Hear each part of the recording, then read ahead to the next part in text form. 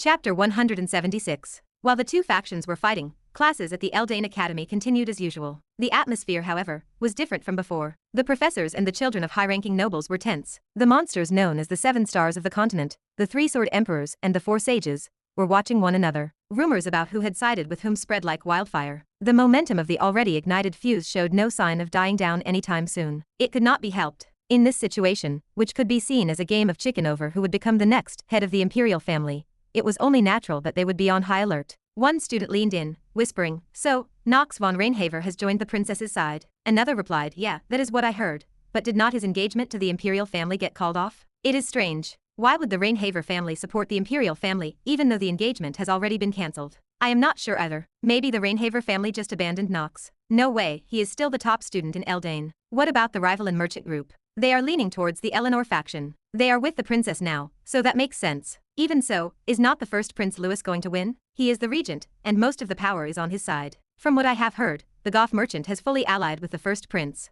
That is not like Eleanor. It would have been better for her to just go into exile." People's whispers could be heard from here and there. I thought to myself for a moment, wondering if there was anything I was missing from their stories. As that mysterious woman had mentioned in her letter, I had become a variable. I kept affecting the situation, but this gave me one clear fact. I might be only one person, but Nox von Reinhaver could dispel this dark cloud looming over me and the others. With that alone, I felt fortunate. At least the situation could change according to my thoughts, even if only a little. Let's head to the 4th commercial district. Yes, young master. I spoke casually to Zitri, who was following beside me, and I threw on my coat. Seeing how worn and tattered my blazer had become due to the recent event, the tailor, Fuller, had been shocked. But he quickly repaired my uniform. I do not know if it is right to express it as a repair, but since uniforms here were treated as gear of sorts, it does not matter. Anyway, after a brisk walk, I arrived at the 4th commercial district. Normally, I would explore a bit more, but today, I had another purpose. It was because I heard that the new, special equipment, custom made by a dwarf, had finally been completed. Arson, are you in there? No, I keep telling you, I am not Dwarf 1. My name is Arson. Wait, did someone just call my name? With a loud clatter, a small, muscular man burst out from inside. His broad, muscular shoulders were tense with power, and his breathing was rough. Even Zitri, who is good at acting, looked frightened. Of course, Arson did not bother to consider her, or pay her any attention at all. "Oh, is it not the young master of Reinhaver? Ha ha ha. Come on in." "Yeah, it has been a while." As I responded while playing the role of the arrogant noble, he straightened his shoulders, flashing a grin that revealed his white teeth. "You are here to pick up the item you requested before, right?" "Right. I heard it was completed." "Haha, it was completed."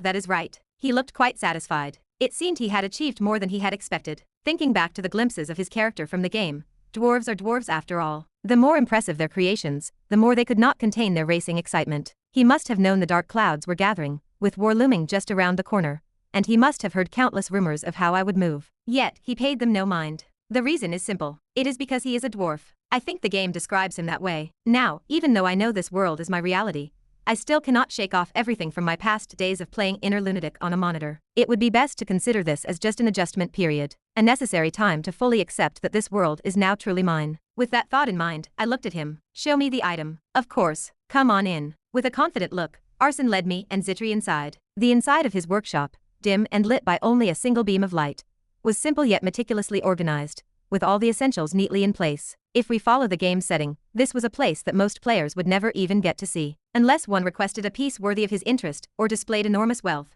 Arson would never reveal his personal workshop. The reason was simple. Not even a hint of impurity is allowed, and that includes your spit. Only the worthy have the right to enter this workshop. Just remembering the lines made my head spin. One of those worthy qualifications was a massive amount of gold to the point it was difficult for him to decline. These guys, obsessed with money, were not all that different from Eleanor. "Are you here?" As I entered Arson's workshop, a girl with familiar reddish-brown hair, who had somehow arrived ahead of me, was smiling sweetly. "Eleanor, why are you here?" I asked, genuinely curious. She put on a pure, innocent expression as if she did not understand anything, though recently I had not seen her acting. I was not fooled. That was her lying expression. "After I convinced Mr. Dwarf 1 that I was close to you, he let me in. Is that not right?" "Ah, haha, that is right." Arson secretly jingled the pouch of gold coins. Silence hung in the air. I reached for my sword's hilt, watching as he broke out in a cold sweat. The white blade slid out, igniting with the magic I channeled into it. As the blade began to darken, turning pitch black, Arson panicked, waving his hands frantically in surrender. "Calm down. She just wanted to see you and take a look at the artifact, so I let her in." "Answer carefully, Arson. Did you share the manufacturing method?" "I swear I did not." Seeing Arson respond frantically, Eleanor chuckled and intervened.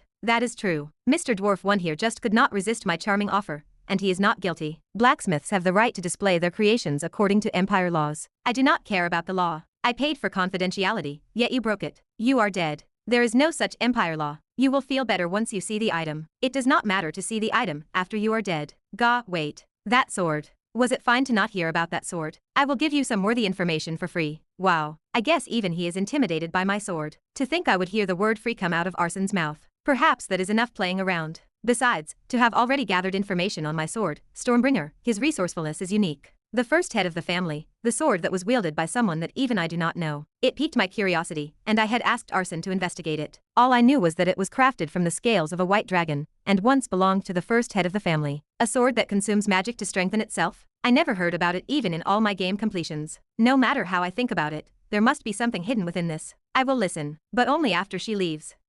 But I do have a name. It is Eleanor. Well, I suppose it is fine. After all, Eleanor had fought for my sake that day in the frozen frostwood forest. Thanks to her, I bought some time, making her something of a lifesaver from my perspective. Besides, as long as he had not shared the manufacturing method, it was not a big problem. She did not use the veil, which was most likely to save me. If asked whether she is truly on my side, it is still hard to answer definitively. But the persistent gifts she sent my way back then, it is safe to say she is closer to my side now. Even as the golden fox Eleanor, she eventually opened her heart to the one who saved her and helped her. That is good news for me. She is one of the key pieces to help me conquer inner lunatic, the world that has now become my reality. What matters more is how they have become increasingly precious to me. Either way, you know I can find you wherever you are now, right? And this, it is quite valuable. With a transparent smile, Eleanor jingled the necklace on her neck. I could not do anything. I wore the same piece around my neck, and it was now tricky to explain regardless of what I said. It was not something I could just use only when needed. In Inner Lunatic, I have to be prepared for threats to my life at any moment. So, as much as it had been discovered, it could not be helped.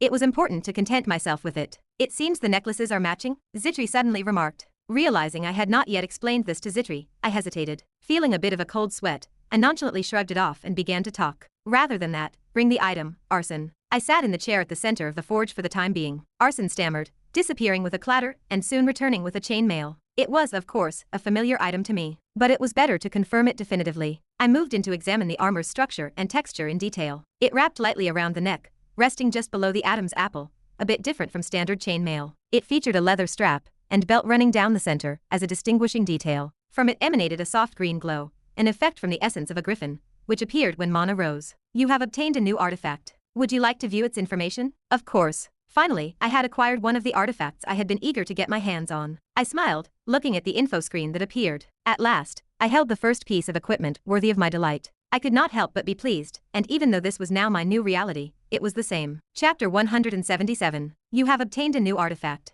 Would you like to view its information? Basic information. Name. Wind-Infused chainmail. Type. Equipment. Grade. Mid-upper. Attribute. Wind. Stats. Agility +3. Hidden stat effect unlocks at 10. Equip restrictions. None. Special effects. Controls the flow of wind. Increases the duration of type-related skills. Reduces physical and magical damage by 15%. Hidden stat agility effect unlocks when total exceeds 10. New trait body blessed by the wind unlocked. Duration of genius time plus extended to 10 minutes. Summoning the player's status window. Basic information. Name. Nox von Reinhaver. Gender. Male. Age. 15. Race. Human. Primary element. Darkness. Achievement. Dragon Slayer. Traits. Positive. Genius of swordsmanship and combat.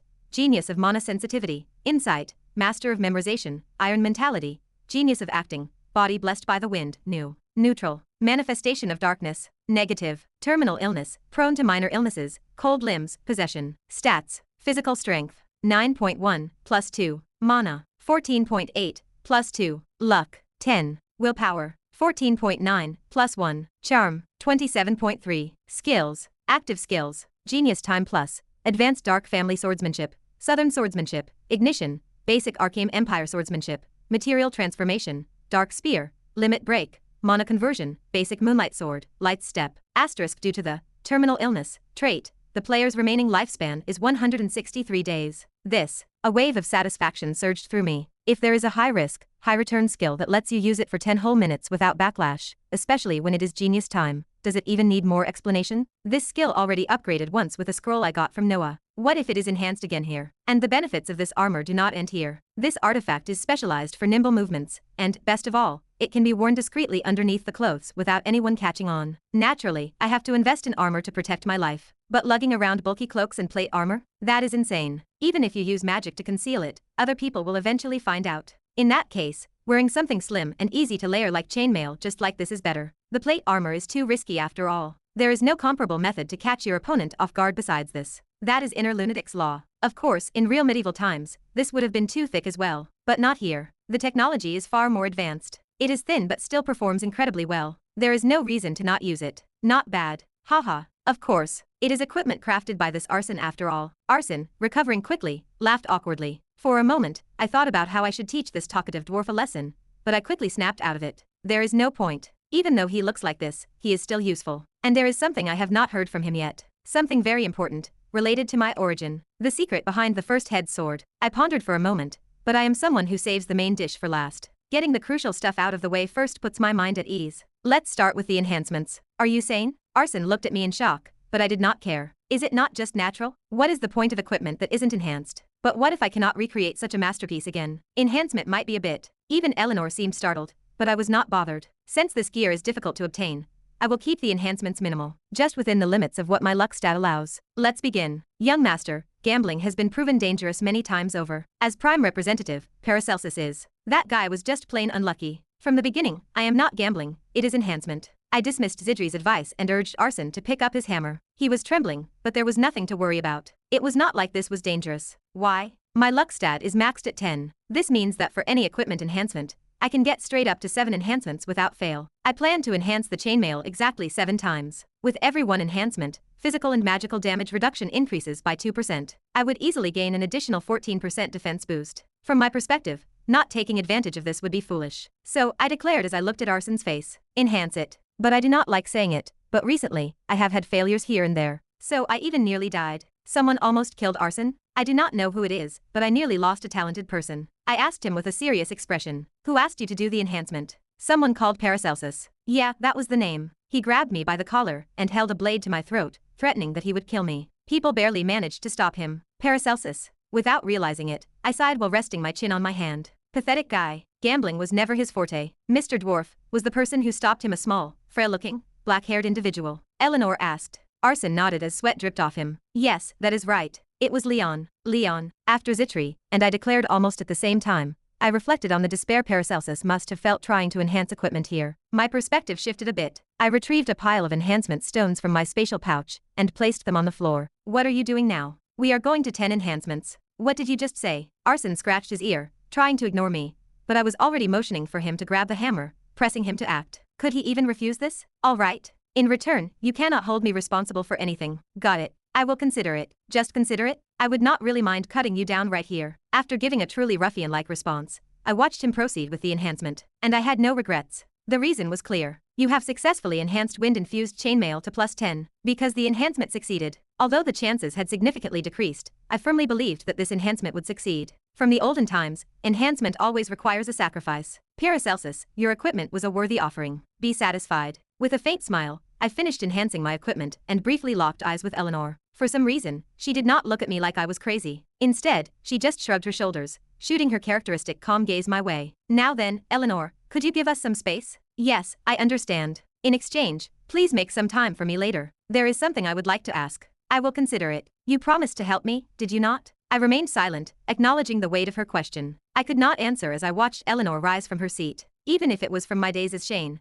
I had made a promise sealed through the Manhua Pact. What did that promise mean? It was clear. I had no choice but to honor it. All right. Young master, did you make some kind of promise? Zitri asked as if she was concerned. I could not bring myself to explain, so I simply nodded. I felt her narrowed gaze seemed inappropriate for someone looking at their master, but I chose to ignore it. See you later then. As Eleanor left, I turned my focus back to the matter at hand. Finally, I would uncover some of the secrets of inner lunatic's world, hidden truths about Reinhaver. After Eleanor left, I began focusing entirely on his story. Finally, I was uncovering the world's secret that I did not even know when I played Inner Lunatic. I could find out hidden truths about Reinhaver's family, and a little bit of a clue. These revelations might prove invaluable later, when I find myself in situations with no prior knowledge. Zitri casually activated silence, cutting off all external sounds, and I held my breath as I listened intently to Arson's words. The story that followed was nothing short of shocking. The Reinhaver family truly established itself around 200 years ago. The one who founded the family was the first head of the family, Nox von Reinhaver. He was a conqueror who possessed enough power to seize control of the entire continent. Arson explained.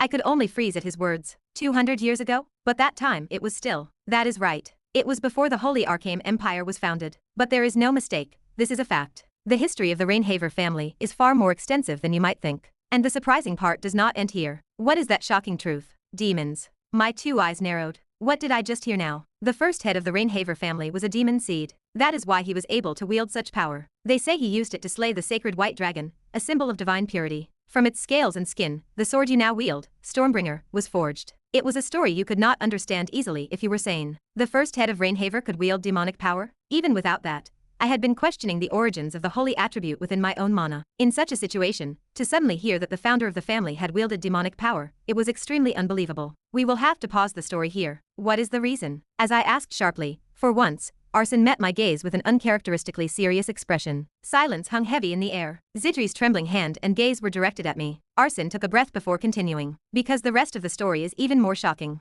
I need a mana pact oath ensuring you won't kill me. If I am not sure that you won't kill me, I cannot continue. A mere oath? Thump, thump. My heart pounded violently, as if it were urging me to keep listening. You have to advance and get close to the truth. As if it shouted like that. For the first time, it was not just acting. As if I truly became the ruffian of the Reinhaver family, I looked at someone with my cold and arrogant, lavender eyes. I will swear as many times as you want, so tell me, what is actually the Reinhaver family? Chapter 178. There is a rumor that Jin von Reinhaver was a demon. I stared at him. What? That revelation was shocking, to say the least. Wasn't the one who killed my mother a demon? And now they were saying the first family head was a demon? It is nothing more than a rumor. Anyway, there was talk of such things. Arson leaned in. They say he used demonic powers. Some dwarves believe he killed the holy white dragon, stole its power, and crafted a sword from it. I can see how people might think that, but it is still hard to believe. Indeed, if the first head truly was a demon, there is no way the madam would not have died like that. I think so too. Still, we do not know what could have happened over 200 years ago, regardless of how those vile demons may change. I do not believe in demons, even if that means rejecting myself. Regardless of the first head, I am who I am. As long as I do not get swayed by a demon, I can say I do not have further relations with them. To begin with, even if I trace back the lineage now, over 200 years later, I wonder if there would be anyone who is not a villain. The fact that the measurement is a demon is a bit concerning though. I might have unknowingly insulted your family. I sincerely apologize. Arson scratched his head, but I was not offended in the slightest. Rumors are just rumors. Demonic powers or whatever, it does not concern me. To guide the narrative ahead properly, immense strength will be necessary. The Stormbringer, crafted from the scales of the white dragon, confirmed the first head of the Reinhaver family truly was a monster with overwhelming strength. To the extent that 3 sword emperors altogether could not guarantee victory against him, I cannot even picture how much of a monster he was. But for me, it is not bad. After all, as his descendant, I must carry some of his potential. If I hone my skills well, I might get closer to uncovering the truths of this world. Why I was transported to another world, and why I returned, I have to uncover. The notions of pure and tainted power are laughable, as they all exist to dominate others. With my thoughts sorted, Arson began to continue the next story. If I may share some good news, we may be able to enhance your sword, Stormbringer. I looked at him, surprised. What? Arson lightened his serious expression and continued. Are you aware of the mystical artifacts scattered across the continent? The base of the criminal organization, Lunatic, was active. Luna, Marine, and Duff were gathered and conversed. The dimly lit area was cluttered with exposed pipes, building materials, and debris. They were in discussion about the upcoming imperial succession crisis. No matter how much I think about it, this is a difficult problem. I am not sure it is wise for our Lunatic to support a new imperial faction. I think Uncle Duff is right. Supporting anyone right now might not be a good choice, but in the end, we will follow Captain Luna's decision. Luna hesitated for a moment, before unsheathing her beloved sword, Cold Moon, and holding it close. She continued with a cold voice. That kid has sided with the princess. What a foolish move. Siding with the princess, who is no different from our enemy, Lunatic. Marine spoke with a disappointed expression. Though she was Nox's mentor, she believed she had to be cold in such a situation. After all, the princess had always been at the forefront of efforts to eradicate Lunatic,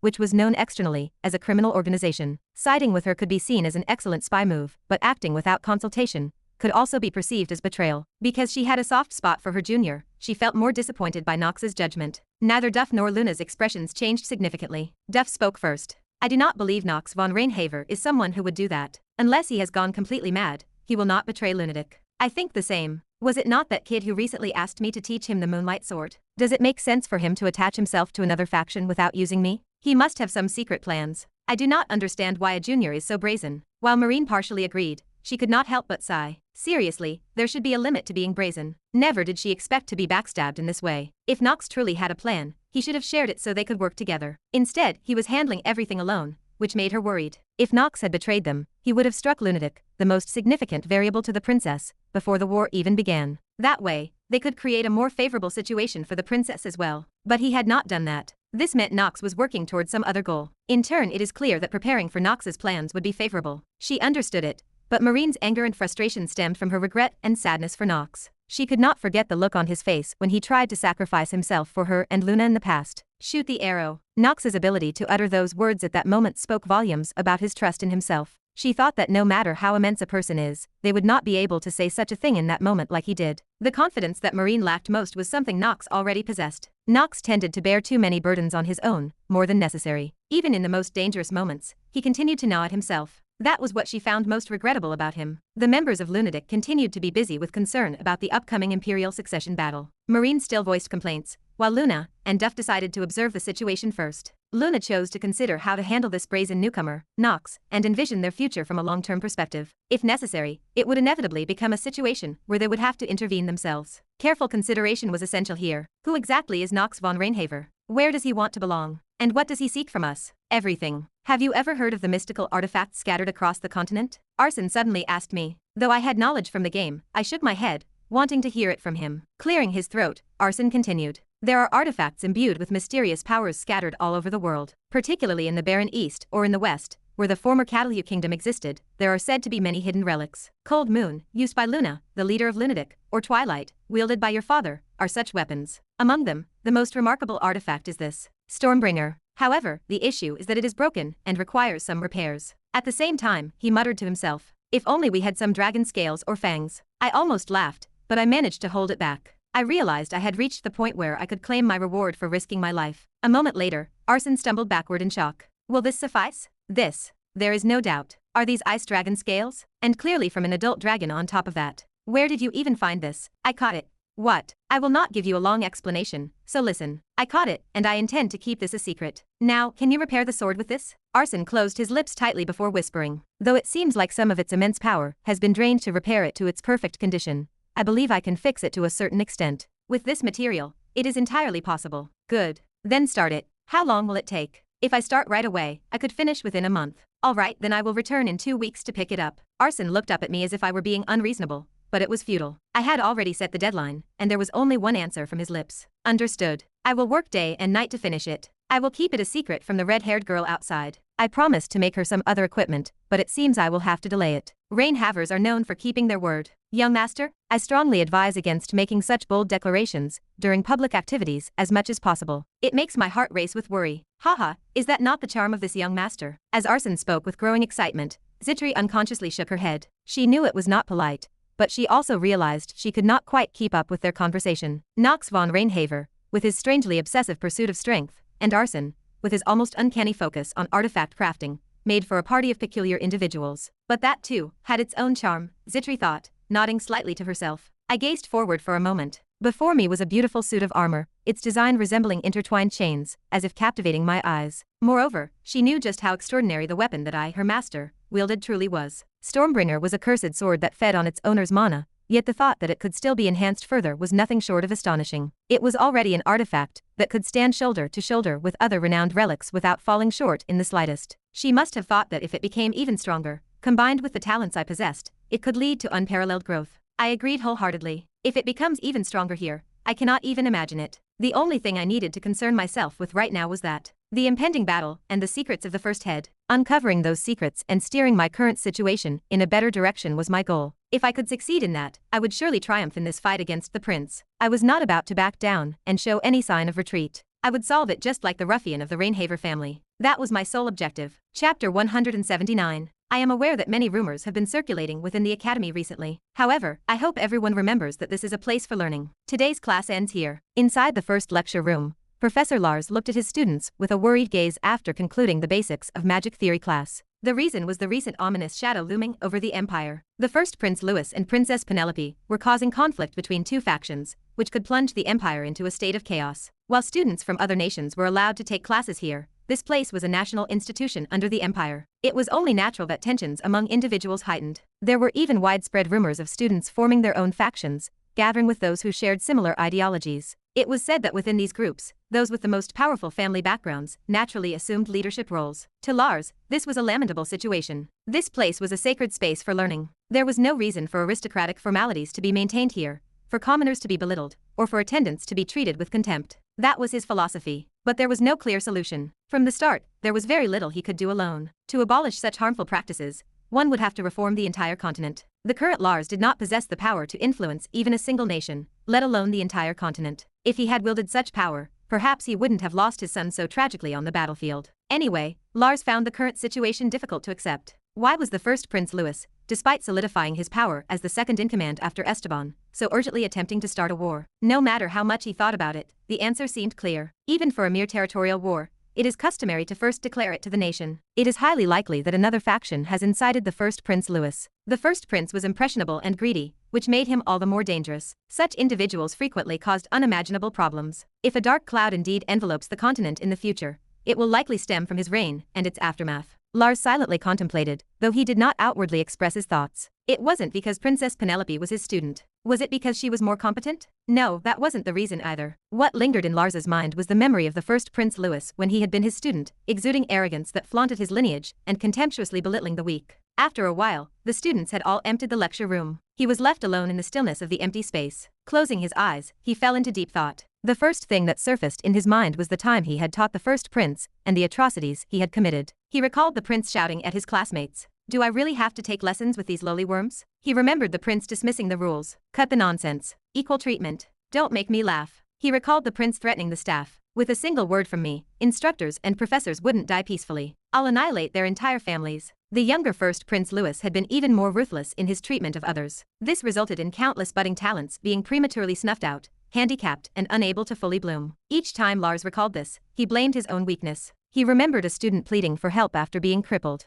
"Professor, have you abandoned me?" The voice was still vivid, as if he could still hear it. This was said to Lars after a student who had clashed with the first Prince Louis lost and became crippled. Despite the Academy's regulations prohibiting the use of real swords during duels, Louis had abused his privilege. He had severed both of the student's legs, rendering him unable to walk out of the academy on his own. Later, unlike Rudger, he was able to walk again thanks to a dwarf-crafted artifact made with the help of Nox. However, the shock remained etched in his mind. Compared to that time, have I grown even slightly as a person? I am not sure. Suddenly, Lars recalled his student and his expression that mixed with unique arrogance. Though he might be misunderstood as a bad person, in the end, that kid was not like that. While he displayed some aristocratic behavior, he never abused his family name or his noble status. He recalled the 4th Commercial District, where Nox had clashed with Paracelsus. At the time, Lars, who went to manage the aftermath, heard from nearby students. Nox was not fighting Paracelsus to uphold his dignity as a noble. Instead, he was assisting Paracelsus, who was trying to save a commoner from being harmed by a noble. Though it is incomprehensible, and considering Nox's usual behavior, it seems like an improbable act, but it indeed happened. Initially, Lars didn't entirely trust the testimony of those close to Nox. But now, Lars knew better than anyone what kind of person Nox was. Nox had been the one who made the powerless Lars rise from his clash with Rudger. It was perhaps only natural that Nox came to Lars's mind at a moment of crisis like now. My top student, Nox-kun,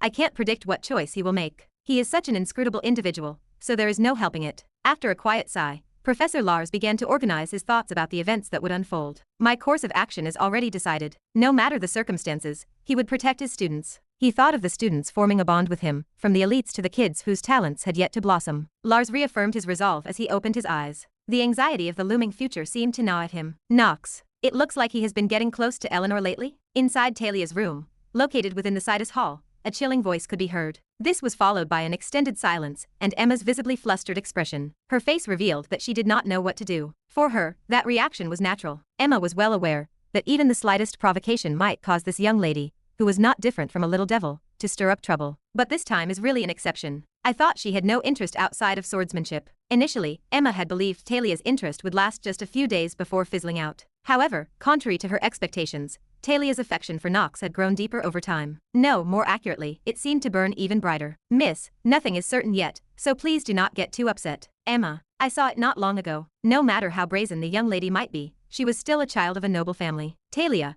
who had undergone the strict education of her family, never easily interrupted others when they were speaking. Emma unknowingly swallowed hard, focusing her attention on the young lady's words in front of her. Just in case, there was one more thing she had to keep in mind. She had gained the strength to jump out of the window even from this height. While it was a secret, it was also a well-known fact. Whether she realized this or not, Talia continued with lifeless eyes. Nox and Eleanor went to the top of the Sidus Hall where the princess is. So, who is Nox cheating with? Not long ago, I even saw him wearing the same necklace as Eleanor. Hee hee. Talia's face was frozen as if her brain had stopped working. This was not good. Emma, realizing she needed to bring her lady back to her usual self, frantically gestured to stop her. Miss, it was not just anyone, it was a meeting with the princess. Not only that, the engagement with the princess has been cancelled. On the contrary, isn't that good news for you? Instead, if there is a perhaps attached to it, wouldn't that change the story? The word perhaps slipped out naturally. Emma thought this was dangerous. She barely managed to swallow her saliva and looked forward. From here on out, what should she do? She needed to handle it very well. She had a duty to prevent her young lady from being corrupted. Miss, even though the engagement with the princess has been broken, there is no way he would abandon his old fiancée, right? There is no way the noble Nox von Reinhaver, whom you admire, would give his affection so freely to someone else. She stared at the floor in silence. Why, you know, didn't you? That time, miss, why did you have the nighttime stroll? You said it was nice. He also said that, for now, it is difficult for him to hold someone in his heart. That kind of thing will never happen. Not even if he were to die and come back to life. Not even if he were to die and come back to life. At that moment, though small, a glimmer returned to Talia's eyes. Only after that did Emma feel a bit relieved, and she exaggeratedly nodded her head as if it was natural. Of course, Noxnim is a good person. There is no way he would ever do such a thing. That is true. To Emma's surprise, Talia easily accepted it. Lately, she had already been in a foul mood due to external factional issues, so this topic seemed to resonate with her even more. The more people feel uncertain, the more they want to lean on those they love. Anyone is the same. The feeling of wanting to rely is understandable. But things cannot stay like this. Once this imperial succession battle is safely resolved,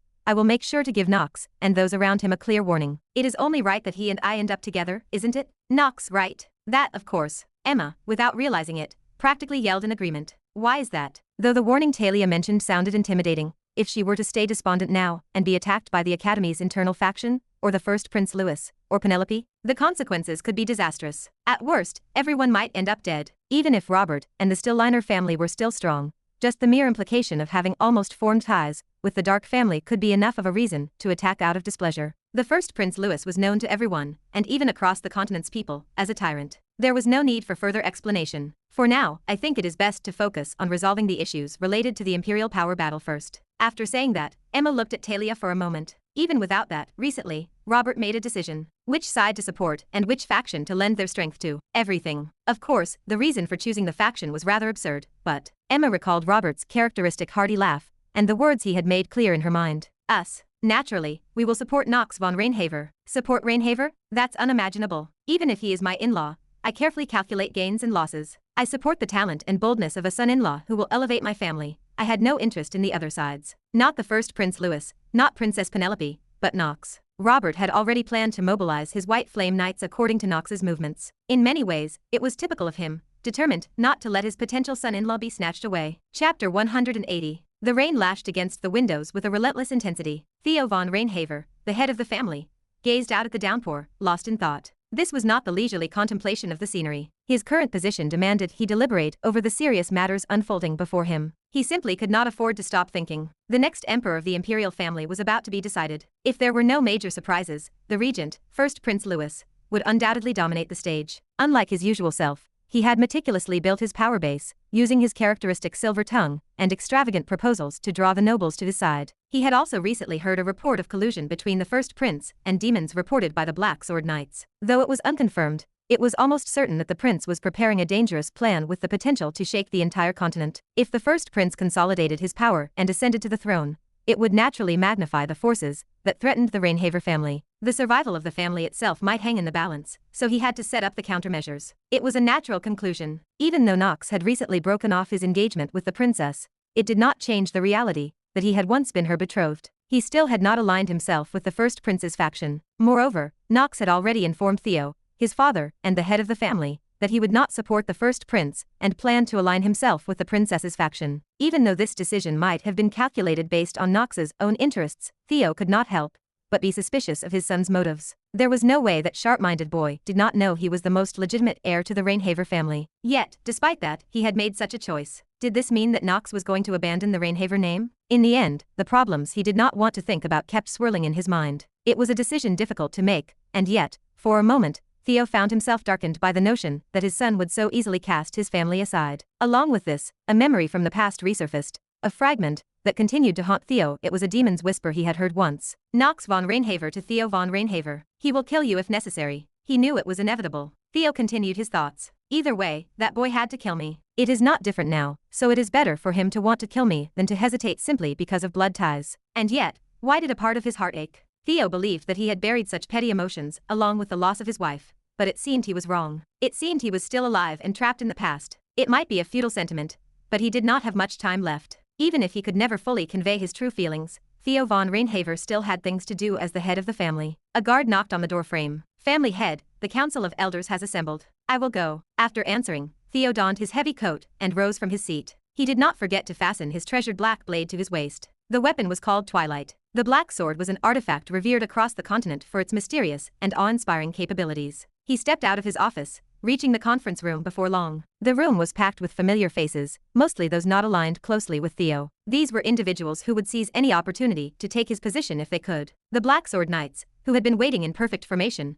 announced his presence with a sword ceremony. Theo took his seat at the head of the long rectangular table and briefly surveyed the room. They were all, at one time or another, individuals who had itched to sever his throat. The faces of those who potentially could become the darkness of the Reinhaver family were etched vividly into Theo's memory. He decided to address the group directly. I trust you all understand the reason for this council's assembly. Though he did not particularly put weight into his words, an overwhelming and tyrannical intangible aura unknowingly filled the meeting room. Anyone else might have found it difficult even to breathe. This place was not any ordinary, low-ranking noble family. This was the Reinhaver family, one of the three great dark families. In addition, this council was limited only to those of the highest rank and skill. In this place, the only thing you had to prove was your power. That was everything. So, not a single person in the room was startled or intimidated by Theo's aura. I understand that the family head has reached a point where a significant decision must be made. The issue between the imperial family and the Reinhaver family, no matter how one tries to simplify it, is not an issue that can be easily resolved. It was Beryl von Reinhaver, Theo's half-brother, who brought up the topic. He was the one who had established the strongest influence after Theo. He continued speaking. Family head's youngest son, the incident involving Nox von Reinhaver,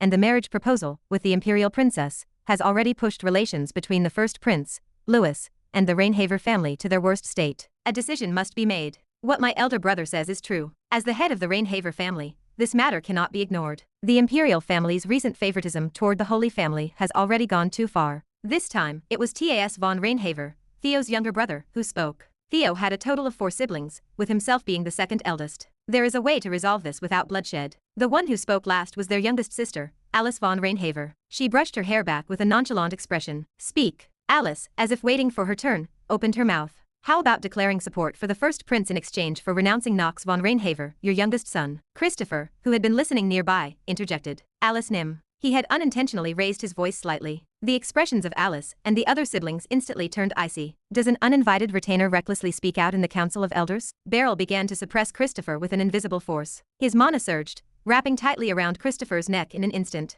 Gah! Theo intervened at that very moment. That is enough, Beryl von Reinhaver. The one disrupting the Elders' Council's atmosphere now is you. His ominous eyes glowed. Theo's mana overwhelmed Beryl's, instantly breaking the oppressive grip on Christopher. Ha, isn't it because of your habit of shielding family members that Nox pulled off such a disgraceful act? I apologize for speaking so boldly to the family head, but isn't it only natural that the family should be inherited by the eldest, Garen? Beryl von Reinhaver said this while placing a hand on Garen's shoulder, who was seated beside him. A faint smile spread across Priscilla's lips next to them. It was typical of her, someone who did not care in the slightest if her husband's power structure crumbled, as long as it benefited her own interests. It seemed that Beryl von Reinhaver had decided to side with them. Attempting to renounce Nox von Reinhaver, Theo abruptly spoke up. His voice was devoid of any discernible tone. The retainers of the Elder Council were collectively taken aback. This was a habit of Theo's when his emotions were in turmoil. But naturally, none present would dare point it out. No matter how accomplished they might be in the outside world, within the Reinhaver family, they understood that an insurmountable wall of absolute power existed. Theo von Reinhaver was one of the 3 sword emperors. Though rumors circulated that he had grown weaker, these remained unverified. Even if they were not overwhelmed by his presence, they still regarded him as a figure of genuine terror. In some ways, he was considered more frightening than the emperor himself. Such was the man Theo von Reinhaver. However, the other siblings, starting from Beryl, along with Priscilla and Garen, still refused to abandon their thoughts regarding Nox. Moreover, Garen, almost as if it were natural, went so far as to mention an existence that should never be uttered within the Reinhaver family. Why do you think making a pact with demons is a problem for the Dark family? Garen spoke. Theo's expression did not change, but ominous mana and a pitch-black aura radiated from him, chilling the surroundings with an intensity like ice needles. This was a topic that should never have been broached. Christopher could see the contrasting reactions of the retainers. On one side were those who seemed to have expected this, while on the other were those whose expressions clearly indicated that this was utterly unacceptable. Naturally, Christopher was in the latter camp. To speak of those vile beings in front of none other than Theo, a man who had lost his wife to demons, was an act of insanity. And yet, for some reason, Garen spoke with unshaken confidence. I believe we have no reason to reject them now. That is sophistry, Theo retorted coldly, but Garen did not back down. Surely the family head already knows. When Emperor Esteban unified the Central, he promised to guarantee the Dark family equal rights without discrimination, yet he broke that promise and only pursued his own gains. That much is true. Some of the retainers showed agreement, but not all of them. No matter how true that may be, how dare the heir of Reinhaver suggest borrowing the power of those who killed his own mother? My only mother is the one who stands by my side. At Garen's outburst, the Elder Council's atmosphere turned frigid, almost to the point of overturning. A cold war began, which could be described as an excessively cold war between two factions. The life drained from Theo's eyes. For the first time in a long while, bloodshot veins surfaced in his eyes as he stared at his eldest son. Continue. No matter how much Esteban is now called a fool, we cannot deal with them with just our own power. Even if the three great dark families gather together, it will not be an easy task. That is why the idea is simply to use their power. Demons are demons. Do you truly believe they can be trusted? Humans themselves cannot trust one another. I think there is no difference between them and humans. The exchange between Theo and Garen showed neither side willing to yield even an inch. The climax of their discussion came with Garen's final question and Theo's response. Do you want Nox von Reinhaver seated as the family head? Is it because he is the child of the woman you loved? Was I cast aside because I am not? An intangible, explosive energy radiated from Theo, filling the meeting room. No matter how composed Theo usually was, this was one moment he could not endure. Garen had blatantly crossed a line Theo had drawn. Garen von Reinhaver, I hereby strip you, my eldest son, of the honor of bearing the name Reinhaver. Take those who follow you and leave this place immediately. It would be wise for you to disappear quickly. At last, Theo unsheathed his sword. If not, I will cut you all down right here. Chapter 181. When different powers split into two opposing factions to compete, I naturally and quickly identified which unit belonged to which faction. Based on a rough investigation, opinions among the units were also somewhat divided. For instance, those supporting the alliance between the first prince, Louis von Arcame, and the Goth merchant group mainly came from families that wanted to avoid a major war. A representative of this group was Leon von Marvas, who recently lost his family head, and many of the retainers in territorial disputes. The ones supporting Princess Penelope could be easily summarized as being most of my units. This included Professor Lars, the sages, and also my teachers, Astrid and Noah, Eleanor, and of course, the Xenos family and the Still-Liner family, who serve Penelope. Unexpectedly, Paracelsus, who despised the nobility, also supported the princess. Realistically though, it was more because he hated the prince even more. In fact, only Leon supported the first prince, and even then, his support was not exactly active. He was merely aligning himself for the benefit of his family, and he could return at any moment. Even if I asked his intention and tried to pull him to my side from the beginning, he would easily come over here. Leon trusts me quite deeply, which is not a bad thing for me, as his undead army could become my most powerful card. One remaining member of the Dark family, Satyr, seems indifferent and maintains neutrality. Understandably so, since they are located near the west, a region relatively free from the scrutiny of the Central. They probably believed it did not concern them much. If a civil war were to break out, the Arcame side would not have enough forces to send troops to the west. In some ways, it could be seen as the wisest choice. They are taking full advantage of their geographical advantage. Now then, let us reflect on this situation. If so, what about Nox von Reinhaver and the Reinhaver family, which is deeply connected with him? I have already left neutrality behind entirely, and I ended up siding with Penelope. This was inevitable. Remaining neutral at this moment would require us to give some serious thought to the matter that might happen. Although my original stance was to avoid taking sides, now that is no longer the case. The biggest issue was that I might lose my units, no, comrades who trust and follow me. The second reason was that Louis, the first prince, was an insane bad ending maker. Therefore, I can now confidently say I stand firmly on the princess's side. Though I do not know what will happen after the war ends, I must think that way, as dealing with the immediate problems first is the right choice. However, an issue arose here that was beyond my control. It was two groups connected to me. The Reinhaver Elders Council has convened, and due to internal strife, the family has split into two factions. One is led by the eldest son, Garen von Reinhaver, who plans to overthrow the Arcame imperial authority. The other supports maintaining the imperial regime, led by the head of the family. Hearing this news from Christopher, I let out a small sigh. He looked quite exhausted, probably having rushed on horseback to deliver the news. He had not even stopped by an inn, judging by the faint smell of sweat. In the end, Garen, it seems he has caused trouble. This was an unexpected variable. I had not anticipated Garen moving so early. Why had he so hastily turned Theo into an enemy? He should know better than anyone how powerful his father is. Yet, something did not add up. The Reinhaver do not have the military force to challenge the imperial family. Without the head's permission, even the Black Sword Knights would not move. What exactly is Garen thinking? Christopher's large frame trembled slightly before he continued. Young Master Garen is said to have joined forces with a demon. What? As I raised my voice involuntarily, Christopher bowed his head. To be precise, he intends to use a demon to overthrow the Arcane Empire. As such, the head of the family has finally disowned young Master Garen from the Reinhaver family. This is no trivial matter. In addition, forgive me, but even the opinions of the retainers about you, young master, were very sharply divided. It seems that due to the point that you attempted to form ties with the imperial family, and your past, the current mistress, Lady Priscilla, her influence has grown bigger through her control over the Elder Council and the two young masters. As a result, there are currently many who do not trust the name Nox von Reinhaver. Even so, join forces with a demon to attack the Empire. Zitri crossed her arms over her shoulders in shock. We still do not know which demon is behind this. Yes, they say there is nothing confirmed yet. The family head has declared that he will not support any faction. However, regarding young Master Garen, he has stated firmly that he will be punished. What about their action on me? It has not been decided yet. However, if you remain by Princess Penelope's side, it is unlikely to lead to a positive outcome. Garen, this bastard has clearly gone mad. I came to this conclusion, gripping my forehead, for just when things were quiet, this lunatic decided to stir up chaos at such a critical time. If this goes wrong, it could jeopardize all the plans I have laid out. I must resolve this as quickly as possible. Damn it. In the original story, such a thing did not occur in the main chapter episode 3. At this time, Garen was supposed to be strengthening his power and living in hiding. However, he has changed. He is now moving immediately to seize imperial authority and,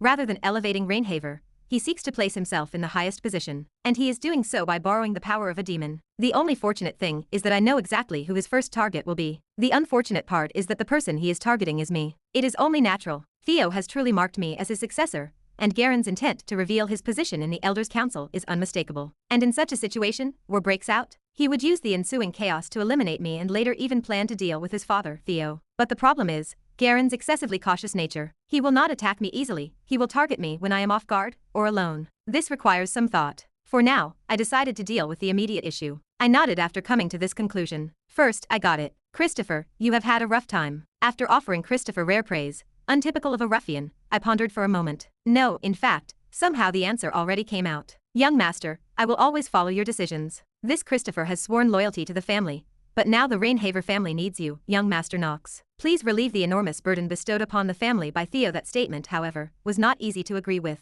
I cannot easily agree with that statement. Help Theo me? It was not an easy decision. Theo, who became one of the ultimate villains by hosting a demon in his body. While I did not fully know the details, Theo von Reinhaver was a dangerous guy who later became a boss comparable to Nox, the final antagonist of the first part. Though similar to Nox, he was less synchronized and weaker. Regardless, he was undoubtedly my enemy. Moreover, I had previously declared that I would personally kill him. They must have already reached Theo, and it was only natural he would not stay still and leave a son who urged for his death. I am an unworthy existence anywhere within the family. Would anything change if I helped him in this situation? While it is clear that something felt off, it was also true that I did not have many options. For now, overcoming this was my top priority more than anything. I will not change my plan, for I have reasons to help Princess Penelope. Moreover, the first Prince Louis is dangerous. I will focus on stopping him. I will follow young master's will. Christopher immediately gave a sword ceremony, and his promise to protect me no matter what circumstance seemed not a lie. Nox von Reinhaver, how much time I have left, in fact, I do not know. But at least, I will do everything I can. So, even if the worst case scenario comes to pass,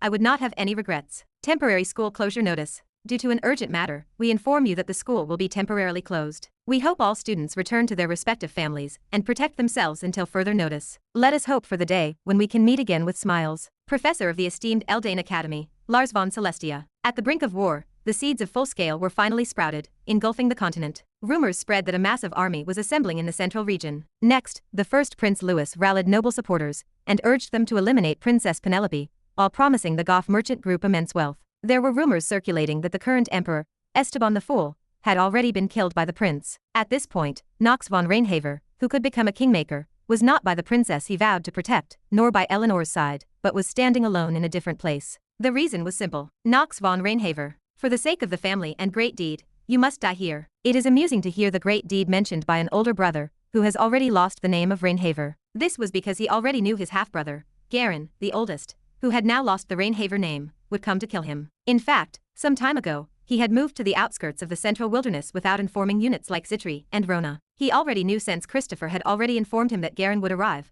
but seeing him directly made him feel uneasy. At any rate, it is his world that becomes a reality. Though he was his half-brother, the fact that his brother had come to kill him made his expression anything but bright. Nox, who had once been indifferent upon hearing countless tales of Princess Penelope nearly being assassinated by the first Prince Louis, had thought he could just handle it carelessly. But things were different now. He was beginning to understand her. The mere existence of such a tenacious pursuer was enough to drain anyone's energy. All bark, are you not? Let us see if your skills are truly as impressive as people said. Do as you please. Nox and Garen drew their swords almost simultaneously. The brothers bared their fangs through their blades. Their blades gleamed with an intent that surpassed mere malice. There was a surreal sense of pressure that could not be described in words. Perhaps it was because they both already knew that only one of them would leave this place alive. Nox raised his sword, and with all his strength, he began swinging it toward his brother, no, his enemy. Clang. Paradoxically, cold flames imbued with a chilling aura burst forth, scattering in all directions. That was the beginning. Chapter 182. Nox von Reinhaver. If you kill him, I will lend you the army of the demon realm. Amdusias.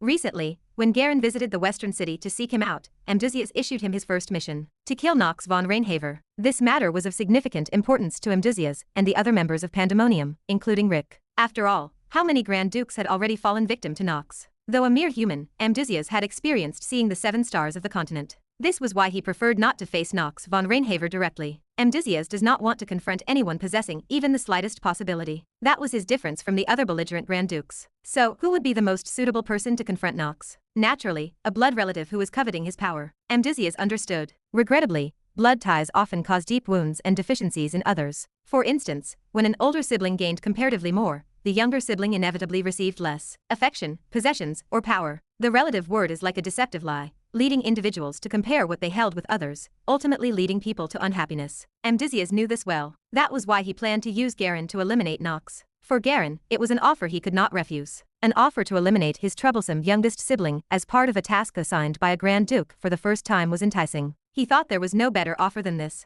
It was a win-win situation for both sides. To speak, the moment has finally arrived. Garen bowed swiftly in response. Of course. This is Grand Duke Amdusias' first directive to me, isn't it? I, Garen, will ensure the mission is carried out successfully. Then you must. If we don't stop him, unforeseen variables may arise. Handle it thoroughly. After their conversation and departure from the western city, Garen resolved. He would get rid of his foolish younger brother no matter what. And there was a process he needed to follow beforehand. He needed the existences on his side, formidable beings including Noah. Without the support of the Demon Realm's army, Garen lacked the strength to handle his companions. While overestimating the enemy would be unwise, underestimating them could be a poison. The enemy was none other than Nox von Reinhaver. Not only had he recently gained favor from his father, but he also secured the position of the top seed of Eldain. He was a person who won against the first Prince Louis in a duel, and there were likely even more secrets he had hidden. But Garen had no intention of confronting him unprepared. For example, he turned to his own ally and mother, Priscilla. Her ability to track Nox's whereabouts was critical. Nox von Reinhaver was reportedly in a village quite far from Eldain. Seeing that he vanished without informing anyone of where he went, he must be fleeing. Though he once boldly declared war, it appears he has now had a change of heart. It's almost laughable that the Grand Duke would bother with such trash. True, but never let your guard down, my son. You must climb even higher. Unless you surpass Theo von Reinhaver, you'll remain second best, unable to persuade the family and the Elder Council. Yes, mother. I will remember that. The mother and son not only worshipped demons, they also shared a common goal, to dethrone Theo von Reinhaver. They intended to remove their father and husband respectively. Now is the time for the Reinhaver family. Moving forward, the mother and son believe they will obtain much more. Nox von Reinhaver would die cursing his reckless decisions, his life ending miserably as a fugitive. For both of them, Nox von Reinhaver was someone who needed to be completely destroyed. Only then would Garen seize control of the family's power. Even conspiring with demons to overthrow imperial authority was just part of the process, at least to them. The metallic scent of blood filled the air. There was no need to confirm whose it was. It was my blood. More precisely, it was blood gushing from my neck, pierced by a lightning-quick thrust from Garen's blade. As expected, the difference in our abilities was clear. My opponent is Garen von Reinhaver. The eldest son is mentioned to become the head of the family. In the end, I wasn't yet skilled enough to face him with a sword. Despite acquiring various items and growing stronger, I couldn't win against someone who had trained for years. That was the unyielding rule of this harsh world. Keep moving forward. That was the only thing I could hold on to for my future. Garen smirked coldly. You've certainly grown stronger, but you're far from ready to fight me. Foolish little brother. Running away to this remote village is pathetic. I ran away? What a joke. I laughed in disbelief. My words seemed to momentarily bother Garen, but he quickly regained his arrogant expression. If you think you can deceive me and escape like that, you are mistaken. Many who follow me are already here. Your death in this place is inevitable. Listen carefully, Garen. I'll say it just once. I didn't run away, nor did I plan to die quietly. This place will become your grave. Such arrogance. No, the one who is wrong is you. Clang. Siblings' swords are crossed. Though I lack memories as Nox, I know that half of the blood running through that man's body is the same as mine. Theo von Reinhaver. A fleeting thought crosses my mind. What is he thinking now? And why did Christopher ask me to save him? From my experiences playing the game, I know he's clearly a villain. There's still so much I don't understand, but at this moment, I can only focus on one thing. I must kill him. The man with white hair like mine in front of me, my blood relative brother, the firstborn. Because in this world,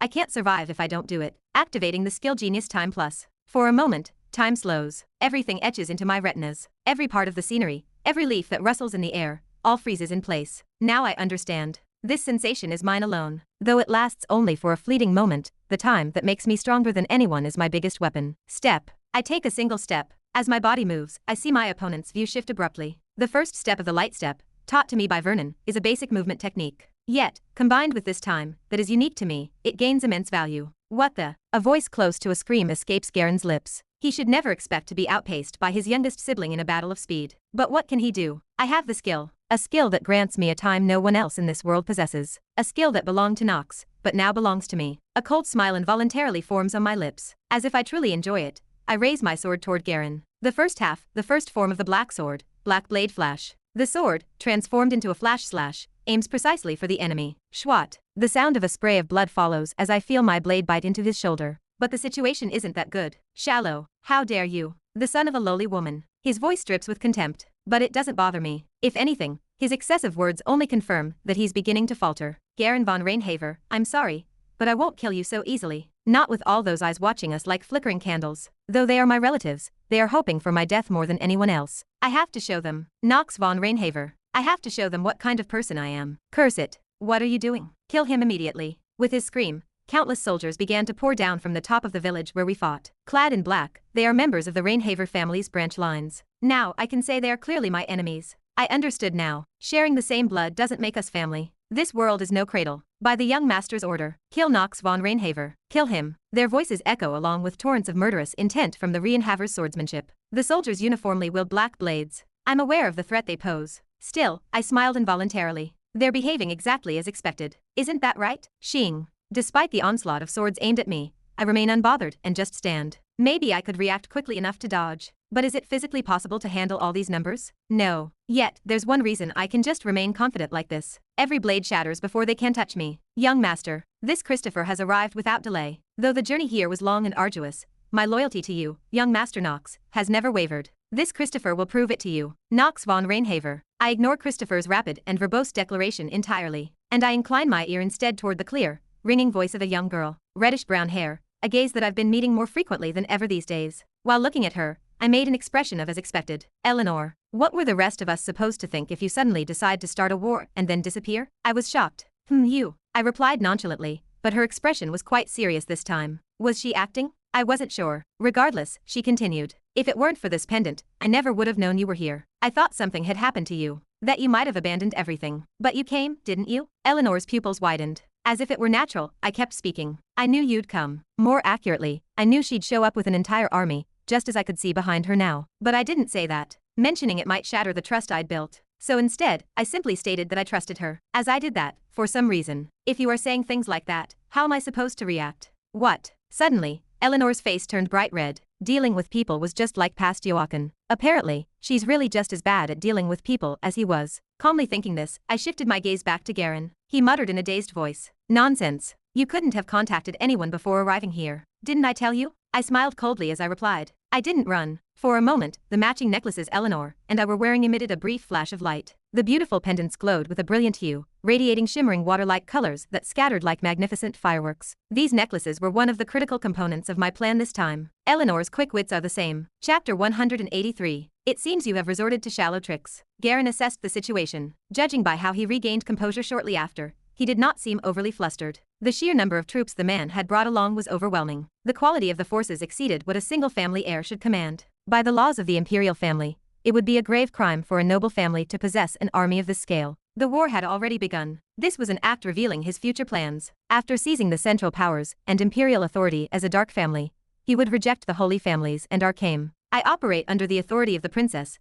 who has granted me the right to lead and mobilize forces. He does not. This is clearly rebellion. You stain the name of Reinhaver to its end, you foolish bastard. Not something I want to hear from the disgrace of our family, Nox von Reinhaver. Hey, bug. If you just stayed still, you might have barely kept your life. Why do you dare oppose me? Save your nonsense and grip your sword properly, Garen. Unless you wish for news to spread that you were slain by the ignorant blade of the family's disgrace. In the end, you truly insist on provoking me. Garen gripped his sword. A unique black blade emanated a power that reached me. Christopher stood faithfully by my side to help. Young master, this Christopher will assist you if you just give me a command. You may step back. Is that fine? No matter how exceptional a knight you are, young master, Garen was once praised as the rightful heir of the Reinhaver family. This Christopher cannot help but be concerned for your safety. Laughable concern. Let me make this clear. I, Nox von Reinhaver, will not lose to such a worthless piece of trash. Christopher fell silent for a moment. Though he knew his young master was strong, this felt premature. It was true that in their earlier swordsmanship clash, Nox had slightly edged out Garen, but that alone was not enough. Garen had already mastered the first 3 forms handed down in the Reinhaver family. The third form, in particular, was overwhelmingly stronger than the first 2, and for this reason, Christopher wanted to dissuade Nox. If it is the family's third form you are worried about,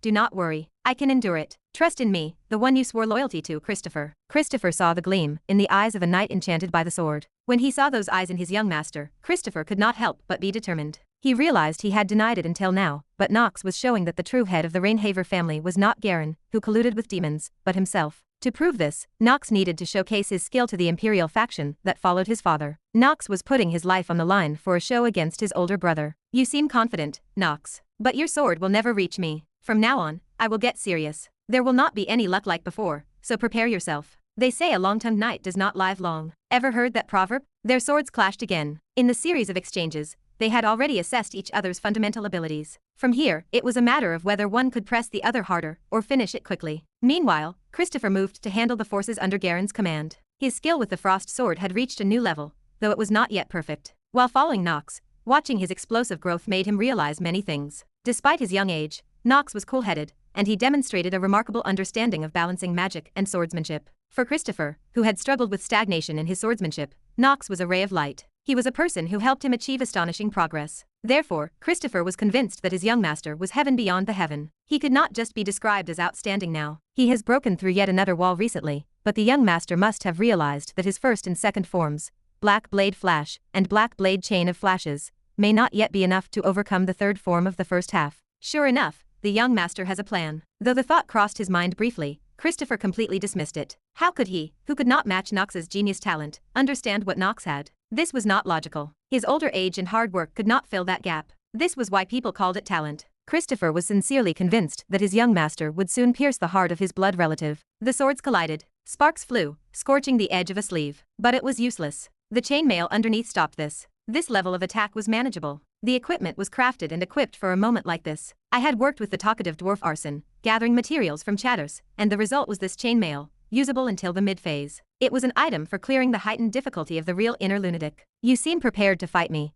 but if you think that equipment will suffice, I will let you know that you are mistaken. It is time to end this. Garen distanced himself from me. He raised his black blade upright, pressing it to his chest as he began concentrating all his mana into it. The mana spread like a colossal dark cloud and formed a shape. I recognized it. Petals, swaying and falling, black petals, imbued with death. When Eleanor and Christopher had left to support Nox, the only ones aware of his whereabouts were Zitri and Rona. Other members, starting from Thalia, and even Princess Penelope, were unaware of the fact that he had gone there to kill his half-brother. They only knew that he had borrowed troops under a mana oath, promising not to betray each other at least during this war. While Nox might be abrasive and unpredictable, he would never break his promise. They already knew this. However, their situation was not as favorable as expected. The first Prince Louis had employed an extraordinary strategy to achieve his goals. This place is the rooftop of the Sidus Hall. Special troops, starting from the Prince's Royal Guard, had occupied the Eldane Academy. Even with the mighty imperial family influence, Eldane Academy hosted students from various nations. No one had anticipated this. Professors had been captured by the Royal Guards. After Astrid and Noah got out of the academy, they were in the middle of observing the situation. It was because no hostages had been harmed yet, and the other 7 stars did not intervene. And if they prepared something like an ancient kingdom's artifact to capture them, this would create a significant problem. About 5 minutes earlier, Penelope realized her brother had arrived at the Sidus Hall and taken control of it. The reason was simple. He wanted to take noble heirs and ladies from various nations as hostages. Penelope bit her lip. Blood dripped to the floor. The once aloof rose called the princess seemed as though it was wilting. Her furrowed brows marred her graceful face as she stepped onto the balcony, where a sea of troops stretched endlessly before her. Brother, What on earth are you doing? Taking the students of Eldane Academy as hostages for the imperial struggle is a blatant overreach. Disgusting. Stop calling me brother, Penelope. From now on, I am here to claim what is rightfully mine. The first Prince Louis smirked and continued. Listen carefully, all of you. A new sun will shine its light upon the Arcane Empire from this very place. The thunder that strikes down will punish the vermin who oppose me. If you choose to submit to me, bow your heads and kneel. The first Prince Louis proclaimed himself as the Empire's new sun. However, as the students became frozen, unable to move easily,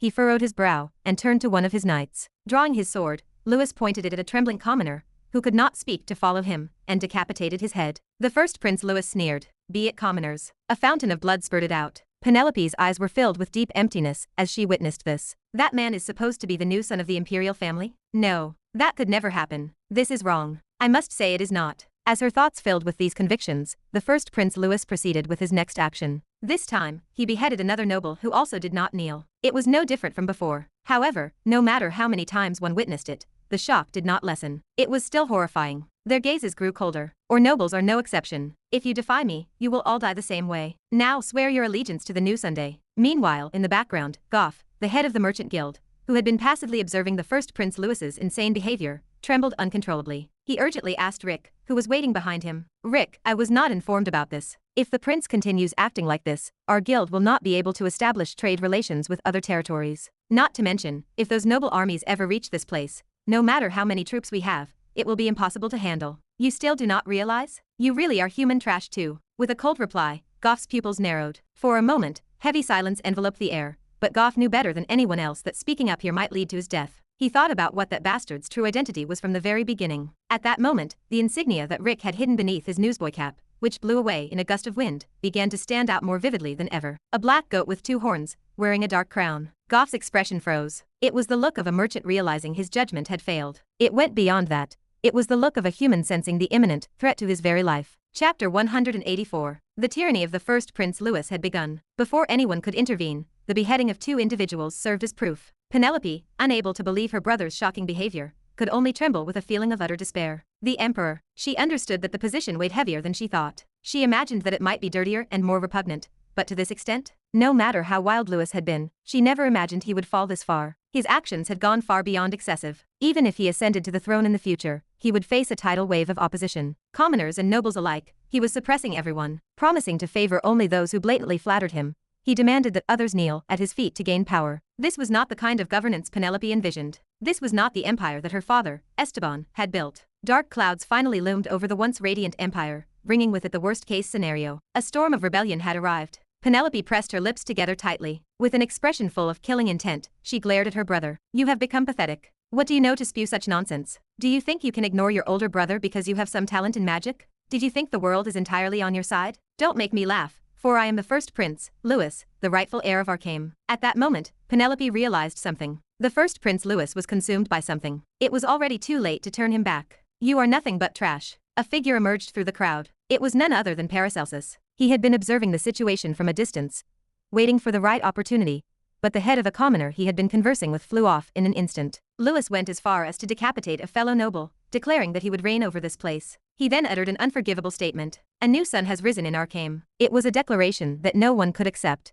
and he would not be acknowledged for it in the future. Paracelsus could no longer hold back, and he rose from his position. The voice of his master, Celsus, seemed to faintly echo in his ears. Before his tightly shut eyes, memories of the past vividly unfolded. Keep in your mind, Paracelsus, never oppose the imperial family of Arcane if you wish to die peacefully. They are dangerous, and everything you possess, they will find a way to take from you. The words his master had once uttered flashed through Paracelsus's mind, but he had already made his decision. Even if it meant his death, he could not endure without bringing it to an end. I will kill him, prince or not. Amidst the incomprehensible situation, his rage continued to surge as he thought of human life, something he had trampled upon many times himself. Born in the barren lands of the East, Paracelsus's status was miserably low. He had been abandoned at an orphanage immediately after birth and branded with disgrace when he joined the knighthood. The world was cold to him at just 13 years old. Thus he fought. He traversed the barren lands in a robe, beheading bandits and stealing taxes from overfed nobles. He considered what he fought for at the risk of his life as his own. He never wanted to be a thief, but those who sought his help were like insects,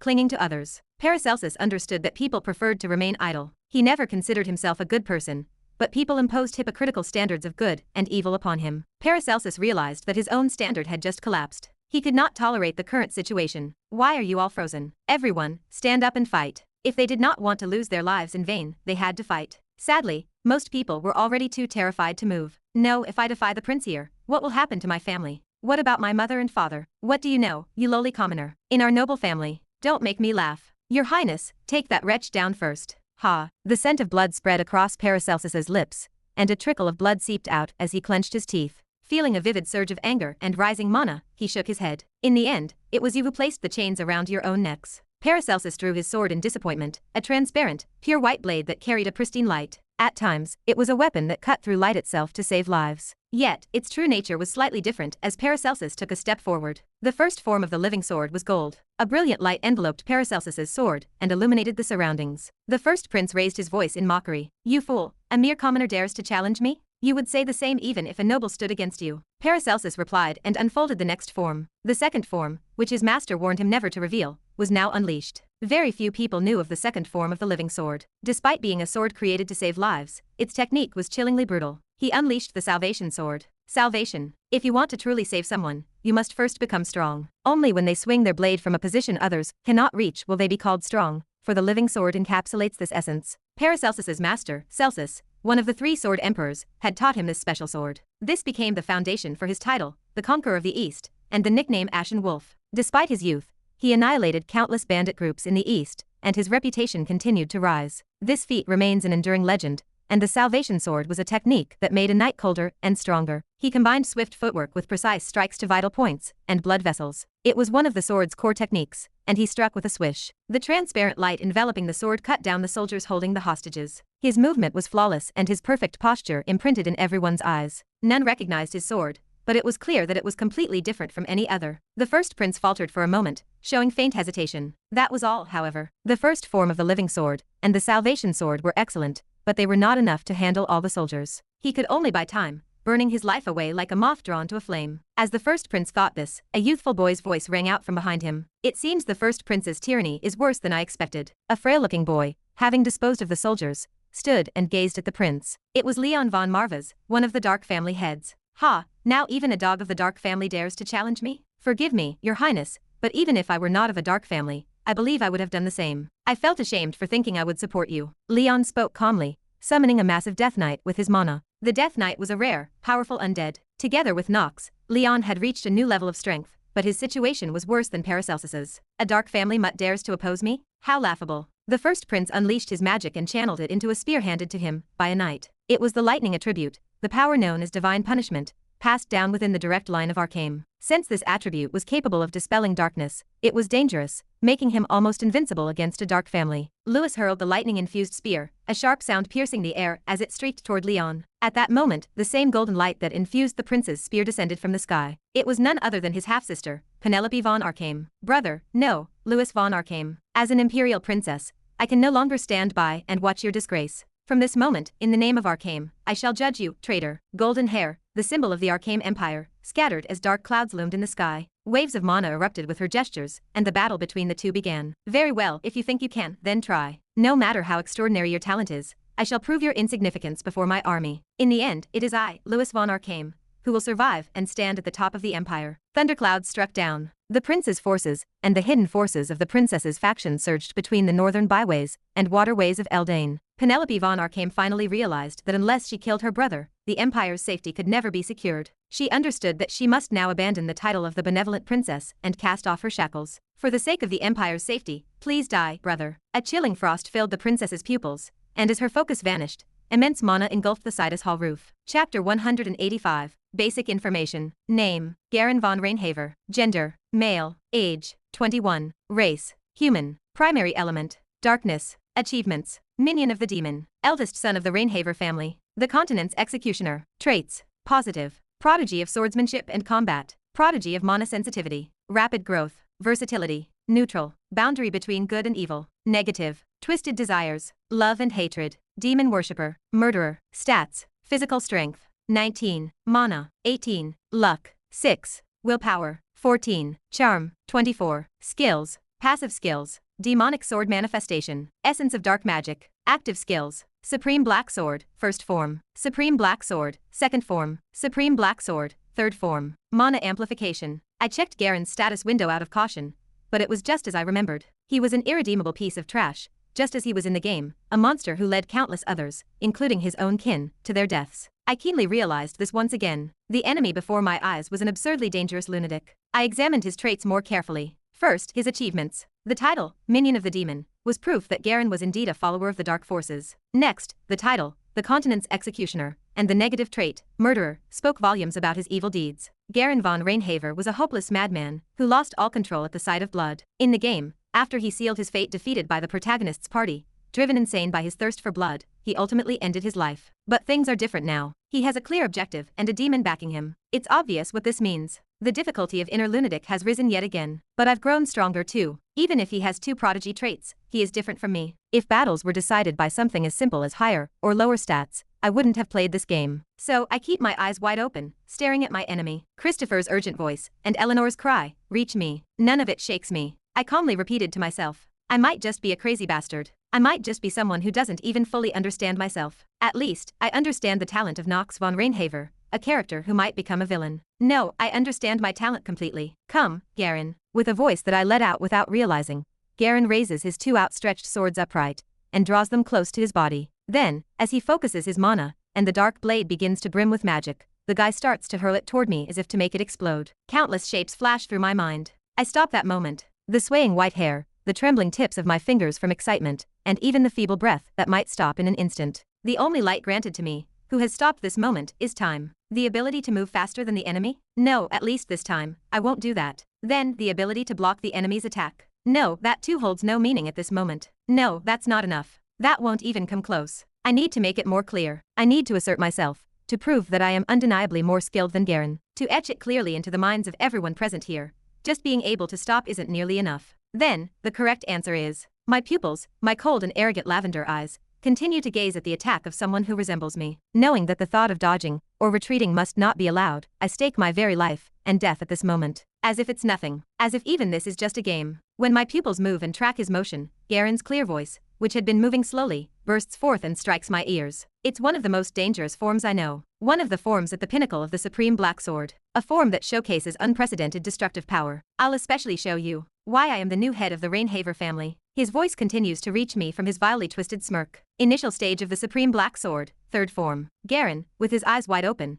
has already perfectly closed the distance between us. Black blade falling petals. Clang. The black blade falling petals, a technique boasting destructive power surpassing even moon split, descended toward me, drenched in darkness, to tear me apart. True to its name, it fell like fluttering petals, slow and graceful, as if drifting through the air like snowflakes. Soft and delicate at times, but also fierce and relentless. It was a supreme black sword, yet beautiful enough to be called a sword dance. Clang, clang, clang. I felt my five senses freezing over. Even the pain that normally should have flared up intensely. The metallic scent of blood spreading through the air was something I no longer noticed. I knew full well my body was riddled with wounds. But, why was it? I am excited right now. The proof is my heart is pounding harder than ever. And yet, at the same time, I felt a deep sense of regret. Why? Is it because my life was in danger? No. Is it because I think that my opponent is stronger than me? No, that wasn't it either. Clang, clang, clang, clang. While blocking his attacks, I thought to myself, as I watched the sparks fly, and the pitch-black dark blade wielded by Garen facing me, I stare at the black petals of death blooming from it. I sink into thought, and I cannot erase the sense of regret that rises in me. How is it? This is the third form passed down in the Reinhaver family.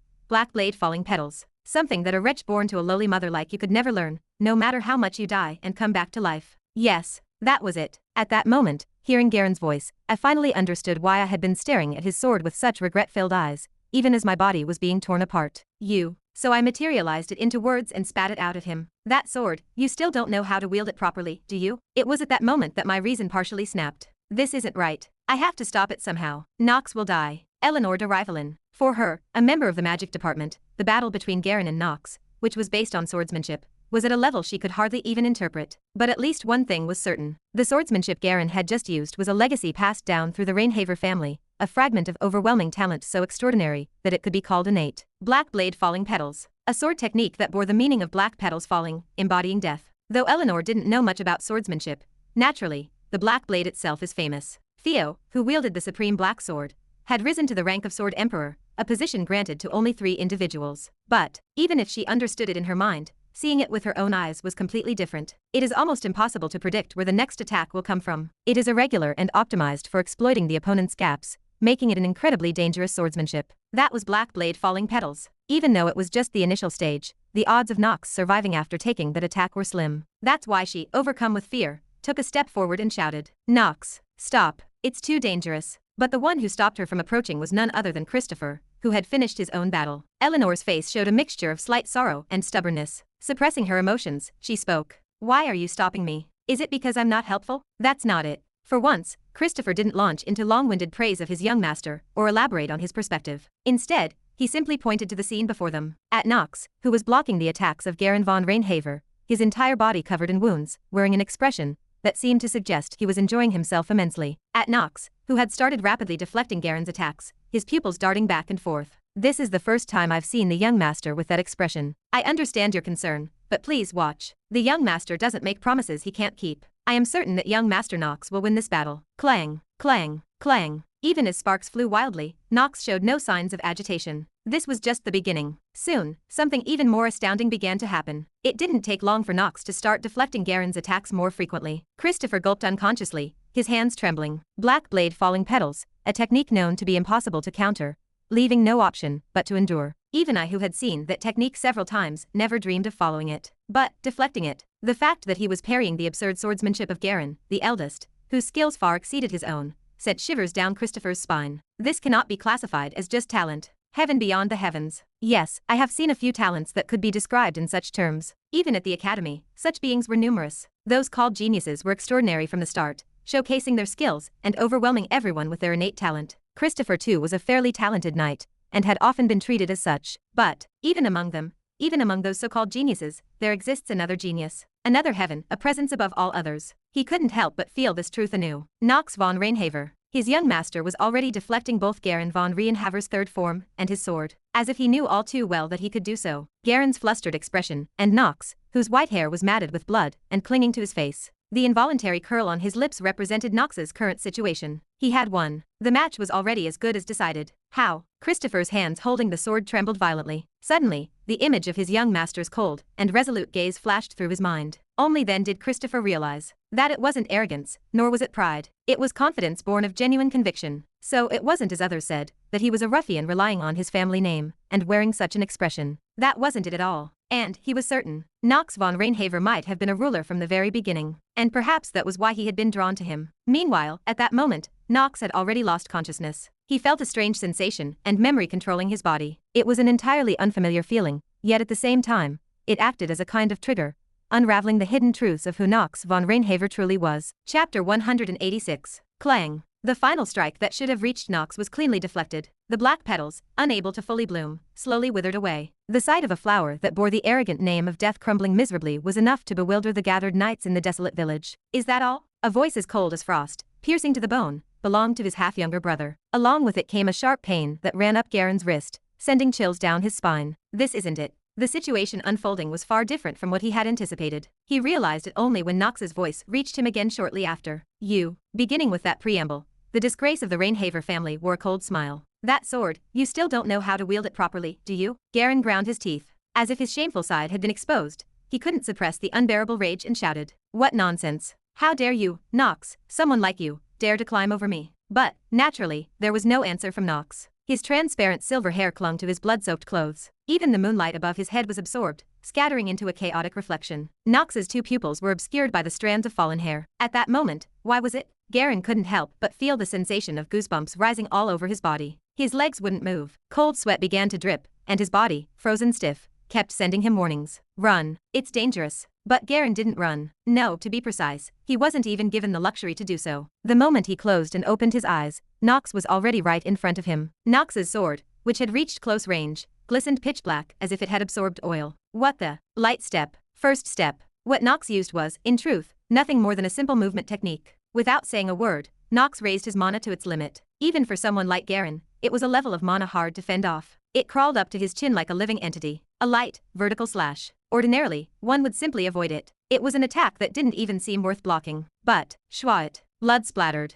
Garen's pupils shook violently. He couldn't accept the current situation. "Don't make me laugh." You think you can break the sword I've honed for years? A ruffian like you. Even as Garen shouted, he was horrified. Hadn't he just used the third form of the Reinhaver family? A devastating swordsmanship rivaling even the middle stage in terms of destructive power. Yet, not only had Nox blocked it entirely, but he had also slashed Garen's chin purely with the speed of his sword. Garen quickly leaped backward, away from Nox, clenching his fist tightly. A chilling sensation constricted his heart, plunging him into a nightmare. Am I pressed? Me, Garen von Reinhaver, the eldest son of the Reinhaver family. But he couldn't deny it. Nox's sword was so black it seemed drenched in ink, and the mana within it was overwhelming beyond estimation. However, what frightened Garen more than anything else lay elsewhere. It was because he felt that Nox seemed to genuinely enjoy this situation. Even before he could finish his thoughts, Nox's sword, filled with mana, surged again. As if he couldn't contain his delight, Nox, wearing an expression almost childlike in its naturalness, unleashed a sword strike. Black sword, the first form of the initial stage. Black blade flash. The pitch-black blade flew to sever its opponent's life. Clang. Sparks scattered violently. Garen barely succeeded in deflecting the strike, but he couldn't shake his astonishment. Combat against an opponent who overwhelmed him? At least for Garen, it was a rare experience. But for Nox, a fight against someone stronger than himself. He had grown weary of such encounters. He had crossed the line of death countless times and clashed with strong foes so frequently they might as well have littered the ground he walked on. That line of death meant perilous crises capable of stealing one's life, or threats that could be considered ominous. Yet, paradoxically, they were also what made a knight grow more than ever. Garen similarly used Black Sword Flash to deflect Nox's attack, but it was difficult to say he had fully blocked it. Grazed. To be precise, that would be the right way to describe it. The evidence was clear. His wrist screamed with pain as if it might tear apart, and Nox's sneering expression showed his ease. Weak. No, this isn't what I wanted. At that moment, Nox murmured something incomprehensible, looking at Garen with a disappointed gaze. It was a look that made the one receiving it feel an almost breath-stopping, shocking pain. Garen continued using Black Blade Flash and Black Blade Chain Flashes, trying to control the distance between them. He was at the same time concentrating his mana to hone the third form to perfection. No matter how talented you are, pulling that off a second time won't be easy. With a confident expression, he raised his sword toward Nox, unleashed his mana to bloom the flower of death once again. The black, rising mana formed into a spiked rose, creating a distinct shape in its center, a shape more defined than before. That was Garen's characteristic, growing faster when cornered. It was also a trait of the Reinhaver family. But, even though the absurd technique, Black Blade Falling Petals, struck directly once again, Nox von Reinhaver merely observed it calmly, like an absolute powerhouse who had reached the state of a serene and unshaken mind. Then, as if suddenly deciding to block the sword, he spoke. I got it. In a situation where it was already too late to pull the sword back,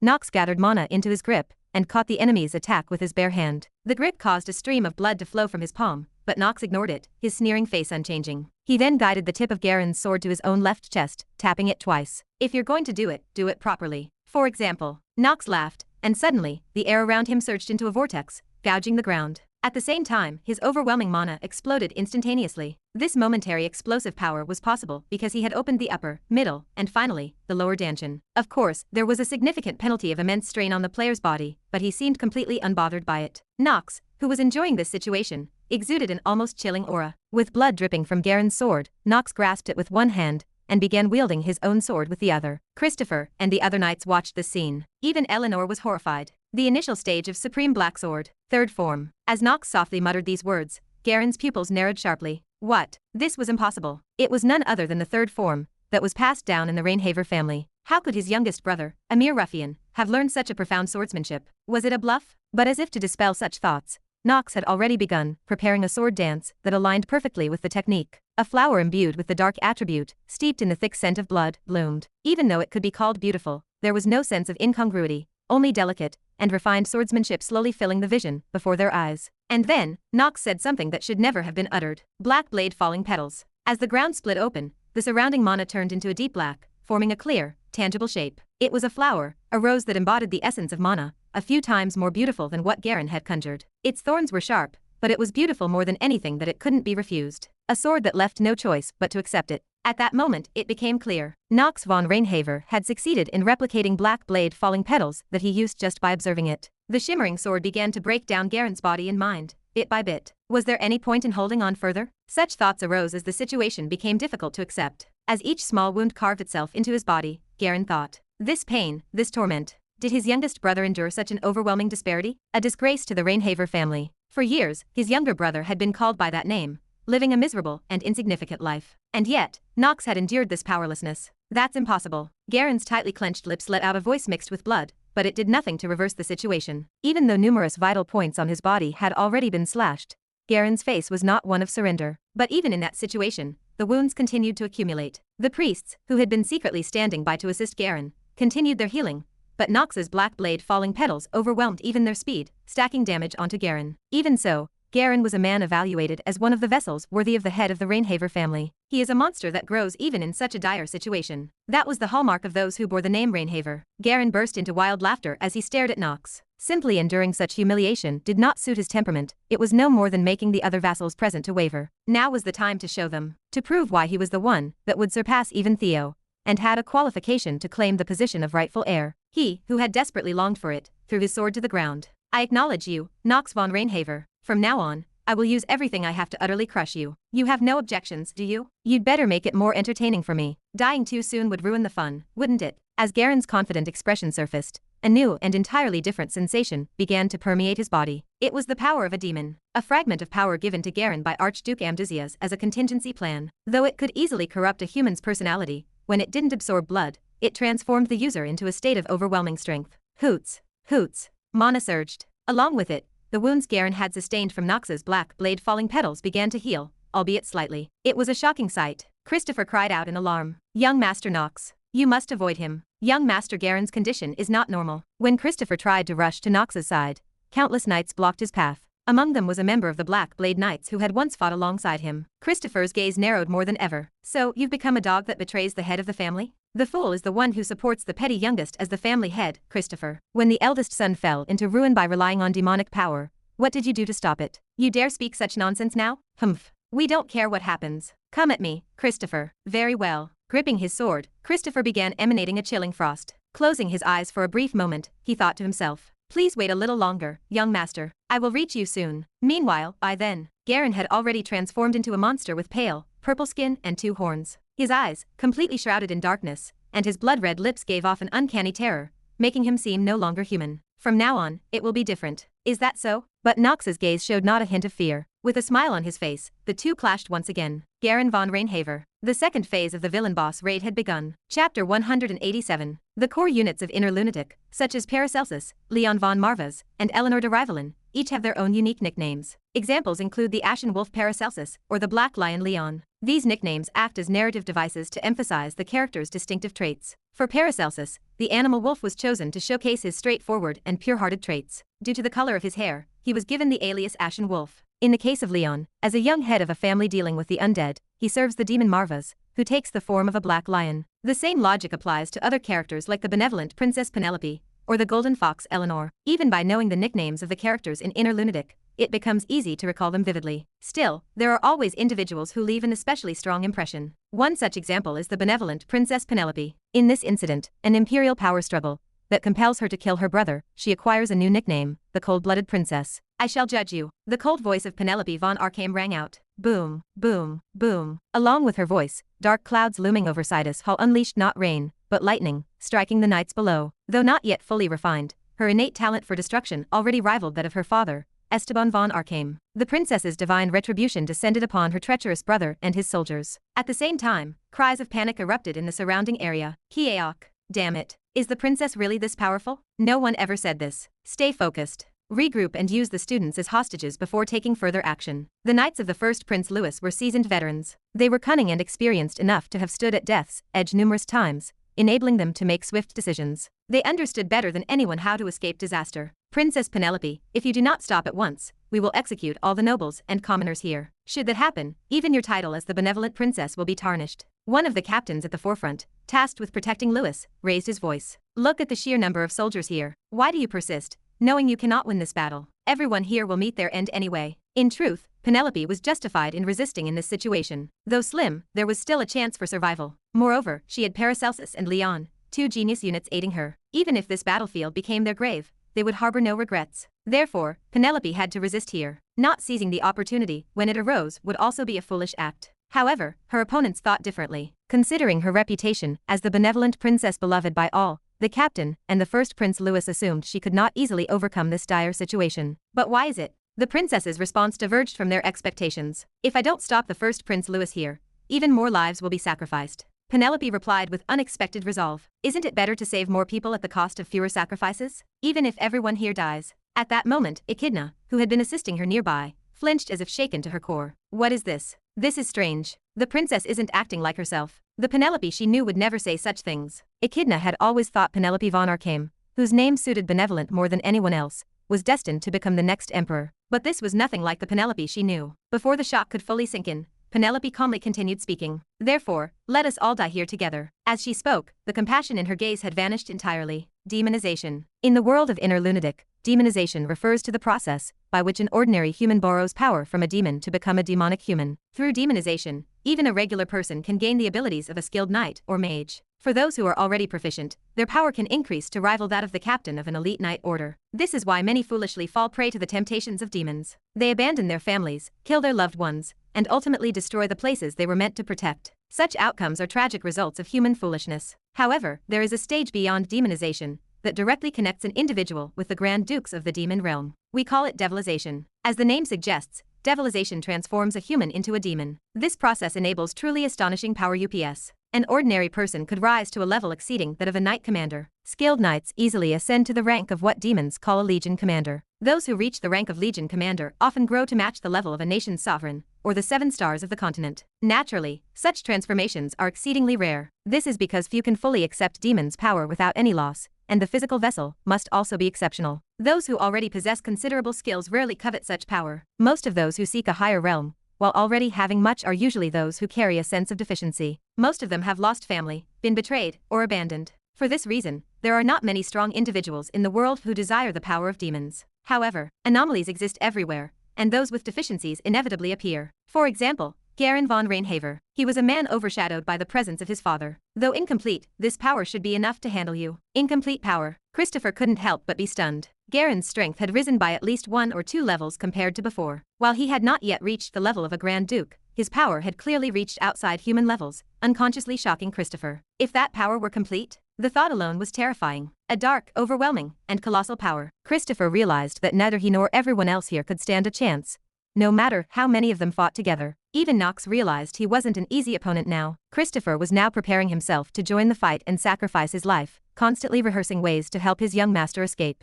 And yet, for some reason, the young master, Nox von Reinhaver, showed no signs of being shaken, even as he faced his older brother, Garen.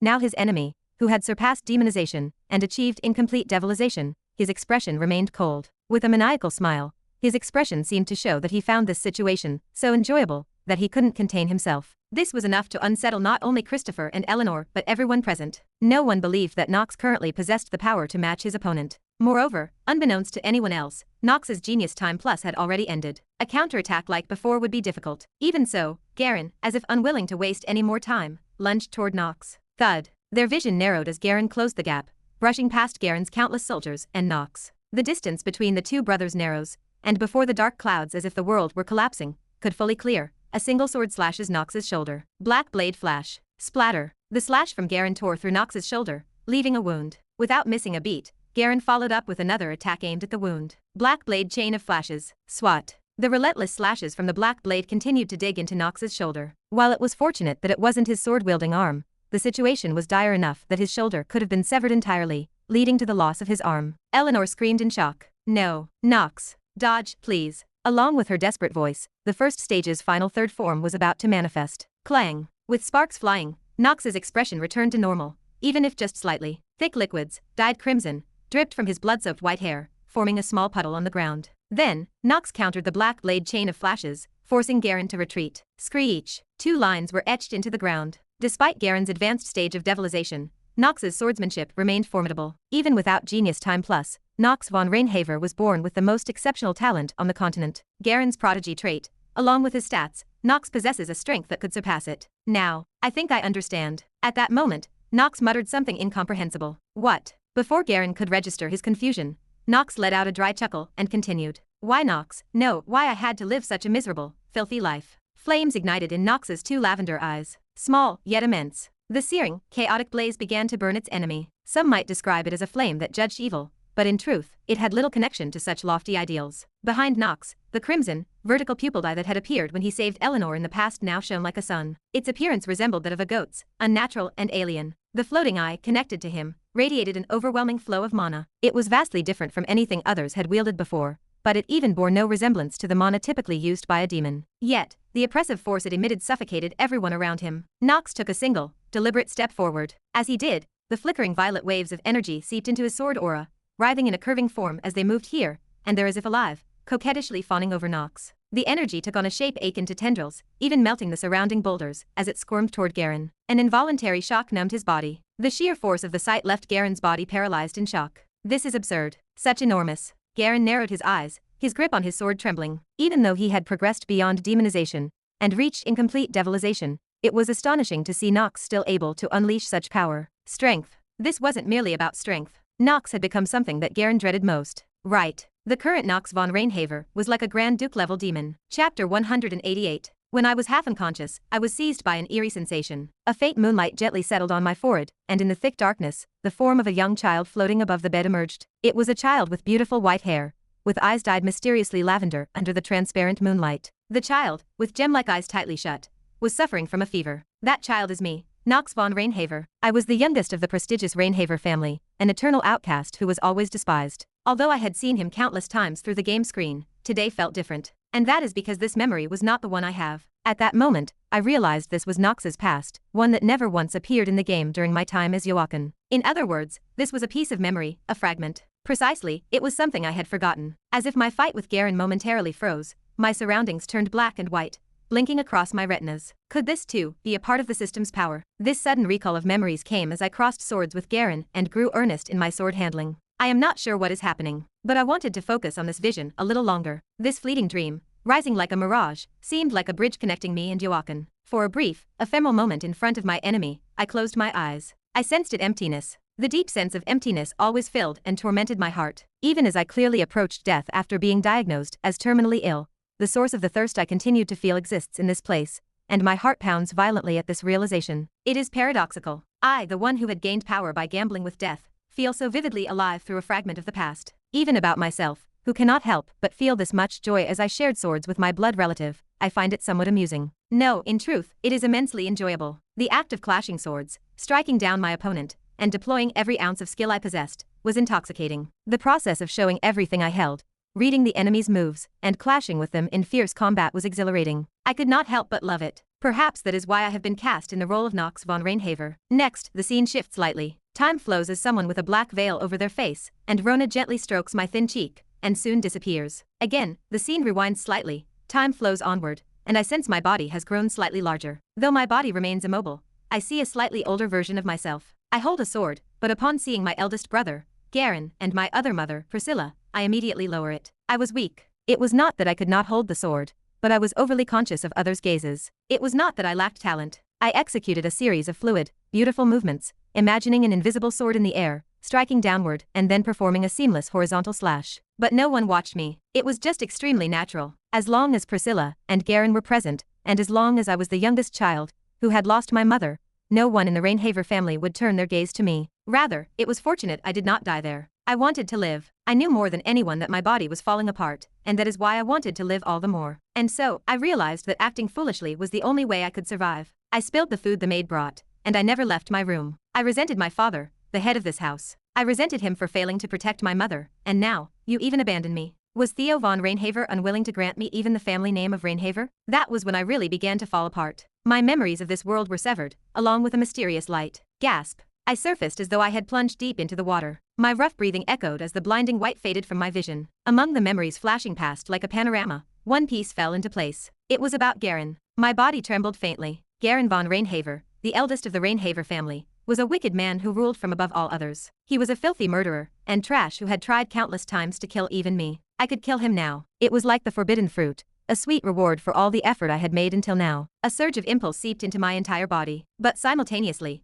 I wondered why I was trembling. Was it just the joy of being able to eliminate him? No, this is different. How does someone like you possess a fragment of the power only Grand Dukes wield? You had better explain yourself, Nox von Reinhaver, Garen shouted. You are scared, ha, Nox, I murmured to myself in self-mockery. My trembling hands and red pupils resembled the demonic symbol of a goat. One vertically slitted eye spread behind me like wings, and my blurry retinas were dyed blood red. I instinctively realized it. This was the new characteristic of inner lunatic, a trait I had drawn before but had yet to fully understand. It was called synchronization. A translucent characteristic window appeared in the air, confirming my hypothesis. Characteristic, synchronization. When the player encounters a special trigger, they synchronize with the reality they are facing, and backup data from the past is retrieved. Synchronization rate increased from 71% to 83%, a 12% rise. The explanation about retrieving backup data was cryptic and difficult to fully grasp. But I was satisfied. The mere fact that I can learn about my past is already a significant advantage. If I truly wished to understand Nox von Reinhaver and live as him, not as a mere role, but as the owner of this body,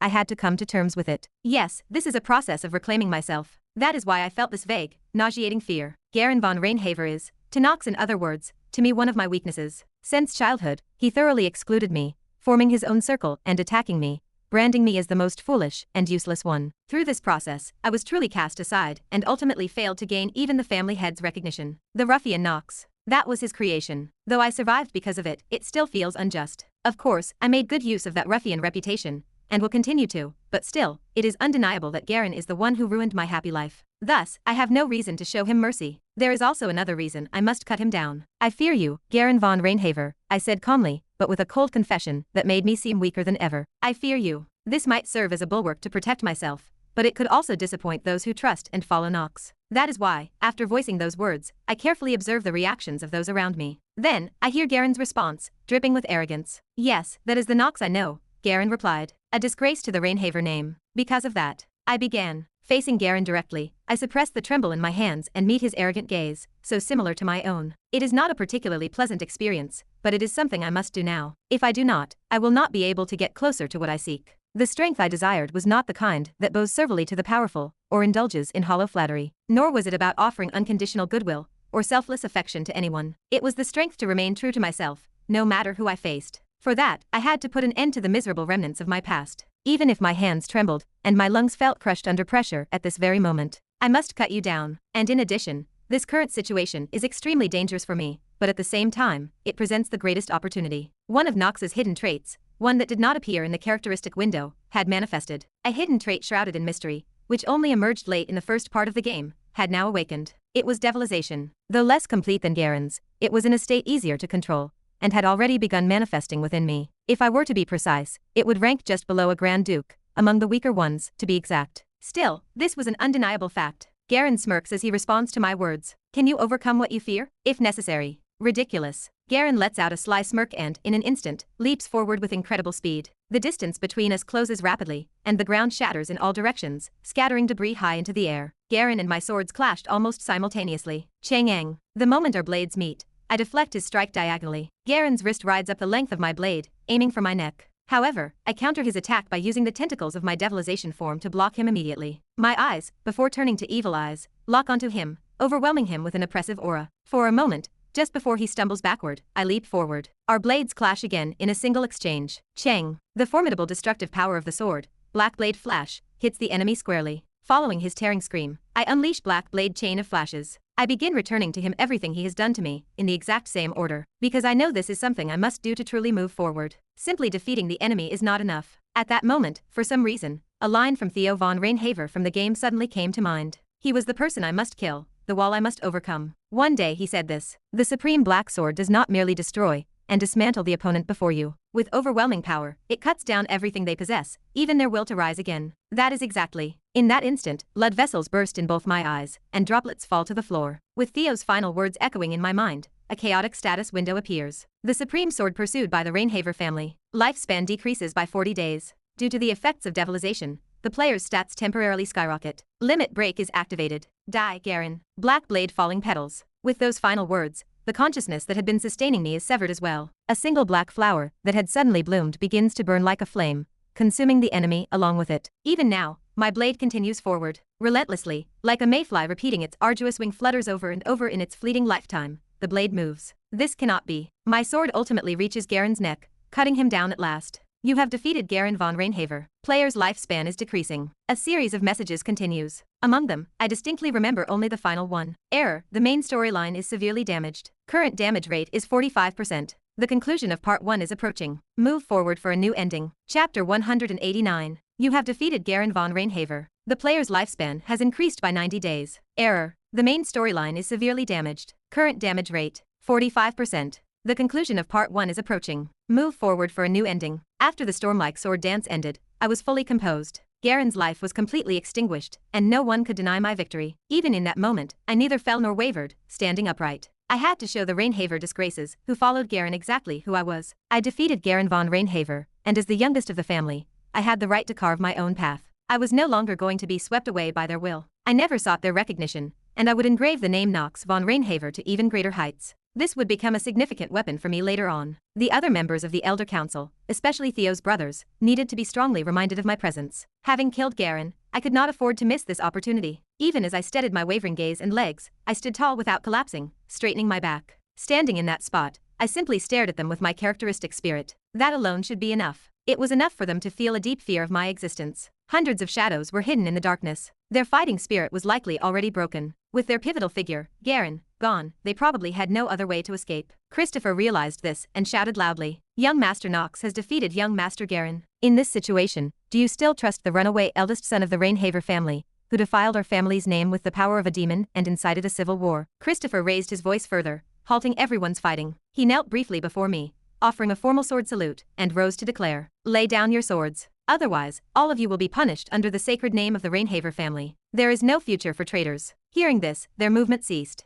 Soon, numerous vassals of the Reinhaver family began to lower their swords. Some higher-ranking individuals, perhaps predicting Garen's defeat, had already fled swiftly. That was enough for me. The goals I aimed to achieve here were already fulfilled. The elimination of Garen, the consolidation of my position within the Reinhaver family, and the acquisition of the third form of Supreme Black Sword were complete. The last item was uncertain. I had not expected Nox's devilization to progress so abruptly, catching me off guard. At this point, it was not something to dwell on. The priority was resolving the incident at hand. Devilization must be due to one of Nox's innate traits manifesting. Those vertical pupils I saw when saving Eleanor had resurfaced. This phenomenon, which appeared during the ending credits when Nox became the final villain, was already beginning to show. This meant that my devilization as Nox von Reinhaver was approaching sooner than expected. Though the Reinhaver family is renowned for wielding the power of darkness, and both Theo and Nox undergo devilization later, an unexpected variable at this time could only be dangerous. I could not afford to spend too much time here. Solving the immediate problem was more urgent, especially since the princess's condition worried me. Was Penelope all right now? Even as I struggled to shake off my concerns, another question arose in my mind.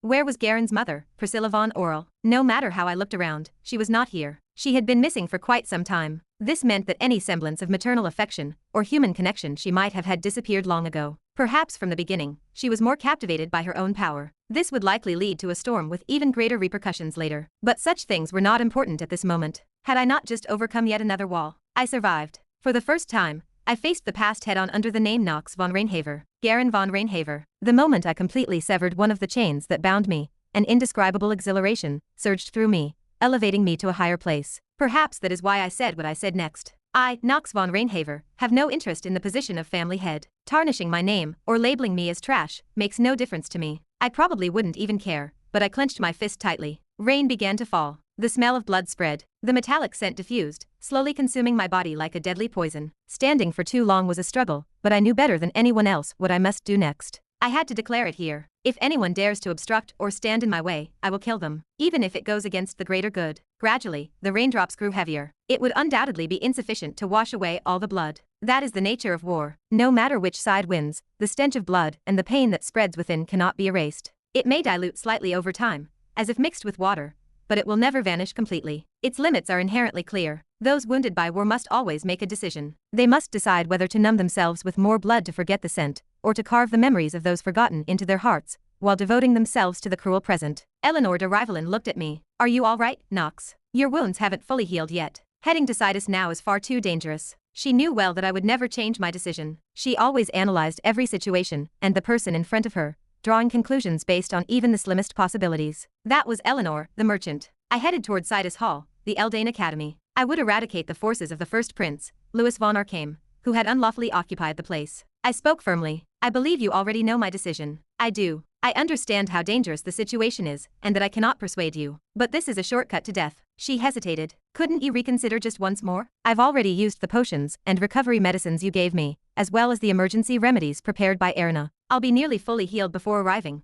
and I will likely be in even better shape than before." "All right." I glanced at Eleanor, who now looked dejected. Her reddish-brown hair was tangled with sweat. Because she was someone who always maintained dignity and did not allow unbecoming acts, I understood how much effort she had put into helping someone like Nox. The care she showed me, and her foresight in sensing the danger I would face and using the pendant, filled me with nothing but gratitude. I decided to be honest. Thank you, Eleanor. She looked at me with a startled, flustered expression, hiccuping in surprise. Her pale face showed an uncharacteristic embarrassment, far from the demeanor of a genius of acting. When her uniquely captivating eyes turned to me, I let out a faint smile. You realized it and came to save me. That's what I'm thanking you for. Not to mention bringing Christopher and the army here, anticipating the danger ahead. I sincerely express my gratitude, Eleanor. It was not like me to express such feelings, as it was something I had always been unable to say. At this moment, I thought it might be okay. Now that Joachim had fully embraced being Nox von Reinhaver, perhaps I could afford to be a little more honest with someone. If the people around me were willing to sacrifice for me, then I should be willing to do the same. It was not for anyone else, but because I wanted to. Compared to their sacrifices, such words held no real meaning. Perhaps it could give them trust. That trust would make us stronger together. If that's what you say, I understand. But we have to prepare thoroughly before we go. She continued. The forces of the first Prince Louis von Arkham are far greater than we imagine. With the cooperation of Reinhaver's Black Knights and the two Forsages, I suppose it's a bit better, but their backers are formidable. Of course, as I replied, I thought of one particular individual aligned with Louis von Arkham. In a battlefield of this scale, her presence alone multiplied the danger. She was a monster who could neutralize Astrid and Noah if she wielded an ancient weapon. She was not a demon. She was one of the three sword emperors, standing alongside Theo and Celsus. She was a monster, the wielder of the heaven-breaking sword. There was no doubt. She had sided with the first Prince Louis. As the storm raged and Penelope's attacks grew more ferocious, a knight in a helmet emerged beneath the darkened sky. Her height, roughly 170 centimeters, was not particularly imposing, but the aura and power emanating from her overwhelmed everyone. Princess Penelope continued to unleash lightning, despite her frail condition, recklessly expending her mana. Yet her limits were clear. Though Leon's undead army and Paracelsus's living sword were fighting valiantly, defeat could come at any moment. With the sheer imbalance of forces, there was little they could do. From the first Prince Louis's position, his ultimate plan was to subjugate the entire south. Aside from the half-ruined Marva's family and the distant Dark family Satyr, he intended to destroy and absorb the last remaining family, Reinhaver. Naturally, he could not afford to expend too many soldiers to achieve this. There was only one viable method. He had to recruit an overwhelmingly powerful force to boost the morale of his troops and swiftly bring the war to an end. Louis von Arkham brought forth the most exceptional individual among those who had sided with him. Now, it's time to bring it to an end. My foolish sibling, eliminate her. If you keep your promise, I will assist you. First Prince Louis. A woman's voice began to emanate from the helmeted figure. It was a voice that had never been heard on the battlefield before, unfamiliar even to all the nobles present in the area. This was natural. Louis's lips curled into a sly smile as he glanced around. He stretched his arms wide in a gesture as if to encompass the surroundings. The mysterious woman's voice continued, resonating powerfully. The mana carried within her voice caused considerable unease among the soldiers, but she remained undeterred. She drew her sword and declared, "Hear me, all of you. My name is Ulysses von Fritzschell, the sole surviving bloodline of the annihilated Fritzschell family, and I am your enemy." Chapter 190. There are existences referred to as representative of the orthodox noble faction, including Louis von Arkham. She has dark violet hair tied neatly, firmly shut lips, and a well-built physique accentuated by well-defined muscles. Her face, set with delicate features and thin eyebrows,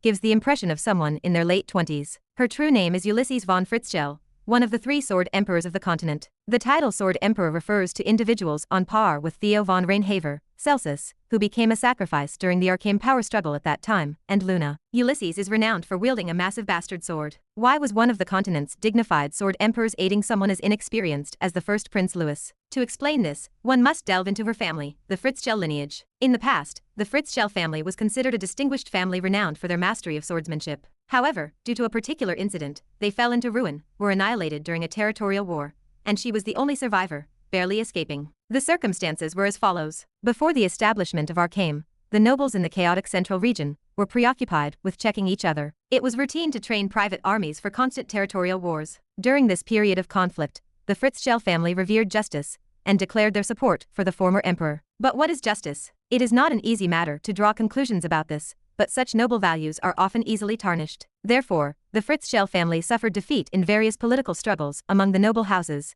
faced territorial wars, and ultimately, were betrayed by the emperor they trusted, leading to their annihilation. During this process, the foolish Emperor Esteban highly valued her talent and recruited her at a young age, promising to restore her family. Within 20 years of making that promise, Esteban eventually founded the Arkham Empire and elevated his prestige to the heavens. At this time, Ulysses was granted the title of Sword Emperor and became his loyal retainer. As the sole heir of the Fritzschell family, and one of the three sword emperors who wield the heaven-breaking sword, Ulysses von Fritzschell possessed extraordinary power to boost the morale of all allies on her side. In times of war, this made her a formidable force. Under no circumstances should she be made an enemy. Others are dangerous too, but if she falls into the hands of demons during a large-scale battle, there is no telling what disaster might occur. I am well aware of how dangerous her power is. Only after Prim grows to his full potential and activates the genius of command trait will it be barely possible to match her. Ulysses was a character in Inner Lunatic who could only be recruited in the latter part of the game. With her overwhelming power, she was not an opponent to be easily dealt with, and was quite a troublesome figure. Furthermore, in the beginning, she is bound to assist the first Prince Louis. The reason is simple. As mentioned earlier, a mana pact exists between her and Esteban. During Esteban's glorious days, when his reputation reached the heavens, he made one promise to Ulysses in exchange for her assistance. This promise was binding, essentially tying her to him for nearly her entire life. After pacifying the wars and unifying the continent, I will restore your family. For that, swear your life to me and my successor. I will obey. Thus, due to this agreement, Ulysses had no choice but to support Louis, who was even slightly closer to being the rightful successor, given the current circumstances. Esteban, having possessed Ulysses, who had lost her family name of Fritzschell during the Eastern conflicts, ultimately made her the guardian of the first prince. Thus, she stood by Louis's side. But that alone is not enough. I know this better than anyone. If things continue as they are, only tragedy awaits both Penelope and Ulysses. Even if Ulysses subdues Princess Penelope and places Louis on the throne, she will ultimately witness his repeated acts of tyranny and end up directly executing him herself. After that, there would be no way to recruit her. The only solution is to sway Ulysses during this power struggle, convincing her to join our side. There was no other way to recruit her as a unit or ally. This was how the scenario was designed from the beginning. But if we can bring her over to our side, with her unmatched loyalty, the entire tide of events could be overturned. The first Prince Louis is a dangerous enemy. The forces behind him, including Rick and Amdusias, are even more dangerous. There are still 2 episodes left before reaching the conclusion of Part 1, excluding this one. I am certain that reaching the ending without her would be difficult. Though she is a bit different from Paracelsus, Leon, or Thalia, whom I consider it would be impossible to reach the ending had we lost one of them, there is no need to further explain just how exceptional her capabilities are. Having quickly organized my thoughts, I turned to Christopher and asked, "The real issue likely lay elsewhere. What's the state of Princess Penelope? Is she in danger?" "Yes. According to the news, she is currently in a near-rampage state. It seems her naturally frail body cannot endure the overwhelming internal mana. The harmony of her innate mana appears to have broken. With her balance shattered, she is recklessly unleashing magic indiscriminately, and there's no way her body can handle it. In such a state, if Ulysses were to appear as an enemy, even this Christopher couldn't help but feel frightened." Christopher was still as talkative as ever. The problem was that the content of his words wasn't particularly uplifting.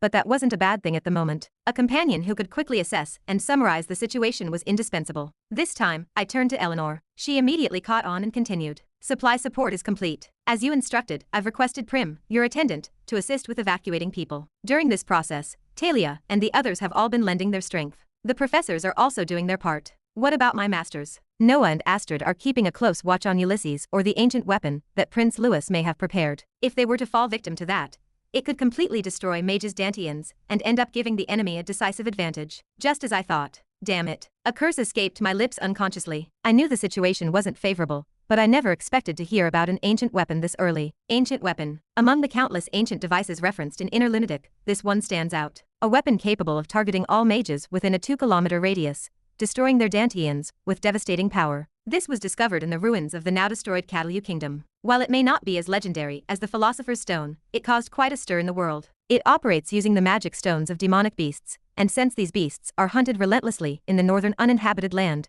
there should be no shortage of mana. The only variable was that the ancient weapon could only be used by a select few, but now, someone has already mastered this method. No matter how much I think about it, I can't shake the feeling that someone else, unknown to me, is repeatedly intervening in this matter. Could this be related to the main storyline, which is now 45% damaged? I kept that possibility in mind. If they really can use the ancient weapon, there's no way my 2 masters will be able to play an active role in this battle. At most, their role would be limited to holding off or monitoring the enemy to prevent their forces from dispersing elsewhere. That's right. Even if the weapon fires, it will probably only be able to shoot twice at most. But if those 2 shots hit Dean Noah and Astrid, we will already suffer too great a loss. Yes, but that doesn't mean there is no way. I took a deep breath and gathered my mana. Then, crossing my hands, I softly chanted a spell. Along with a hissing sound, I quickly summoned Carl. With a rough cry, Carl offered me his back. Watching this, I swiftly leaped from the carriage and landed lightly on its back. Now that his body had grown considerably larger, there was nothing to worry about. I will go ahead, so you all come as carefully as possible. Young Master Nox. Nox, what are you saying all of a sudden? I just told you that your wounds haven't healed yet.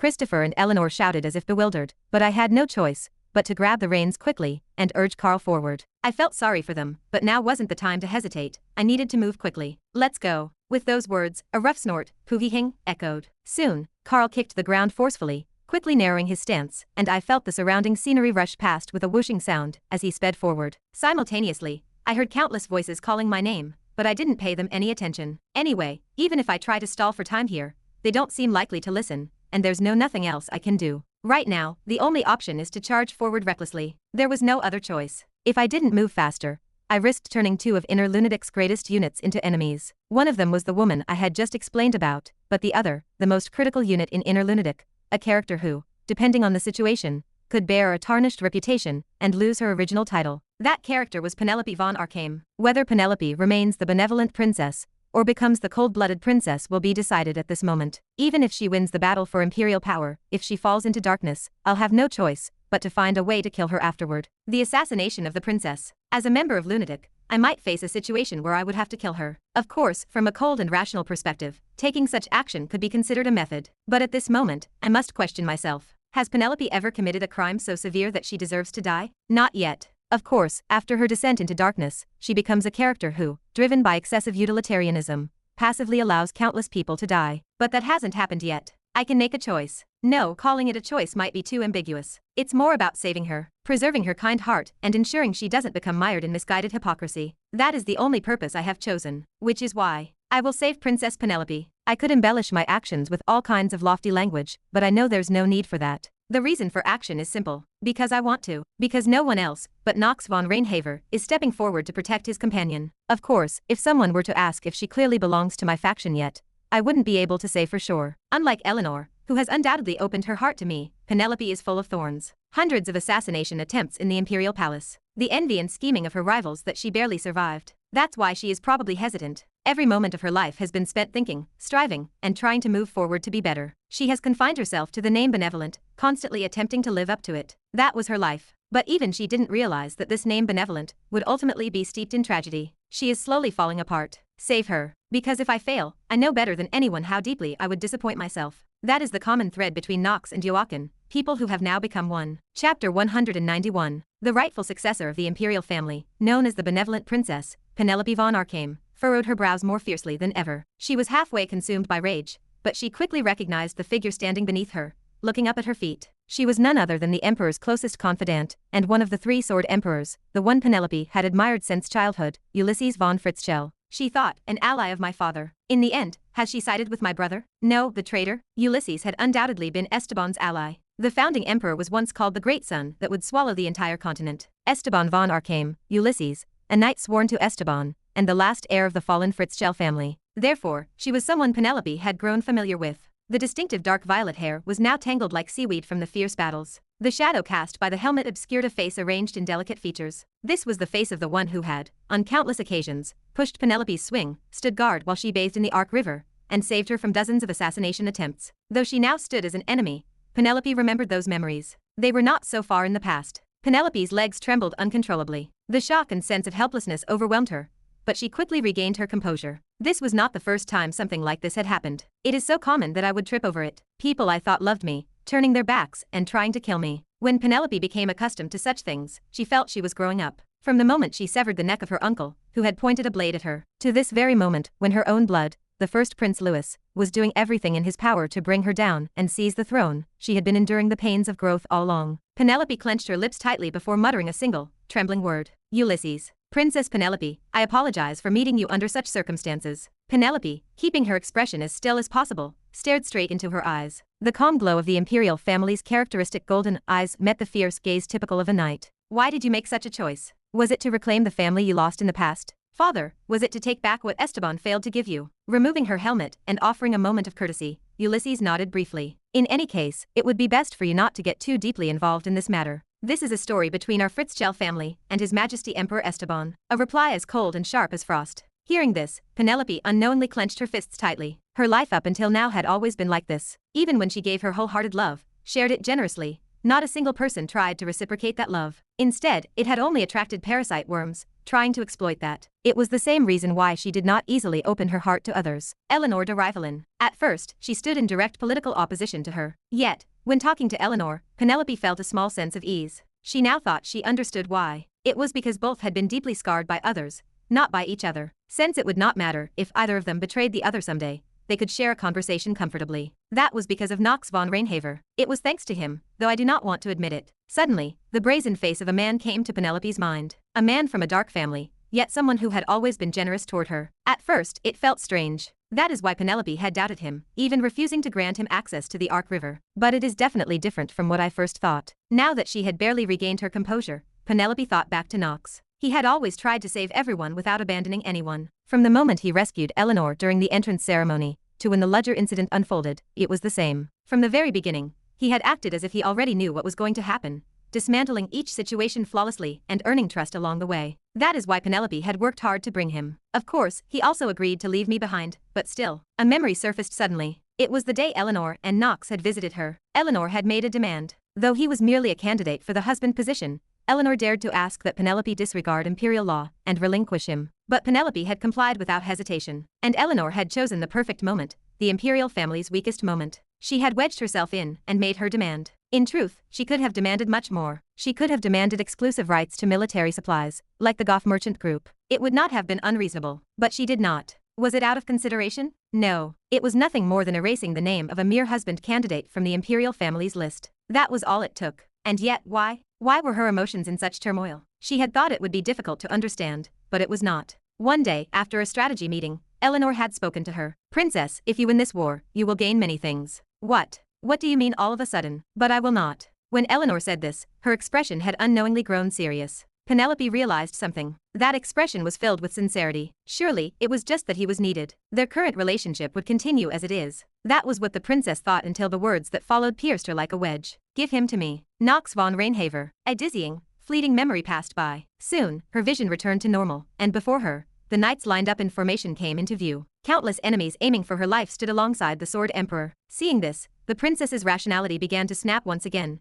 and a cold smile emerged on her face. As if adding fuel to the fire, Ulysses spoke. Unfortunately, princess, you are not the rightful successor to Arcane. It was an excessively scornful statement. Even though the princess was indeed at a disadvantage in terms of power dynamics, such behavior was unbecoming. Even if the rebellion succeeded entirely, it was not the attitude a knight would display toward someone who might become a ruler. But Penelope knew the truth behind her words. Crackle. Penelope began to draw out her mana to its fullest extent. Echidna, cutting down attacking knights while climbing the side of staircase, flinched at the overwhelming surge of unnatural, immense mana. She urgently cried out, Princess, stop. If you keep using your mana like this, your life will undoubtedly. However, Penelope leaned against the railing with her chin resting on her hand, unfazed. It is because of your daughter, is it not, Ulysses von Fritzschell? Did that traitor promise to bring her back to life? Is that why you are opposing me? You have crossed the line. Ulysses' expression twisted, and at that moment, the first Prince Louis' insidious voice echoed. Indeed. That issue is not one for you to interfere in. It is a matter requiring conversation between His Majesty Emperor Esteban and Ulysses von Fritzschell. Traitor, shut your mouth. Boom. Suddenly, a bolt of lightning struck. It narrowly missed the first Prince Louis' shoulder. No, to be more precise, someone deflected it just in time. It was a scene that only an extremely skilled knight could have noticed. But Penelope knew exactly who was behind it. It was just as it had been before. Now that the pleasantries are over, let's begin in earnest. Of course, Ulysses. Cutting down the lightning with precision, Ulysses started to show her sword skill. The enormous sword resting on her shoulder began to condense an impossibly dense amount of mana. That mana soon flowed into the blade, radiating a blue light. She raised her sword high, pointing it skyward. Heaven-breaking sword. Initial stage, third form, sky compression. The sword, imbued with the meaning of compressing the sky,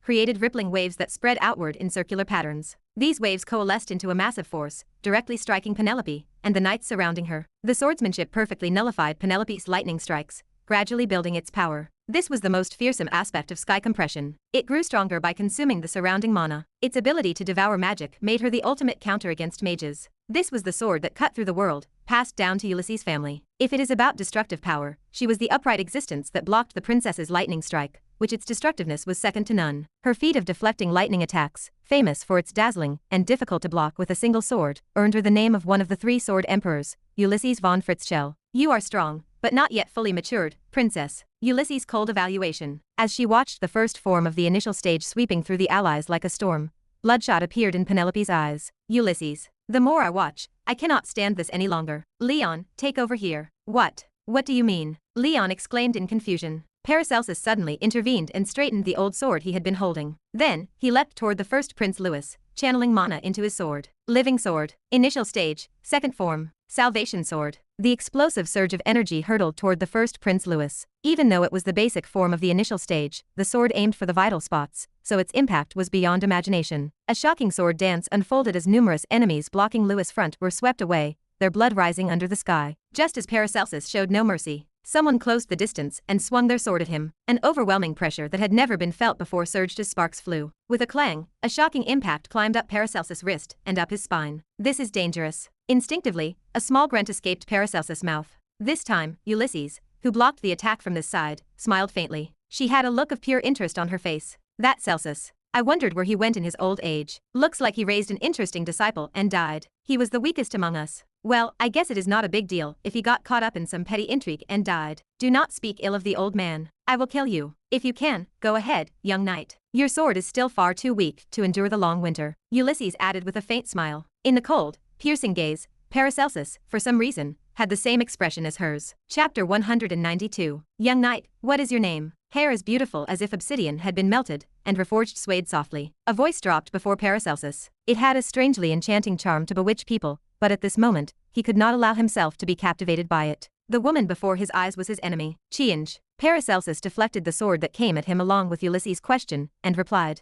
I am Paracelsus. Interesting. Ulysses spoke as though she genuinely found it amusing. However, the knights and students present found it peculiar. It was odd for someone at the level of a sword emperor to speak of finding enjoyment in the swordsmanship of a mere fledgling. In truth, Ulysses was not particularly impressed by Paracelsus' swordsmanship. Though it was quite exceptional for his age, it was nowhere near enough to rival someone of Ulysses' caliber, nor was it refined. His technique was riddled with openings, marred by unrestrained anger. However, what truly intrigued Ulysses lay elsewhere. Paracelsus. How amusing. Does that mean you possess talent worthy of being bestowed a name by him? A talent that surpasses even his? That obstinate man proclaimed it so to someone like you, a mere fledgling? A name. Yes, that was it. Ulysses was now pondering the name Paracelsus. The name originally belonged to Celsus. The name Paracelsus had been derived from him, the conqueror of the East and the Ashen Wolf. Among the many nicknames attributed to Paracelsus, the two most famous were these. Of course, there were also criticisms regarding these presumptuous nicknames. Most of the reasons were that he was too young to bear the name of conqueror, and no matter how talented he was, there was no way such a monstrous individual could be wasting away in this eastern remote place. Occasionally, just as great talents emerge from nowhere,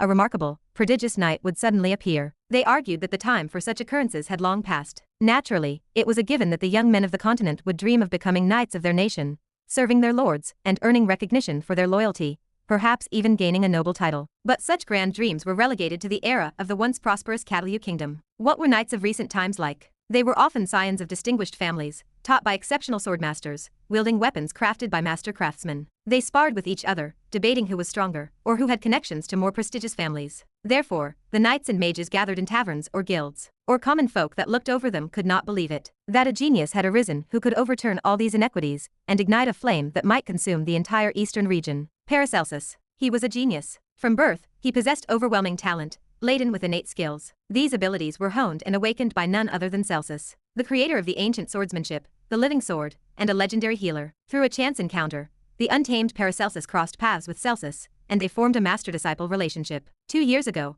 the beginning of this relationship was when Paracelsus was just beginning to make a name for himself. I wanted to become a doctor. Though I never met him, my father was said to be a kind military doctor who treated the poor. My mother, admiring him, married him, and bore a child. I, Paracelsus, was born, but I cursed the fruit of their love for my entire life. The War of the Five Nations, a war that broke out in the vast eastern continent, plunged me into an unprecedented era of chaos. It was all sparked by a mythical object, the Philosopher's Stone, also known as the elixir. Both my father and mother died. I was the only survivor, along with the helpless children of the orphanage. So I had no choice but to pick up the sword. At first, I had no name. Grayish-blue, or perhaps ashen. That was what they called me at the abandoned orphanage. A delicate and frail childhood spent under the apron strings of a nanny. But for me, every moment was a fierce struggle in an endless competition. When I look back on that time, I cannot help but recall all kinds of nightmarish stories. Though I lack the words to describe it fully, a few memories are clear. First, I was an orphan. Being an orphan abandoned by their parents in the Salvatore orphanage was not particularly unusual,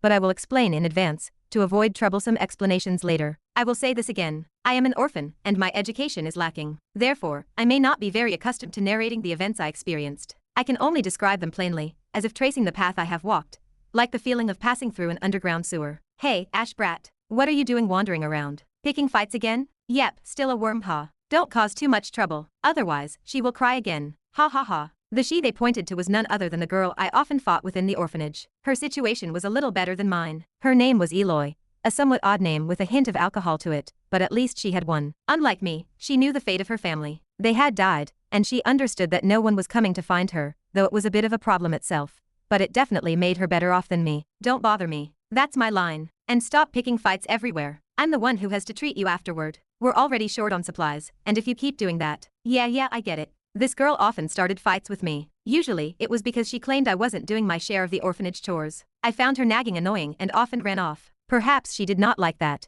as she eventually took to keeping an eye on me. That is when I made a decision. I would leave this wretched orphanage. Anyway, looking back on my life at that moment, I could not help but think, how could there be so much to do in this miserable Salvatore orphanage? Even the youngest children worked hard, with jobs brought in from here and there. The handsome boys were sold off as playthings for wealthy nobles, or armed with rusty swords and sent to hunt monsters. The girls did mostly static tasks like mending clothes, selling various items, or latching on to passing travelers, hoping to secure a way out. Among the boys, I was the latter. By 13, I was nearly 5.5 feet tall. No lecherous noble with peculiar tastes would show interest in someone like me. My fierce eyes did not help, either. At the time, I was still rather lean, but after years of wielding a sword and training, my frame had grown too large to ignore. Now, I look like a giant to anyone who sees me. Even nobles with eccentric preferences did not want me. My ashen hair, heavy with a sense of defeat, played a role as well. I wasn't called Ash Brat for nothing. Still, people treated me relatively well. The adults often called me Ashhead, or Ash Brat, but just being given shelter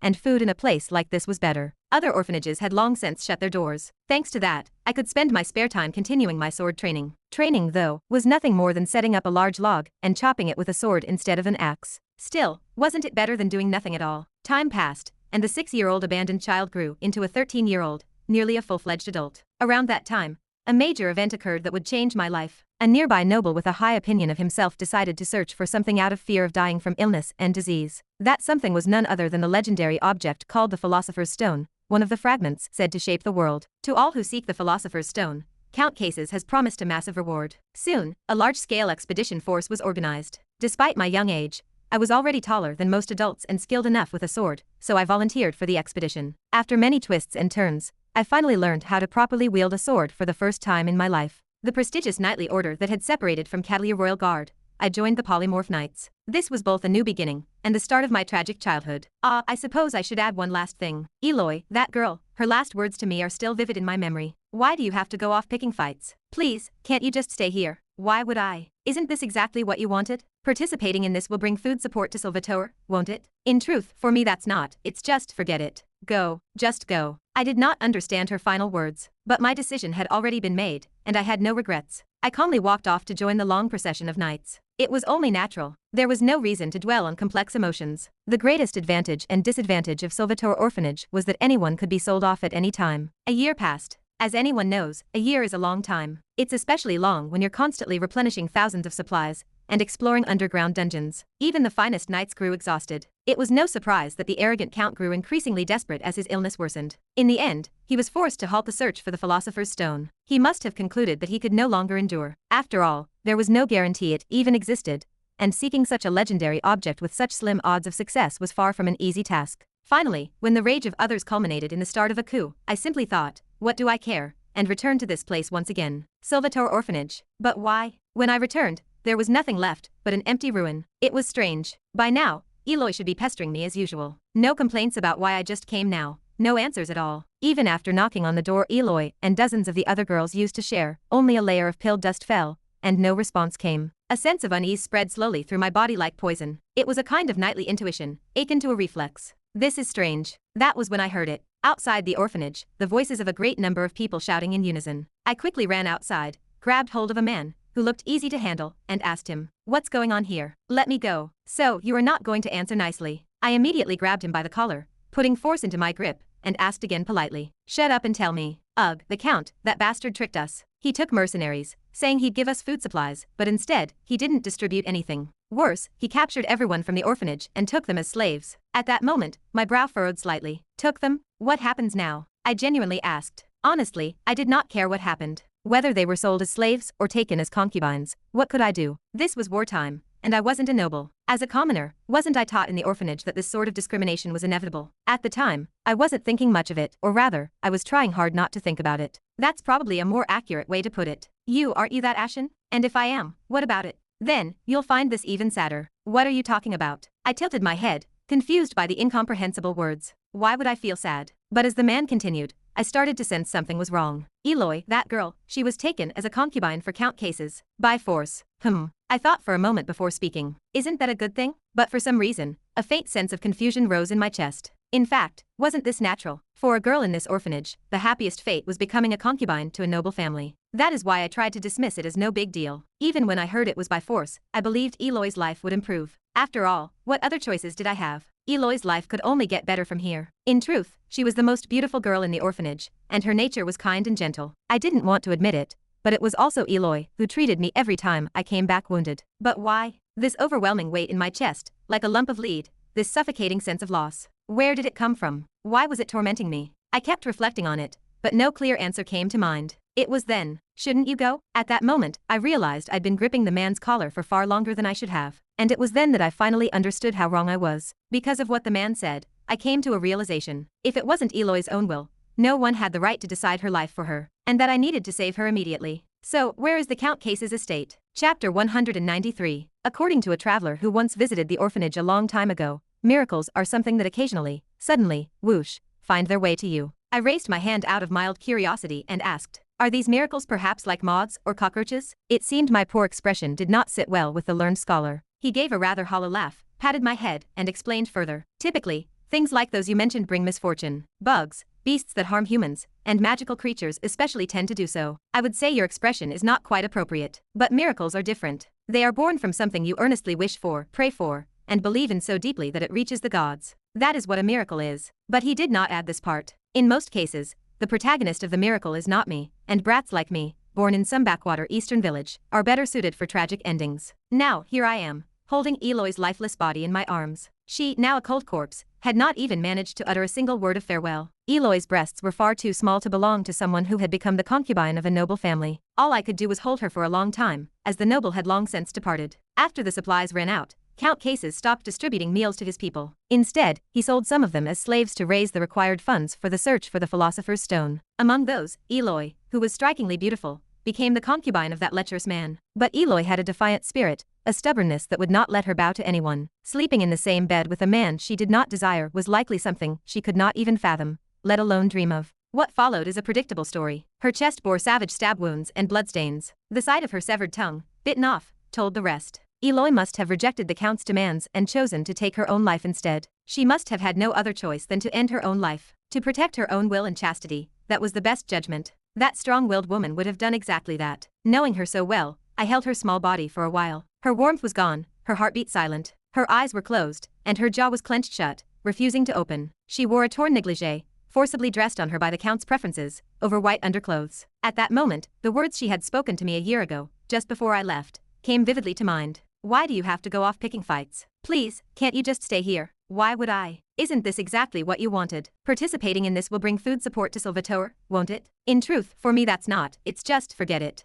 Go, just go, just go. With a faint smile, I returned to the village and gently buried her. Either way, the situation was already over. All I could do was run away, or continue proving to him that I was still his dog. Miracles, ha. There are no miracles for me. It was winter. My white breath broke apart in the cold, blurring my vision in a pale haze. How about her? She would probably be cold. Maybe she had felt that way for a whole year since I had left her behind. For so long, she might have been searching for me. I finally understood. The one person who had always tormented me was now gone. Am I happy? No. Am I sad? I am not sure. When the contradictory emotions reached their extreme, I realized what I had to do. It was to cut him down. Count Cases. The image of Eloy's final moments, wrapped in rags and discarded, flickered faintly in my mind. If it were her, she would probably say something like this. You're seriously thinking of fighting a count? The stray dogs passing by would laugh. Stop spouting nonsense and go mind your own business. Quit doing pointless things. When my ceaseless steps finally brought me to the front of the Count's mansion, I felt it. These people live in a world different from mine. Perhaps that is why I thought it might be okay to be a bit more cruel. Who are you? The voice belonged to a guard. I tightly gripped the old, worn-out sword I had barely managed to get from the knight's order and replied, I need to see the Count. Would you mind stepping aside? Naturally, I did not bother with formal speech. I told you, did I not?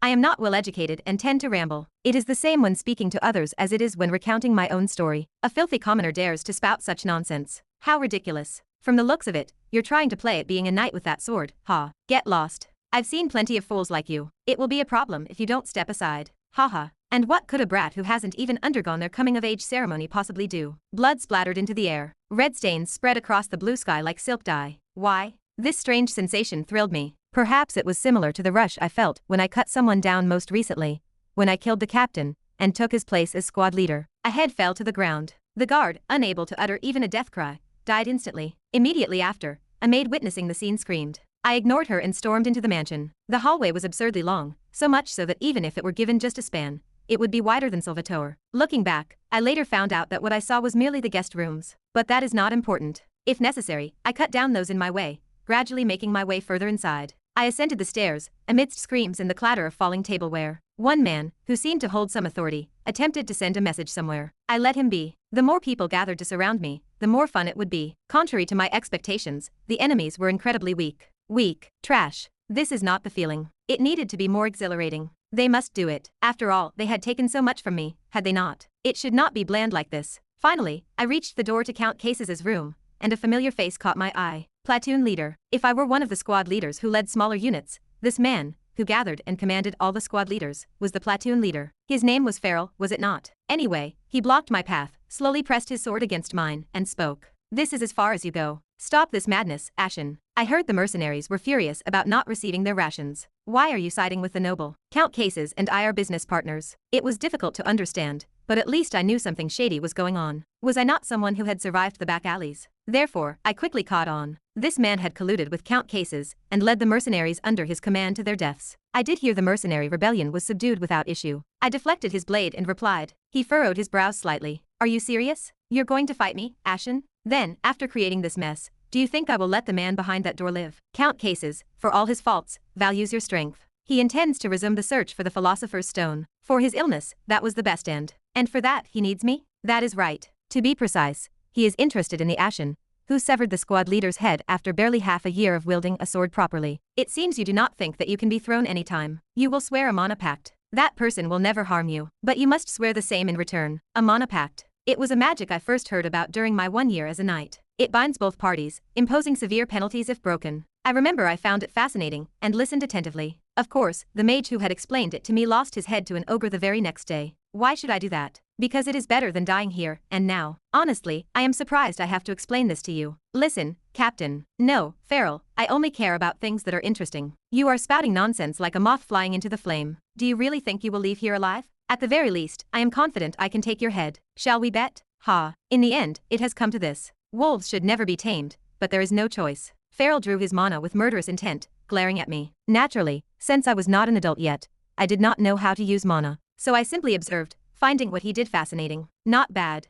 With power like that, it would be easier to cut down my enemies. I wanted it. How could I take it? All of a sudden, Farrell's blade came flying toward me. It was not particularly frightening. I had heard many rumors about mana, but ultimately, I knew it was no more than a supplement to swordsmanship. I heard the best swordsmanship should be trained along with mana, but since I lacked it, it hardly mattered to me. If that guy were skilled enough to wield mana proficiently, he would not be rotting in a place like this, which meant I had a chance. Farrell stomped forward, closing the distance between us. But I had a year's worth of experience as a mercenary. This was the same man who had once commanded me as the squad leader, where he would move, which sword he would employ, and what acrobats he would try. I remember it all. Instinctively, I focused on his downward vertical slash, tracking it closely before deflecting it completely. Now it was starting to get interesting. Is this what revenge feels like? The thought crossed my mind. Over 1 year as a mercenary, I had encountered countless volunteers, proclaiming they came to this place for revenge. They would give their life to achieve it. Back then, as a newly promoted squad leader, I watched them with curiosity. What was it about revenge that clouded human reason and stirred such intense emotions? I could not understand it. Why? Because those same people, blinded by revenge, all died fighting monsters. For reference, not a single one survived to speak the word revenge again. They were weak. Because they were weak, they died. And none of them ever succeeded in their vengeance. Is this for revenge? Farrell asked at just the right moment. As I spun my sword casually, as if I did not know what he meant, I closed the distance between us. I thrust my blade straight toward him, but he deflected it to the side. You're a dog. Remember that, Ashen. In the end, no matter what you do, nothing will change. Do you think some lowly commoner can change the world? No. You are just a brat. Couldn't even protect the one girl who was following you to that extent. A piece of trash from the slums. Too long. At that moment, I put more strength on the sword I was gripping. The massive energy I felt from the strange stone I had recently found began to take form, wrapping itself around me. This feeling was not bad. I am no longer pushed by him. Why? I do not know the reason yet. But why was that? Farrell seemed to understand the reason. His face twisted in shock, and he gritted his teeth as he stared at me. Ashen. That stone. You, do not tell me. Cut him down. At the same time as I heard that mysterious voice, I successfully cleaved Farrell in two, cleanly separating his upper body from his lower half. The sensation was exhilarating. Why was this power suddenly surged within me? I was not entirely sure, but now, what mattered most was dealing with what I needed to do. Chapter 194. A full-bellied noble is one who always indulges in alcohol, gambling, and women. There are no exceptions. Over the past year, I came to truly understand what kind of creatures these so-called nobles are. They are worms. They are corrupt, engage in filthy deeds, avoid responsibility for their own mistakes, and shift the blame onto others. They were the ones who brought about the era of chaos in the East, and caused the downfall of the first and only human unified kingdom, the Catalu Kingdom. And who perishes because of their decisions? It is always overwhelmingly the slaves and commoners. This time was no different. There is an object called the Philosopher's Stone. It is a tool said to grant everyone's wishes in the world. But because of it, a civil war broke out in the Catalu Kingdom, and as a result, the stone shattered into 9 pieces that scattered across the world. Why do I know this? How is it? The feeling of revenge? It is because I can hear the voice coming from the red gem embedded in the back of my hand. And because I have felt its power directly. He continued to speak to me. I am Baal. If you seek even greater power, gather all 9 pieces of the stone, and resurrect me completely. The guy called Baal claimed himself to be a demon, one of the Grand Dukes, the strongest among them, and his goal was to manifest the demon realm in this world. The moment I accidentally found the stone and picked it up, he embedded himself into the back of my hand, and would not come off. I even tried to cut it out, but it only dug in deeper. Having no other choice, I decided to leave it alone. Anyway, since it was somewhat helpful, I decided to ignore it for the time being, planning to have a skilled priest remove it later. If they perform an exorcism, it will probably fall off on its own. It is just a demon, after all. At the time, I did not think demons were particularly powerful beings. Isn't that natural? The characteristics of demons in the old books from the orphanage were too similar to humans. They sow discord, make people fight, and ultimately drive them to kill each other. How is that any different from humans? Honestly, I do not think it is. Of course, I might just be ignorant, but at least that is how I see it. Demons and humans are not fundamentally different, and any human can become a demon if they desire it. Well, that is not important right now. Shaking off those thoughts, I stepped over the split corpse of the platoon leader and moved forward.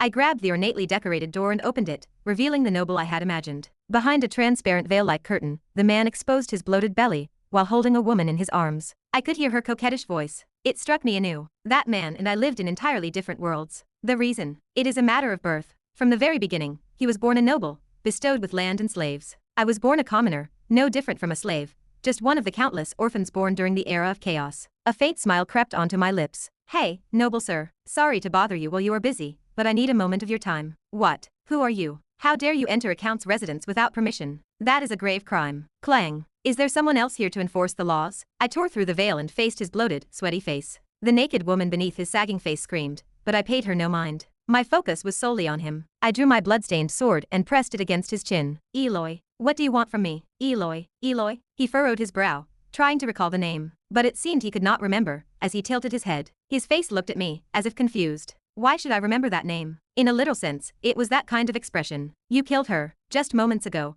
Farrell had told me that I am alone and weak, and that I cannot change anything. I do not know that name. It was not me. It was you. He desperately denied it, raising his hands. He looked at me, acting pathetic as if pleading for his life. The woman who had been beneath him had already fled far away. Why did the Count of Cases look like a dog in that moment? A dog wagging its tail for its master. Of course, there was no bond between us, but his current actions looked pitiful, as if he were the victim. Cases was sweating in a cold sweat. I sneered and began to slowly cut into his chin. His skin tore, and blood seeped out, running down his bloated neck. It was amusing. A count, no less. A noble who must have spent his life strutting around with his nose in the air, now losing all his soldiers to a mere commoner, having his fun interrupted, and now facing death. But unfortunately, at that moment, I felt no pity for him. It is unfair. You do not remember Eloy, but I have no choice but to remember you for the rest of my life. I will give you anything. Gold? Treasures? Is that what you want? I will give it to you. My family has connections with the central government. I will buy you any slave, male or female. Come on, if you kill me, you will not get away with it. I will never forget the name Cases. How could I forget the one who stole something precious from me? But he would die without ever knowing the reason for his death. You could say it is a tragedy in its own way, but I did not like that. He had to die unsatisfied. Even if the wounded remember, the one who inflicted the wound does not. Just like from some old book I read, dead men tell no tales. And Eloy is already dead. Is it right for me to kill this man here and now? A sudden thought. To swing my sword and say, he is dead, so it is over. This man has committed too many sins. Even if I am not devout, even if I asked the gods, they would probably say the same. A brat who has not even shed his childishness is already staining his sword with human blood. Tisk tisk. Suddenly, a mysterious voice echoed, and a chill ran down my spine. I quickly dropped cases and turned around. But there was no one there. The voice had clearly come from there, so why? Dangerous. I instinctively felt it and turned around again, swinging my sword. Clang. It collided. The man did not even try to hide his presence. The middle-aged man who now stood before me seemed skilled with a sword. At the very least, it was clear that killing him was impossible for me. If he had wanted to, the man could have cut me to pieces and left me in a ditch. Who is he? Is there still someone with such power in the East? It seems you are curious about many things, but you are not scared. This is interesting. If you wanted to kill me, you would have already done it. That is not wrong. But that does not mean your life is safe. Well, at least you are not my priority. The middle-aged man said this and grabbed Cases, whom I had let go, lifting him by the scruff of his neck. It was clearly superhuman strength even from a glance. What would happen if he wielded a sword with that kind of power? Just the fact that he caught Cases, who was trying to flee, was shocking enough, but I had a feeling he would show me something even more astonishing. If not, he would not have been able to defenselessly approach me. Let us deal with this worm first, then talk. What is this? Who are you to target me? Cases. You have been notorious for your corruption and atrocities. You are even more pathetic and weak than I thought. The middle-aged man finished a brief, sincere prayer, then spoke softly as he swung his sword horizontally. May the Creator, Arden, receive you on their side. Salvation for an evil. Slice. The clean cut was in stark contrast to his words. Cases' head fell to the ground in one swift motion, and as if nothing happened, the middle-aged man began to scrutinize me, as if it were now my turn. After a tense silence, he suddenly asked me, "Revenge, is it?"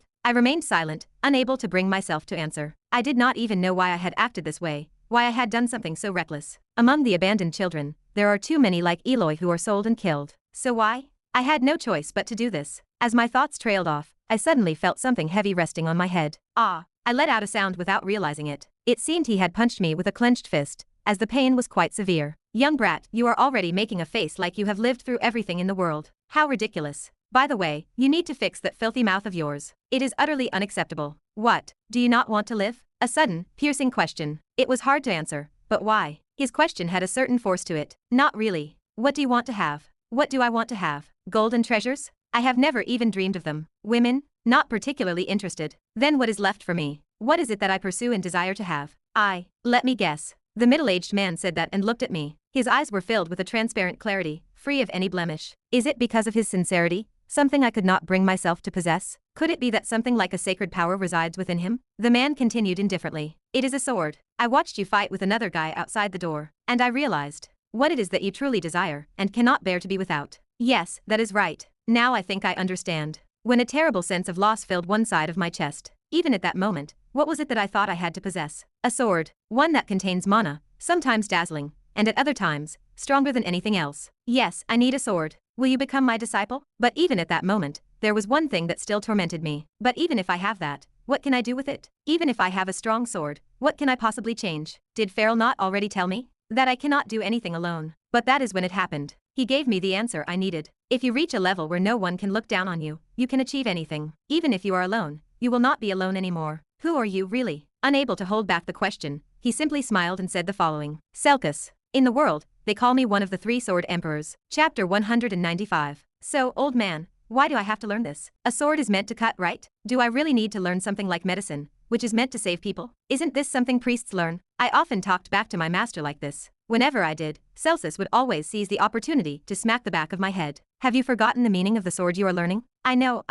The living sword. It means saving people. But does that make us saints? From the moment we stain our hands with blood, we are no different from murderers in the eyes of others. You brat. How dare you call me that? You still look like that even now. With the talent you were born with, surpassing mine, it is laughable to see you waste it like this. Damn it. If only you were not the sword emperor. Celsus always demanded a certain mindset from me when handling the sword. For the first few days, he did not even allow me to hold a sword. I thought he was just showing off his techniques because he was the sword emperor. It did not sit well with me. But as time passed, I decided to follow along, pretending to be obedient. There was nothing else to do. I had no reason to look for anyone, nor did I want to. Everyone who was once by my side had either become a corpse on their way to the afterlife or, even if alive, were no longer truly living. Was there any need for me to seek them out and say I am fine, as if to comfort them? I just lived my life as it was. In the process, I became interested in the sword, and I learned that the master before me was one of the continent's 7 stars, known as one of the 3 sword emperors. Thinking about it, it was really a chance encounter. If you ask me if it was a satisfying revenge, I still do not know about Eloy's matter. I think about it every time I learn the sword he taught. What does it mean to have a sword that saves people? That day, what was the intention behind the sword I swung to save Eloy? What did I desire? Hey, snap out of it.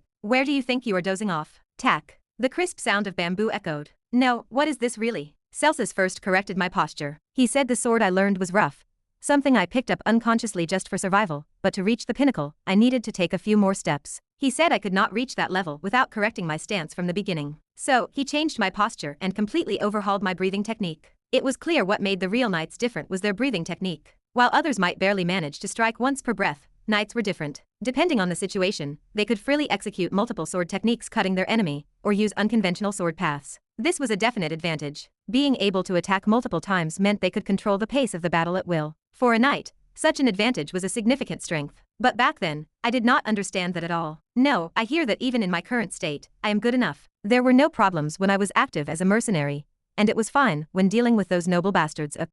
What do you mean by dealing with? I thought you just had a bad habit of speaking rudely to your teacher, but you cannot even watch your words. No, what am I supposed to do if I was never taught properly in the first place? That is why I am giving you etiquette lessons now. Now you understand the depth of your master's generosity, right? You brat. Where do you think you are running off to? I often skipped my master's lessons. Although I had a competitive spirit, the environment was not suitable for it to be fully demonstrated. Master Celsus would always repeat the same thing. If only there was someone talented enough to humble that pride of yours. Do you think such a person exists anywhere on the continent? Don't be ridiculous. The continent is full of ridiculously strong people. I got angry and asked the old man. Then, Celsus, the other 2 sword emperors must be much stronger than you. Well, yes, NG. I was slightly taken aback by his unexpected answer. Knights, mages, and other similar professions naturally hold their heads high, and my master, Celsus, also took great pride in being called a sword emperor by the public. But why? When the topic of the other 2 sword emperors came up, his expression darkened unusually. He continued, the other 2, besides me, they are ridiculously strong. Ulysses, her heaven-breaking sword is so powerful it seems like it could pierce and shatter the heavens. Theo von Reinhaver wields a black sword so desolate and beautiful that it could turn day into night. Beyond this, there are countless other swords. Disciple, listen well. You are still nothing more than a novice among the innumerable swordsmen. If I am a novice, then those I have killed must be fools. Yes, exactly. There is always a higher sky. Don't forget this and engrave it in your heart. Even I, one of the 3 sword emperors, could never win if one of them attacked me. I quickly left. Celsus. The fact that my master was steeped in a sense of defeat did not sit well with me. If you have beaten me, then do not spout such nonsense, because you are overwhelmingly stronger than me. It makes me feel pathetic. I do not know about anything else, but I can see you have an inferiority complex towards those 2. Old man, I won't become a knight like that. Understand? You, whom I trusted, should not say such things. It makes me feel like I am nothing. I swallowed those words and turned away. A few days after that conversation, I went to Celsus's residence to confront him, only to find him on the verge of becoming a cold corpse. Bloodstains and traces of blood were everywhere, indicating a battle beyond my imagination. What happened? It was not an accident. Who would dare target Celsus? Is there anyone bold enough to target one of the 3 sword emperors? Disciple, come here. I have something to say before I go. Old man, stop talking nonsense and get up. I will get angry. I tried to revive him using the medical techniques the old man taught me, but all his blood vessels had already been severed. There was nothing I could do. The old man continued. I have something to say. If not now, I won't be able to. This is a request. Master. It was at that moment that I inherited the name Celsus. To add, I swore to catch and kill the bastard who did this to my master. As I watched Celsus take his last breath, I thought that it had been taken from me again. Paracelsus recalls the last words his master uttered. Now you must have realized. The living sword is not just a sword for killing people, but it is also not a sword wielded solely to save lives, as its name suggests. A sword is ultimately meant to cut someone down. Do not forget that. It is too early to pass it on, but it is a gift. Take my name. From now on, your name is Paracelsus, meaning you will surpass me. If it is winter, I have already endured it harshly. Paracelsus calmly speaks as he crosses swords with his opponent. He glances at his opponent, one of the 3 sword emperors, a genius knight with immense influence, as the name suggests. But what does it matter? In the past, Paracelsus fought to protect what he loved.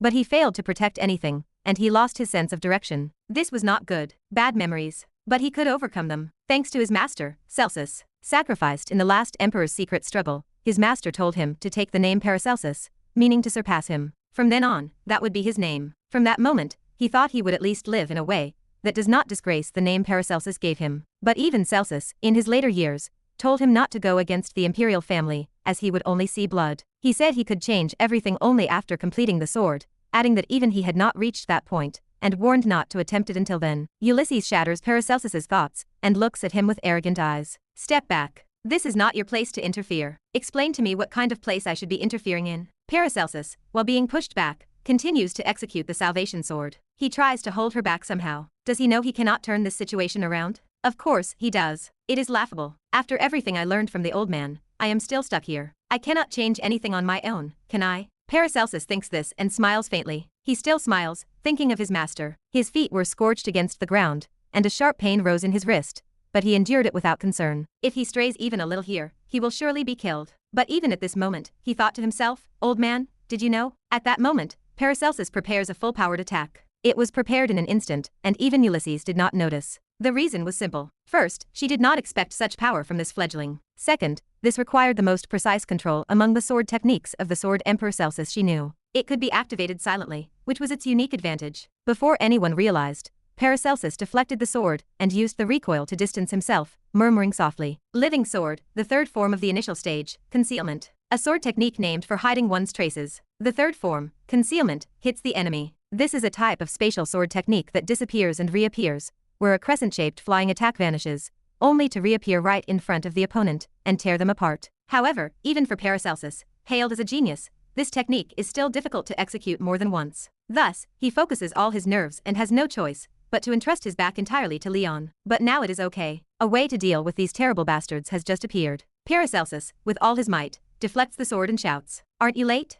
Noble sir, there is someone I know who can change this situation." One person Paracelsus knew. Among those Paracelsus remembers, there is one who always finds a way, even when he thinks he is in the worst situation, and cannot overcome it. His identity is none other than the one who taught him his first defeat. Shut up, commoner. The arrogant, but the only noble ally, Nox von Reinhaver. Hyingig. Nox rides Karl and immediately jumps in, drawing the black blade. Stormbringer. He pressed the sword, which had consumed its fill of mana, onto top of Paracelsus's sword. That is it. With all his might, he pushed it into the sword that was receiving Ulysses's attack. Damn it. Keying. The sound of three swords clashing, and the shockwave that shakes the earth fills the battlefield. Nox's voice follows in the next moment. Black sword, the initial stage, third form. Black blade falling petals. A black rose, imbued with musk, blooms under the Citus Hall in front of the first prince. Chapter 196. A rough neigh sounds close by, rising from beneath me. I sit on the shaking back of Karl, and turn my eyes to the scene unfolding before me. Groans rise from countless people, and smoke billows in the distance. A hemispherical barrier envelopes the ground, while a red dragon floats in the air near the Witch of Ice.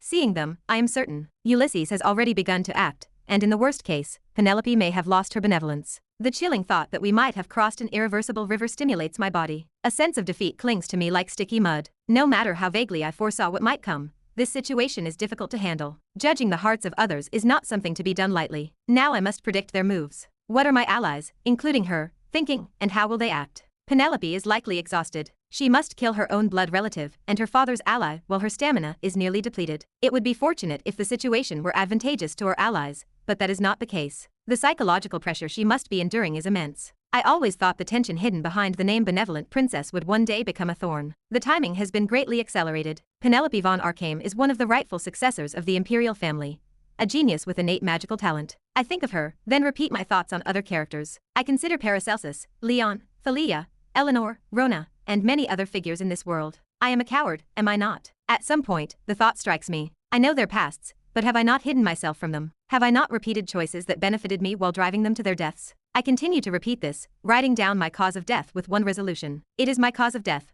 no one else's. I literally write down the reason for my demise. It is not giving up on the situation. It is not being optimistic either. The reason for doing such a thing even though I am not yet dead is simple. Is there not another trial to overcome, and an opportunity before death? In the ensuing situation, I must look forward, yet I realize everything could end here. I clearly write it down in my mind. Whoever finds my dead body can describe it as follows. Nox von Reinhaver died heroically while protecting the people he loved, or died in battle. What appears before me, ready to put a period on my life, is Paracelsus. He is the boy who should be tormenting me, the one who might have become the leader of the commoner resistance. To be precise, a boy with ashen hair, who admitted his own weakness and became stronger, is bleeding while clashing swords with Ulysses. She is one of the three sword emperors. Why? I run at a speed I cannot comprehend and place my sword on top of his. His characteristic light voice comes as if he has been waiting. Aren't you late, noble sir? In that moment, I am sure I must give him the answer he wants. I smile faintly. A cold, white smile shines in the moonlight. Looking at him, I whisper, "Shut up, commoner." If the four sages are treated like gods in magic, then naturally,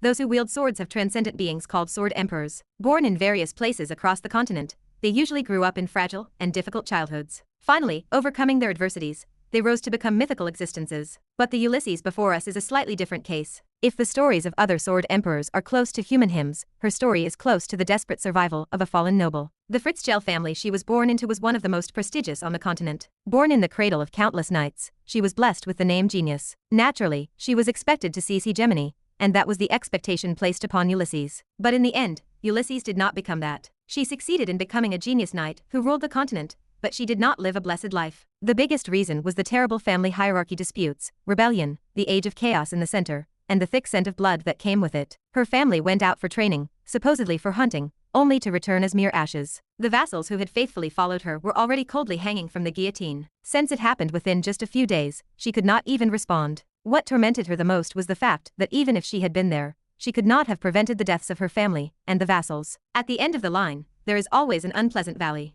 The most fundamental reason that corrupts and weakens humans is their own uncertainty. Ulysses von Fritzschel, after losing her family name, lost her way, and swung her sword aimlessly, killing many people. There was never a day where her sword dried of blood. The bloodstains of those who could not even be distinguished as good or evil were endlessly tangled. The smell, whether of iron or sticky blood, was vividly engraved on her soul. Her act made people call her a maniac killer without hesitation. Therefore, her first nickname, though not well known, was Bloodthirsty Killer. It could be said that she had a similar disposition to the eldest son of the Reinhaver family, but there were two clear differences. The first was that she, unlike Garen, was born with sufficient and outstanding, even overflowing, talent. This was enough to make her an even more cruel and deadly machine. The second was that there was a leader who could guide her. That was Esteban von Arcame. The current emperor, who was about to be usurped by his son, approached her. "Won't you come with me?" "What are you talking about?" The tone of her reply to the emperor's proposal was hard to believe. Like a wild animal wary of its surroundings, her behavior suggested she could draw her sword at any moment. Esteban continued without hesitation. "I will become the emperor. I will change everything, and I will also restore your family." "Family? Ha, what meaning does that have? They are all dead. My family is just an empty shell without my people, and do you think I will follow you just because you give me a little land? Do you know why your family fell?" What? Even Ulysses, a talent under heaven, could not answer that question immediately. She only knew that the Fritzschel family had incurred hatred, a rebellion broke out, and her family lost their lives. Was there another reason? It was because of the Philosopher's Stone. Philosopher's Stone. Yes. It is said to grant any wish, a fragment of the creator god Arson. There is no way such a thing exists. Do you think a war that engulfed the entire East was fought over something that does not exist? Why? Ulysses could not answer that question. Could it really be that on this vast continent, such a long war was fought over something without substance? She asked herself, but could not find an answer. The Philosopher's Stone is a cliché topic already dealt with by many bards. She thought its truth was vague. Therefore, she decided not to believe in the Philosopher's Stone until it appeared before her eyes. Many wealthy nobles thought the same way, and it was natural to think everything was an illusion, or a fantasy. It was only natural that Ulysses was shaken. The man standing before her, with handsome blonde hair and irregularly falling locks, possessed an aura of untouchable presence. It was not just a feeling. He was a powerful man whose skills were not inferior to Ulysses. His greatest weapon was the lightning, a special attribute of magic that only the unique conqueror could possess. The thunder that punishes evil was so great that explaining it repeatedly would be meaningless. Even before meeting her, Esteban had already conquered several small and medium-sized countries and brought their power under his command. The first time she met him was on the central front line, when the Arcame Empire was still too humble to be called a nation. But even then, she remembered how he shone. "I will unify the central region, and my goal is to establish a nation more prosperous than Catalu." At the time, Esteban was a boy making what seemed like an arrogant declaration, but now he was a man. Therefore, she thought she could rely on him, and he even made her an offer she could not refuse. "If I can get the Philosopher's Stone after unifying the central region, I will bring your daughter back to life." It might have seemed like the demon's talk. Looking back, it was clearly a dangerous proposal, but at the time, she did not think so. A man who shone like the sun, Holy Emperor Esteban. The other 7 stars also had talents beyond the heavens, but he was slightly different from them. Just because one stands at the highest place in martial arts, does not mean they have the qualities of an emperor. That is ultimately the role of those who lead people. The other 7 stars did not have that power. They lacked the power to lead hearts,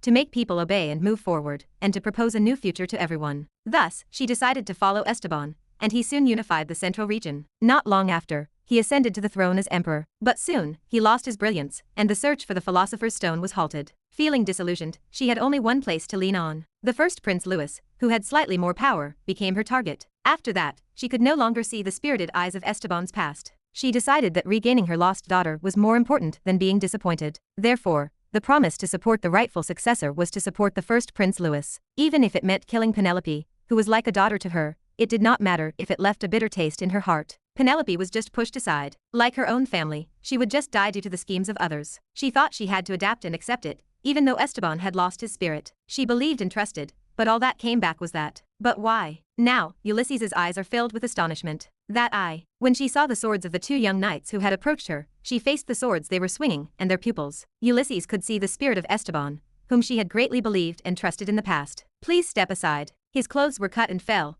blending with the lavishly shining lavender-colored eyes. Thump. A black rose, imbued with mana emanating from the dark blade, pulsated through Ulysses's world again. She had been abandoned by her ally, who had lost his spirit. It was the moment when a towering giant tree met two small saplings. Chapter 197. Please step aside. Along with that line, a black rose blooms, as if denying the world, blossoming nobly. This moment blesses the birth of a new pair of saplings, while simultaneously heralding the approach of a calamity that will swallow a towering tree whole. Ulysses gazed at the young boy holding the black sword before him. His face, which seemed to have just reached adulthood, still looked youthful. Despite having grown, his physique remained somewhat small. Truthfully, his body structure was not one that would typically show the makings of a remarkable knight. But the overwhelming force he now exuded was at least on par with that of a Grand Duke demon one level below. The third form of the initial stage of the supreme black sword, black blade falling petals. This was an overwhelming sword technique that most people could not even mimic. It required not only overwhelming mana, but also the ability to wield it with precise, elegant movements. On top of that, it demanded a shockingly beautiful sword dance. Was this even possible? Yet, that thought did not linger. It seems Theo was hiding something too. It was something far more astonishing than that old fool Celsus. This could be dangerous. Ulysses could not help but think that way. It was not just because she was intimidated by the young boy. Nox von Reinhaver had techniques that could make anyone tense. This was a natural reaction born of instinctual, animalistic senses. In a way, her body was diligently warning her about Nox. It was dangerous, so she had to do her best to bring him down. Theo von Reinhaver, was he his successor? No, he was too young for that. Given that he wielded the black sword, he must undoubtedly be one of Theo's sons. But for a rightful successor, he still felt somewhat unripe. His face and his physique were both still incomplete. Like a novice swordsman, Ulysses had no memory of ever seeing his face. If it were Theo's rightful successor, would it not be Garen von Reinhaver? Perhaps something happened in between that caused a change. Although Ulysses had seen Garen before, the boy before him was clearly different. From the aura he exuded to his appearance, his tone, and even his attire, everything was different. But these were all superficial elements. The biggest difference between this boy and Garen lay elsewhere. Black blade falling petals. A clean, uncluttered sword. I met the eldest of the Reinhaver family, thinking he had talent, but I was disappointed. He was a complete fraud. Or was it intentionally hidden? Ulysses paused briefly before continuing. Who are you, young lamb of the Reinhaver family? For someone who cannot tell whether I am a lamb or a wolf, you are speaking too lightly. Surprisingly, you have some manners. As the two exchanged words, their power struggle continued.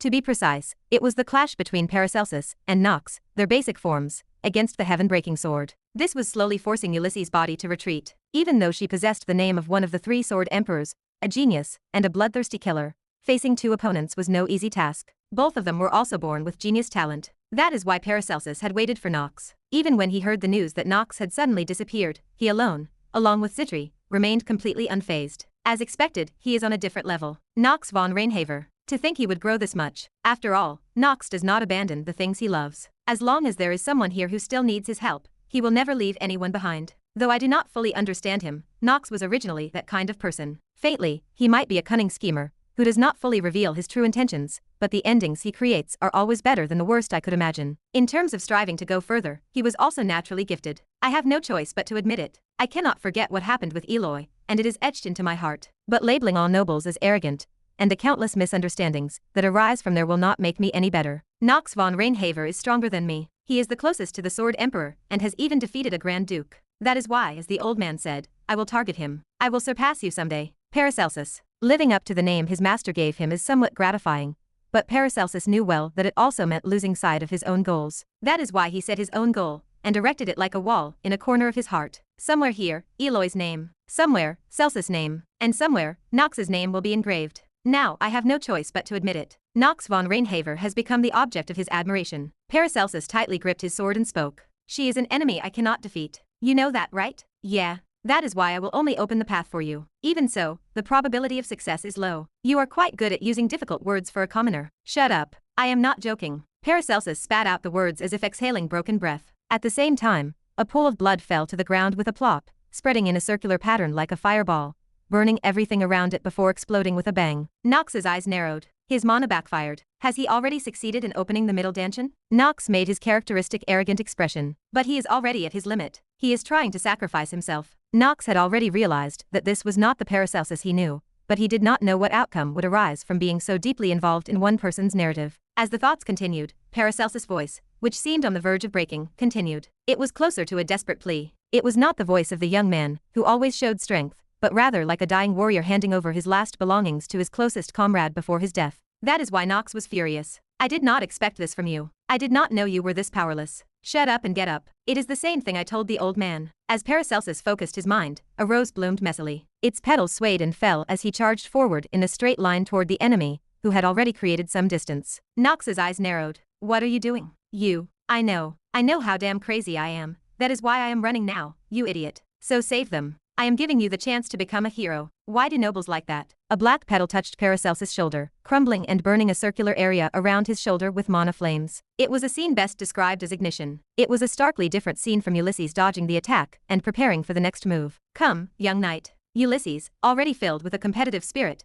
prepared to counterattack. In response, Paracelsus smiled faintly and took the second form of the living sword, Salvation Sword. Finally, a long sigh escaped. With this, Ulysses' vision would be completely blocked. Although I do not know what will happen to me, honestly, I do not care anymore. The old man told me to survive as long as possible, but well, I think it would not be so bad to die like this. Still, I tried. Eloi. Just as Paracelsus' sword was about to clash with Ulysses' sword, a massive amount of mana was released from behind. The explosion roared past Paracelsus' ears, and he had no choice but to move backward. Dark Spear. A useful dark magic that Nox frequently used, it struck Ulysses directly. In fact, this attack would be meaningless against Ulysses, who exerts overwhelming power over those who use magic. This meant that Nox's goal was not her death, but something else. Nox, who had somehow walked up to Paracelsus close range, began to speak in a slow, deliberate tone filled with meaning. You cannot die here. Ha, then you can? What are you doing now? We have to kill this crazy woman to survive. Is that not what you sir wanted? Even if you are a commoner, you have talent. What? I am saying your life is too valuable to be sacrificed for something like this. Paracelsus did not respond immediately. Nox continued. You were already fated to die here once. So, from now on, follow me. After the dark spear dissipated,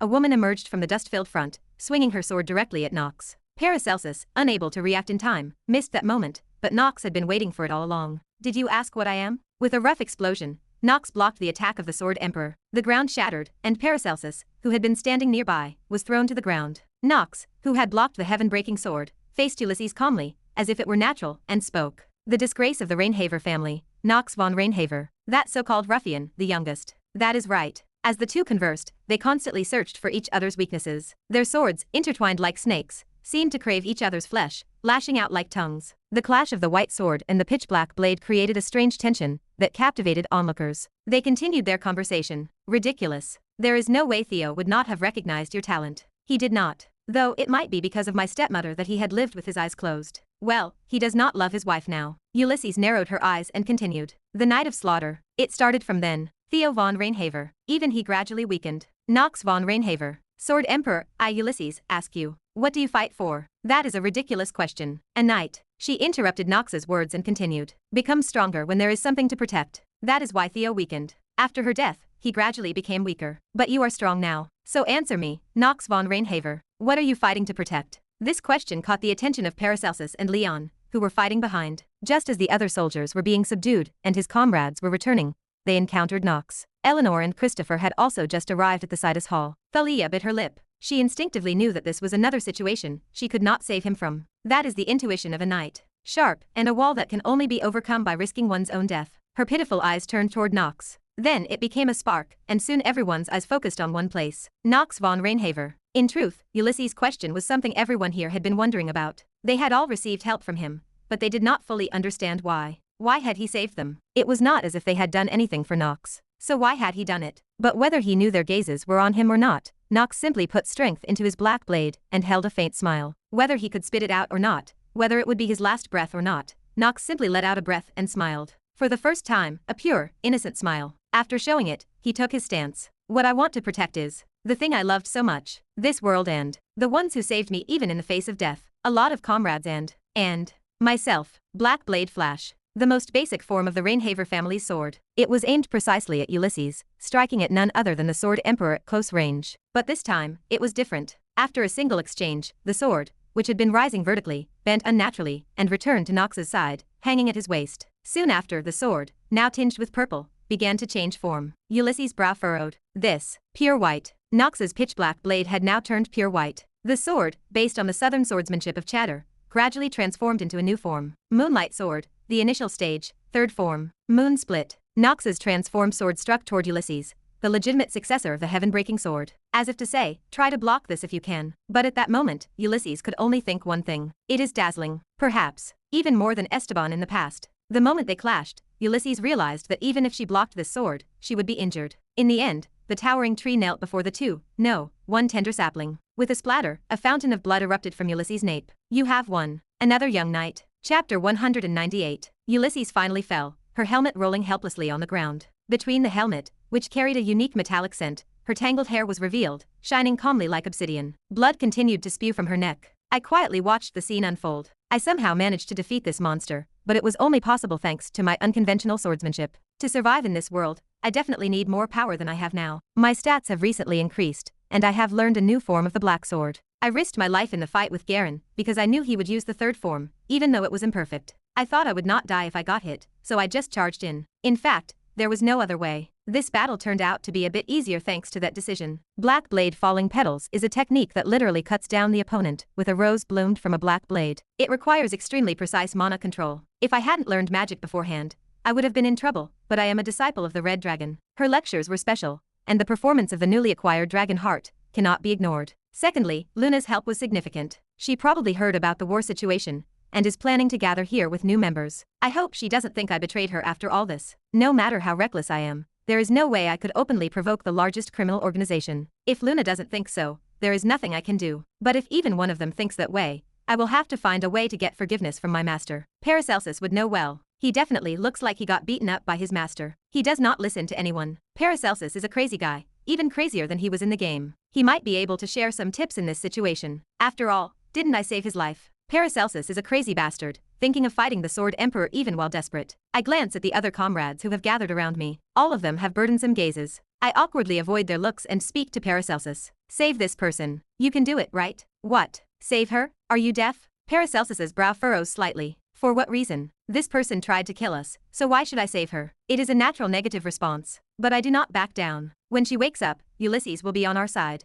Commoner, I know you can do it with your sword. That sword is special. So you knew about my swordsmanship after all. Yeah. It is a story only he and I know. The other comrades remain silent. Seeing them unable to speak, I decide to add a little more. When she wakes up, tell her that Nox von Reinhaver supports Princess Penelope von Arkham. The first Prince Louis will be condemned as a traitor. The promise to protect the rightful successor of the imperial family must be fulfilled for Penelope. How do you know such things? Is that important now? I bluntly dismiss Eleanor's question. I have nothing to say, and thinking up excuses is a headache. Eleanor is smart enough to interpret my vague words in a positive way. Where have you been all this time? Thalia asks, but there is no time to answer now. The end of the long journey of part 1 is truly approaching. Damn it. Ulysses defeated. Don't make me laugh. It's not over yet. Rick, get ready. We will welcome the Grand Duke. The first Prince Louis's voice, filled with resentment, bursts out. Dark energy begins to seep from his body. He is determined to end it here. The real boss hasn't even appeared yet. More enemies are coming. I know. Marvas. I throw another large magic stone at Leon von Marvas. Is this a super large magic stone?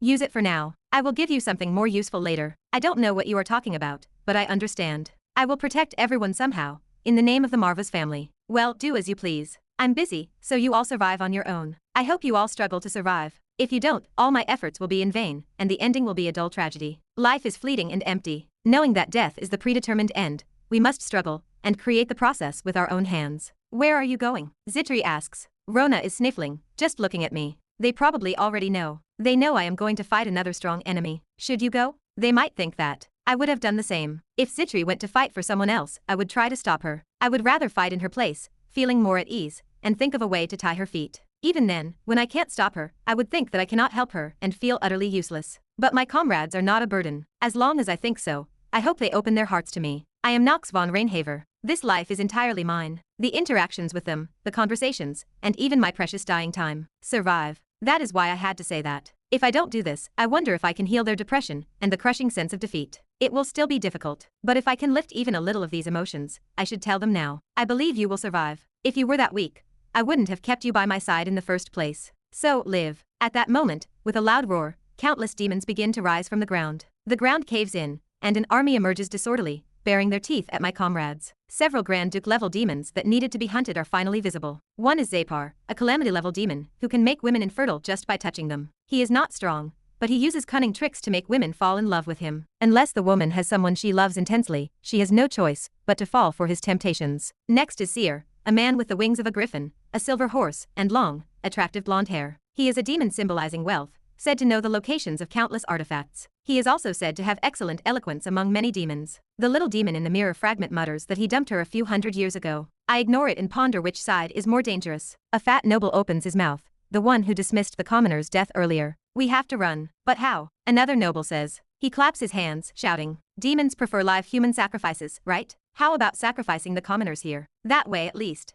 Paracelsus's fist hits the guy's face the next moment. It is a story not worth listening to anymore. Judging others' lives by one's own standards and forcing sacrifices is not beautiful. The commoners sigh in relief, but I scold their complacency with a stern voice. Don't feel relieved. It's ridiculous to feel relieved just because this fat noble bastard didn't sacrifice you. This mocks the imperial system, but it doesn't help the current system. They must prove their own worth. If you don't survive, you won't be able to change anything. For example, the fate of the benevolent princess, Penelope. Handle it. All the given situations. And judge. So you won't regret it. The best you can do. After saying that, I steel myself. The first Prince Louis shouts roughly. It's over now. Nox von Reinhaver. With the Grand Duke summoned, you're as good as dead. If the story of the first prince colluding with demons reaches the ears of the previous Emperor Esteban, he would be furious. In front of others' gazes, can you endure all this, First Prince Louis? He sneers at the question. Of course. The gazes of others mean nothing to me. If everyone here dies, nothing will leak out. He continues. Nox von Reinhaver. I've already summoned 2 Grand Dukes, and your masters,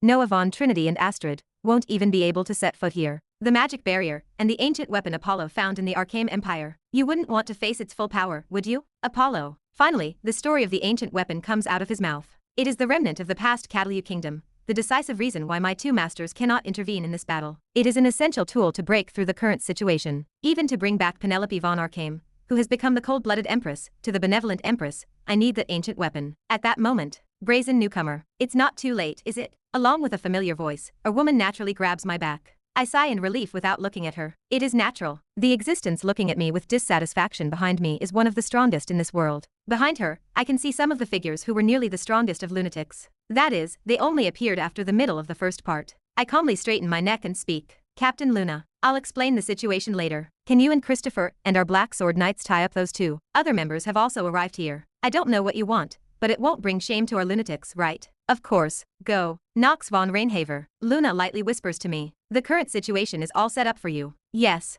I'll be back. I stomp the crumbling ground with mana. The ground trembles, and a rough voice bursts out. Naturally, the Grand Dukes appearing in this episode aren't only 2. There is one more overwhelmingly strong existence. Without utilizing that ancient weapon, victory is impossible. Even I don't know how much the present and future have changed. But I know what the optimal decision I should make in this situation is. From here, I must clearly show what kind of existence I am, and how far I can go. The moment to put an end to this game has finally come. Suddenly, another of the 72 demons, Amon, the Grand Marquis of Hell, blocks my path as I run towards the ancient weapon, Apollo. Weak human. How dare you ignore this Amon? Where do you think you're going? If I can just catch this guy, I can create a stage for others to act and destroy Apollo for my master's participation in the war. That is what I had to do. But before that, I don't forget to throw a word at him. Come at me, Furball. More arrogantly and nobly than anyone. Amon's mouth twists as if it will tear. You're an interesting one. It's been a while since I've had an interesting hunt. Whether I'll be hunted or you will, I'll show you from now on. With that, I naturally sheath my sword. What are you doing?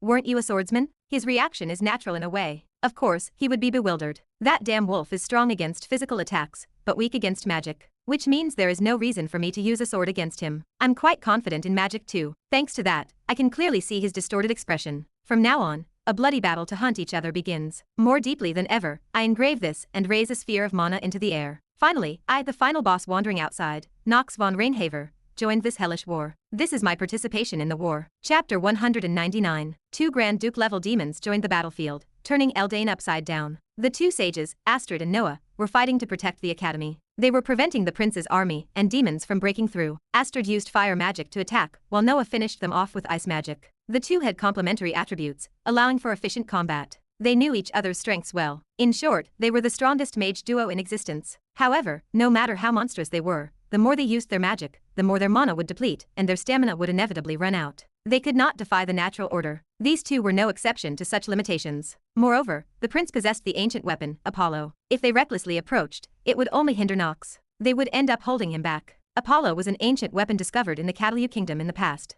It was a device that fired guided projectiles, extremely dangerous to mages. If hit directly by Apollo, a mage would be unable to move properly for a while. In the worst case, even their dantians could be shattered. For a mage, the dantians were different from that of a knight. Ultimately, while a knight's foundation lies in the sword, a mage's foundation is the dantians and its circulation system. This applied to dragons as well. The fact that even Astrid could not easily step within Apollo's range was proof of this. It seems we cannot drag this out for too long, right? Astrid asked. My disciple. That kid will be in danger. A stronger enemy is coming. Noah replied. Astrid nodded and conjured flames. True to her title as the flame mage, the beautifully rising flames began to sweep away the demons in an instant. It was a scene that could be described as chilling. Noah attacked the enemies with ice magic, not to be outdone. Countless soldiers froze and then shattered, but the two beings did not stop and continued their assault. It was inevitable. They knew war better than anyone, and were not easily swayed by the sweet talk of victory. From the olden times, war was something that spread thick bloodshed alongside solitude. At the same time, defeat meant losing everything.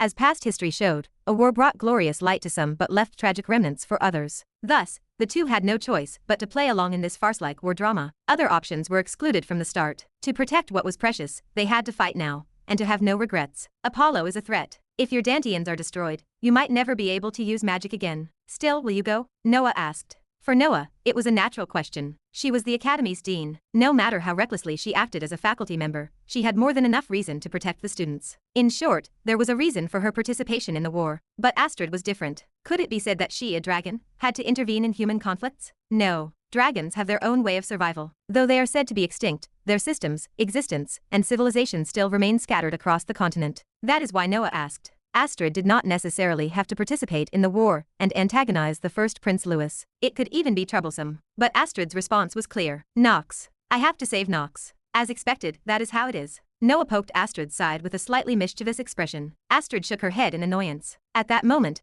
the ground shook with a roar as countless demonic energies began to surge. Demons rose from the underground, a calamity unfolding that left the two beings bewildered. But what was most shocking was the immense, corrupted mana that was awakening. At least 2 Grand Duke-level demons. No, 3. Noah remarked. Astrid let out a sigh. This has become troublesome. Now we have to make a choice. Noah noted. Astrid nodded slightly. If they did not act now, not only Nox, but all the students would be in danger of dying. The faculty members too. Furthermore, the entire central continent could be reduced to ruins. But then, a voice stopped the two in their tracks. Not yet. Nox. Astrid responded to her disciple's short message with a puzzled expression. Noah was the same. Not yet? Nox, you are sensitive to mana too. You must already know that Grand Duke level demons are awakening, and not just 1 or 2. I know, but it is fine. Please wait. Securing Apollo comes first. Nox replied. The two could not respond. Noah had experienced Nox's decisive tone several times, and Astrid had witnessed his talent once. The two could not help but hope. They hoped that Nox von Reinhaver had devised a new method to break through this situation.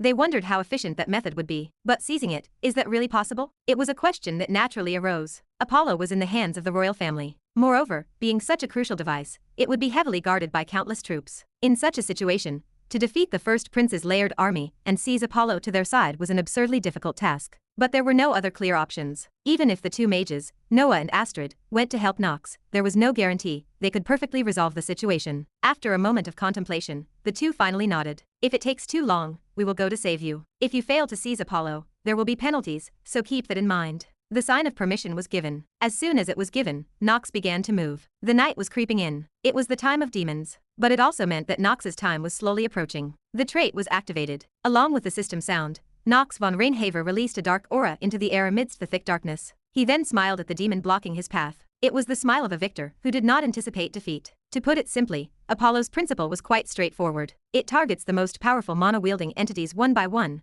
rendering them incapacitated. This was the basic operating principle of this ancient weapon. While it could be quite damaging to mages, in truth, it was not as impactful to exceptional knights. For example, even if just temporarily, the level of the three-sword emperors meant nothing to someone like him who could reach just below that level. Facing Amon, one of the 72 demons, Nox declared that he would face him using only magic. There were two clear purposes for this. One, Amon was indeed vulnerable to magic. Another was to make the mechanical device Apollo target him. Apollo can be easily cut by a knight's refined sword, and Nox intended to use this to his advantage. Whoosh. Amon suddenly leaped, claws extended towards him. Nox watched his slanted, arrow-like attack to the very end before tilting his head back to evade it. Without using Genius's time, it would have been difficult to avoid, but not for him now. He had been gradually pushing his limits by facing stronger foes. Moreover, he had one overwhelming advantage that others did not. The habit of using Genius's time continuously had allowed him to watch and dodge enemy attacks until the very end. This was, of course, an ability not easily acquired. Was it not the central nervous system that reacts immediately to even the slightest twitch of an opponent? In this fleeting moment, he had perfectly adapted to that movement. The skill that kept him alive was what propelled him forward. Reading an enemy's attack until the very last moment, and moving accordingly was not something easily done. No matter how much innate talent one had, it ultimately required sensitivity to attacks and, paradoxically, calmness as well. He had heard that to endure this series of processes and make the ability one's own could take decades. That he had this from the start might seem unfair to countless soldiers, but he simply did his best with what he had in hand. Amon bared his teeth and laughed. "You little rat." "Yeah," Nox replied. He dodged several consecutive attacks before lightly touching the ground. Then, a black mana rose from the ground, transforming into sharp spears that pushed back his attack. Amon spoke with annoyance. "I heard you were a scion of the Reinhaver family, but to wield magic too, it is surprising." "It is not surprising as seeing a talking dog," Nox said. "I will tear your mouth apart." Amon growled. He was simple. Looking back, he was not as strong as Paimon. In terms of mana control, he could not compare to Alchemist Jugun, and in pure physical strength, he was not particularly strong among the 72 demons. He was strong, but not overwhelmingly so. At that moment, for some reason, Nox could not help but think arrogantly that this was fun. How much had he grown since hunting Paimon in the past? Remembering escaping from Jugun's filthy water prison, was this situation not trivial? He knew where he stood now, how far he could go. Unconsciously, he bit his lip lightly, watching the enemy ahead and whispered, "If I turn you into a magic stone, Leon will have plenty to fight with for a while." Amon was bewildered as Nox began to cast a spell towards him. An unbearable chill spread, emitting a cold aura, forming a massive chain structure shrouded in darkness. It was a massive ice prison. "It is time for the dog to go home." Quack quack quack way. Massive ice walls began to rise. A new message appeared the next moment. Short-term negative trait Cold Limbs LV5 is applied to the player. Cold limbs in this situation, it is still the world he knows. He dismissed the thought of his hands losing sensation from the cold. Instead, he briefly recalled Noah von Trinity's teachings when he first acquired this skill. It was amusing. "Is there a reason you want to learn my magic, Nox?" Noah had asked. "In this battle, I will need Dean Noah's power. The first prince will undoubtedly bring the ancient weapon Apollo here." Nox had replied. Leaving aside Master Astrid, I already know that Dean Noah will not act as she pleases. The first Prince Louis is cunning. He is not particularly intelligent, but he knows how to use his position to attack people. You are likely one of his targets. That is certainly problematic. Apollo, a direct hit could destroy a mage's Danteans in the worst case. It is not a good match for me and Astrid. That is why I think I should be the one to finish this battle. I will do my best, so please help me. I need Dean Noah's ice magic. As she pondered, he continued. While Astrid Nim fire magic is also important, my conclusion is that I must first learn ice magic. It has the power to bind everyone, even if just for a brief moment. All right, but I am not good at teaching. Use your talent to cover for me. It was not particularly helpful, but in the end, it helped him grow, so it was a gain. Astrid was an excellent teacher, so he was not worried from the start. This is Trinity, that damned woman's? How can a brat like you wield magic of this scale? You are barely an adult by human standards, Amon exclaimed. As the massive ice prison rose and began to trap the bewildered demon, Nox felt a deep sense of pleasure and met his eyes. When his lavender pupils calmly gazed at him, the demon thought he could still break free if he just gathered a bit more strength. But here, Nox decided to bewilder him again. Hot flames bloomed in his hands. This was Astrid's, his magic teacher, one of the four sages, the genius flame mage. This, Amon's expression froze coldly. Nox simply watched with a calm smile and finally answered his question. It is talent. Everything, in the end, started from there. At that moment, a sudden, massive vibration sound was heard. Then, the ancient weapon Apollo began to precisely target him. How amusing. With a faint smile, he conjured even larger flames. It is going as planned. Chapter 200. Many people ask why Apollo is so dangerous. If a mage has an excellent knight by their side, they might think they can just block or cut down the bombardment, especially since Apollo doesn't affect knights much. Unfortunately, it is not that simple. We know it is labeled an ancient weapon, but Apollo possesses a unique and dangerous attribute even within the game Inner Lunatic. It has the special ability to fire a projectile that will precisely hit its intended target. This means that even if a mage is right next to a knight, they cannot rely on their help. When mages enter the bombardment range of this ancient weapon, they have no choice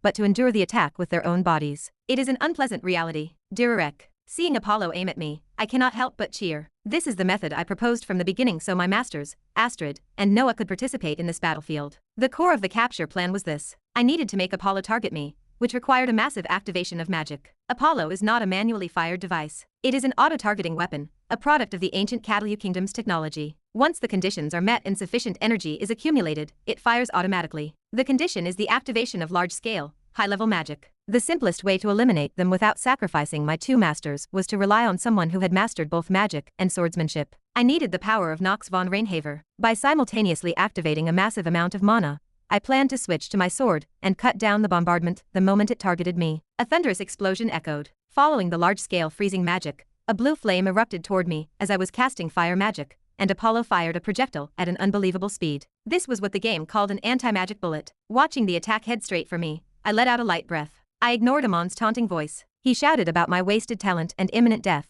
but it was meaningless. The first prince was shouting something as well, but it did not matter. It would not go the way they expected. I held my breath for a moment. I recalled a memory from the past. Once, I dodged an arrow flying toward the back of my head. During the Paimon battle, when I first faced the Grand Duke, I told Marin to shoot. I told her I would not die. Although I did not perfectly dodge the arrow, I won that battle. It was an achievement from a time when I was just beginning to establish my position. I was far from complete back then. I had help from others, and I was not strong enough to stand on my own. Still, I wondered how much stronger I was now compared to that time. A smile leaked out. It was absurd to think about such things right now. The comparison is meaningless. The me from back then and the current me are completely different people. In this world, tools are ultimately just things that mages and knights use to reach higher levels. No matter how important artifacts are, they are merely tools to support one's abilities. They are just supporters that cannot become the protagonist. I focused my intent. I had to cut it, instantly and precisely. If the speed of that bullet could not catch up to Marin's arrow, I could dodge it without any skills. The bullet closed the distance in an instant. I gritted my teeth and placed my hand on the hilt of my sheathed sword. I waited for the single moment I needed. I had to find it.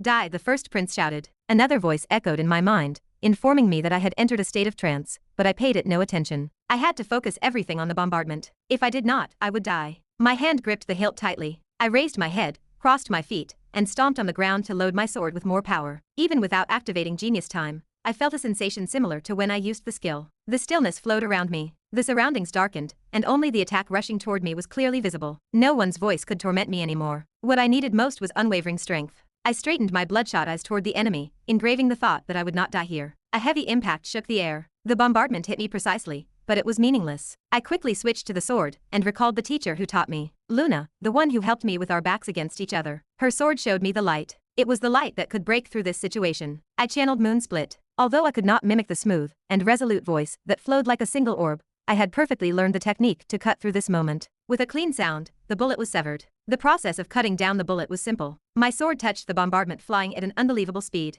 Not even a spark flew from it. The moonlight sword, reaching its limit, sliced through the attack as smoothly as tofu. I moved half a step to the left to avoid the bombardment and continued my swordsmanship. I did not want to miss this timing. I saw the face of someone running toward me. It was Amon. The demon was taking the opportunity to kill me. It was thrilling. I felt a deep exhilaration and a pounding heart, because I had become someone a demon of that level could not defeat without seizing the perfect timing. It was not awe for the enemy. It was gratitude to myself for what I had achieved. It was a tribute to not giving up. You escaped well from the frozen prison, I said. Amon smirked and asked if I thought he would fall for such a cheap trick. I already knew he would react that way. He was a typical demon with a fiery temper. That meant he was not a big deal. Enemies swayed by emotions had always been portrayed as weak and inner lunatic. Emotions make anyone weak. That is why I always fight as if I have nothing behind me. I know that is the most efficient way. He could not do that, which is why he would die here. I ignored the remains of the cut bullet and flew forward, preparing to shoot the flame blooming at my fingertips. Amon shouted with a sneering laugh. He claimed that even if he were caught in a freezing spell,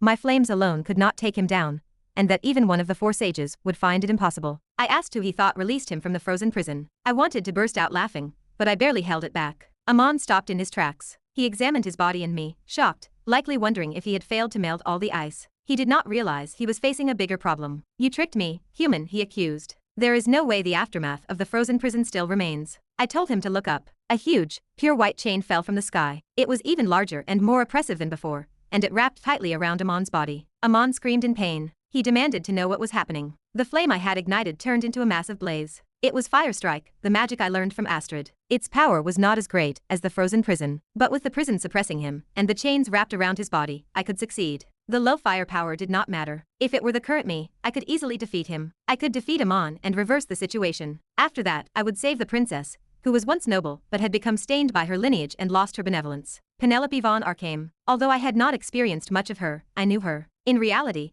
and in the world I once believed was a game, she carried a heavy burden. As a character who always had to bear much under the name of princess, I had come here to save her. It was about myself too, and protecting my people. Every story has a main storyline, and the protagonist was now the princess. But first, I had to deal with the guy in front of me. The flame bloomed in an instant, wrapping around my right fist. It stretched out and flew at an unbelievable speed. I never thought I could swing a sword with such a weak physique, but I could. I suppose being terminally ill was the requirement. Every time my life burned, I became stronger, and I could not help but feel proud of it. My awareness of survival was clearer than ever. Unlike the me who sat helplessly in front of a keyboard in the past, I was now someone who strove toward death for this moment. Damn it, Amon cursed. I skipped the lines of a third-rate villain. My fist struck Amon's body with a thunderous impact. His body collapsed, leaving behind a huge mana stone. I pulled the mana stone from the demon's blood and threw it to Leon behind me. Take it, Marvas, I said. This is the magic stone I told you about. Marvas noted that he finally understood how I intended to give it to him. I asked if there was a problem, and reminded him that he must protect the people here even at the cost of his life. He promised he would. A brief silence flowed, which was hard to believe given we were in the midst of a war. Leon finally asked if I was leaving. I said yes. He warned me that I might die, but I replied that it was too late to worry about that. He urged me to survive. Paracelsus, who was struggling to control his body due to the recoil, also shouted. He declared that he would not watch me die. Nox von Reinhaver. He promised to surpass me someday and forbade me from dying until then. I told him to shut up and sleep. He should have beaten me before I died, but I would not give him the chance as I left. While I spoke harshly, I heard the flustered voice of the first Prince Louis. He was shouting as he activated the siege weapon Apollo again. He ordered them to activate Apollo immediately and kill me again, claiming my success was luck. Someone hesitated, noting it would be dangerous. It was Rick, speaking in a different tone than usual. He was looking at me, not the prince, with a smile that revealed his burgeoning interest. He could not contain his interest. At that moment, both of them thought the same thing. They had to kill me right then, because I would be a great threat in the future. I spoke indifferently. I called him a demonic human, Rick. He laughed, noting it was an honor for a great noble to know his humble name. I told him he would die there because he had caused too much trouble. He asked if I was not the same, and if I could handle the situation. I laughed. I told him that for a great noble, handling such things was as natural as breathing. Once again, pure white mana erupted like an explosion, spreading like vines to construct a frozen prison. Now it began. As I have always said, war only enters new phases as it continues. To be continued. Hope you liked today's video. Join the community by subscribing and dropping a like. I'll be back with another update as soon as possible. See you then.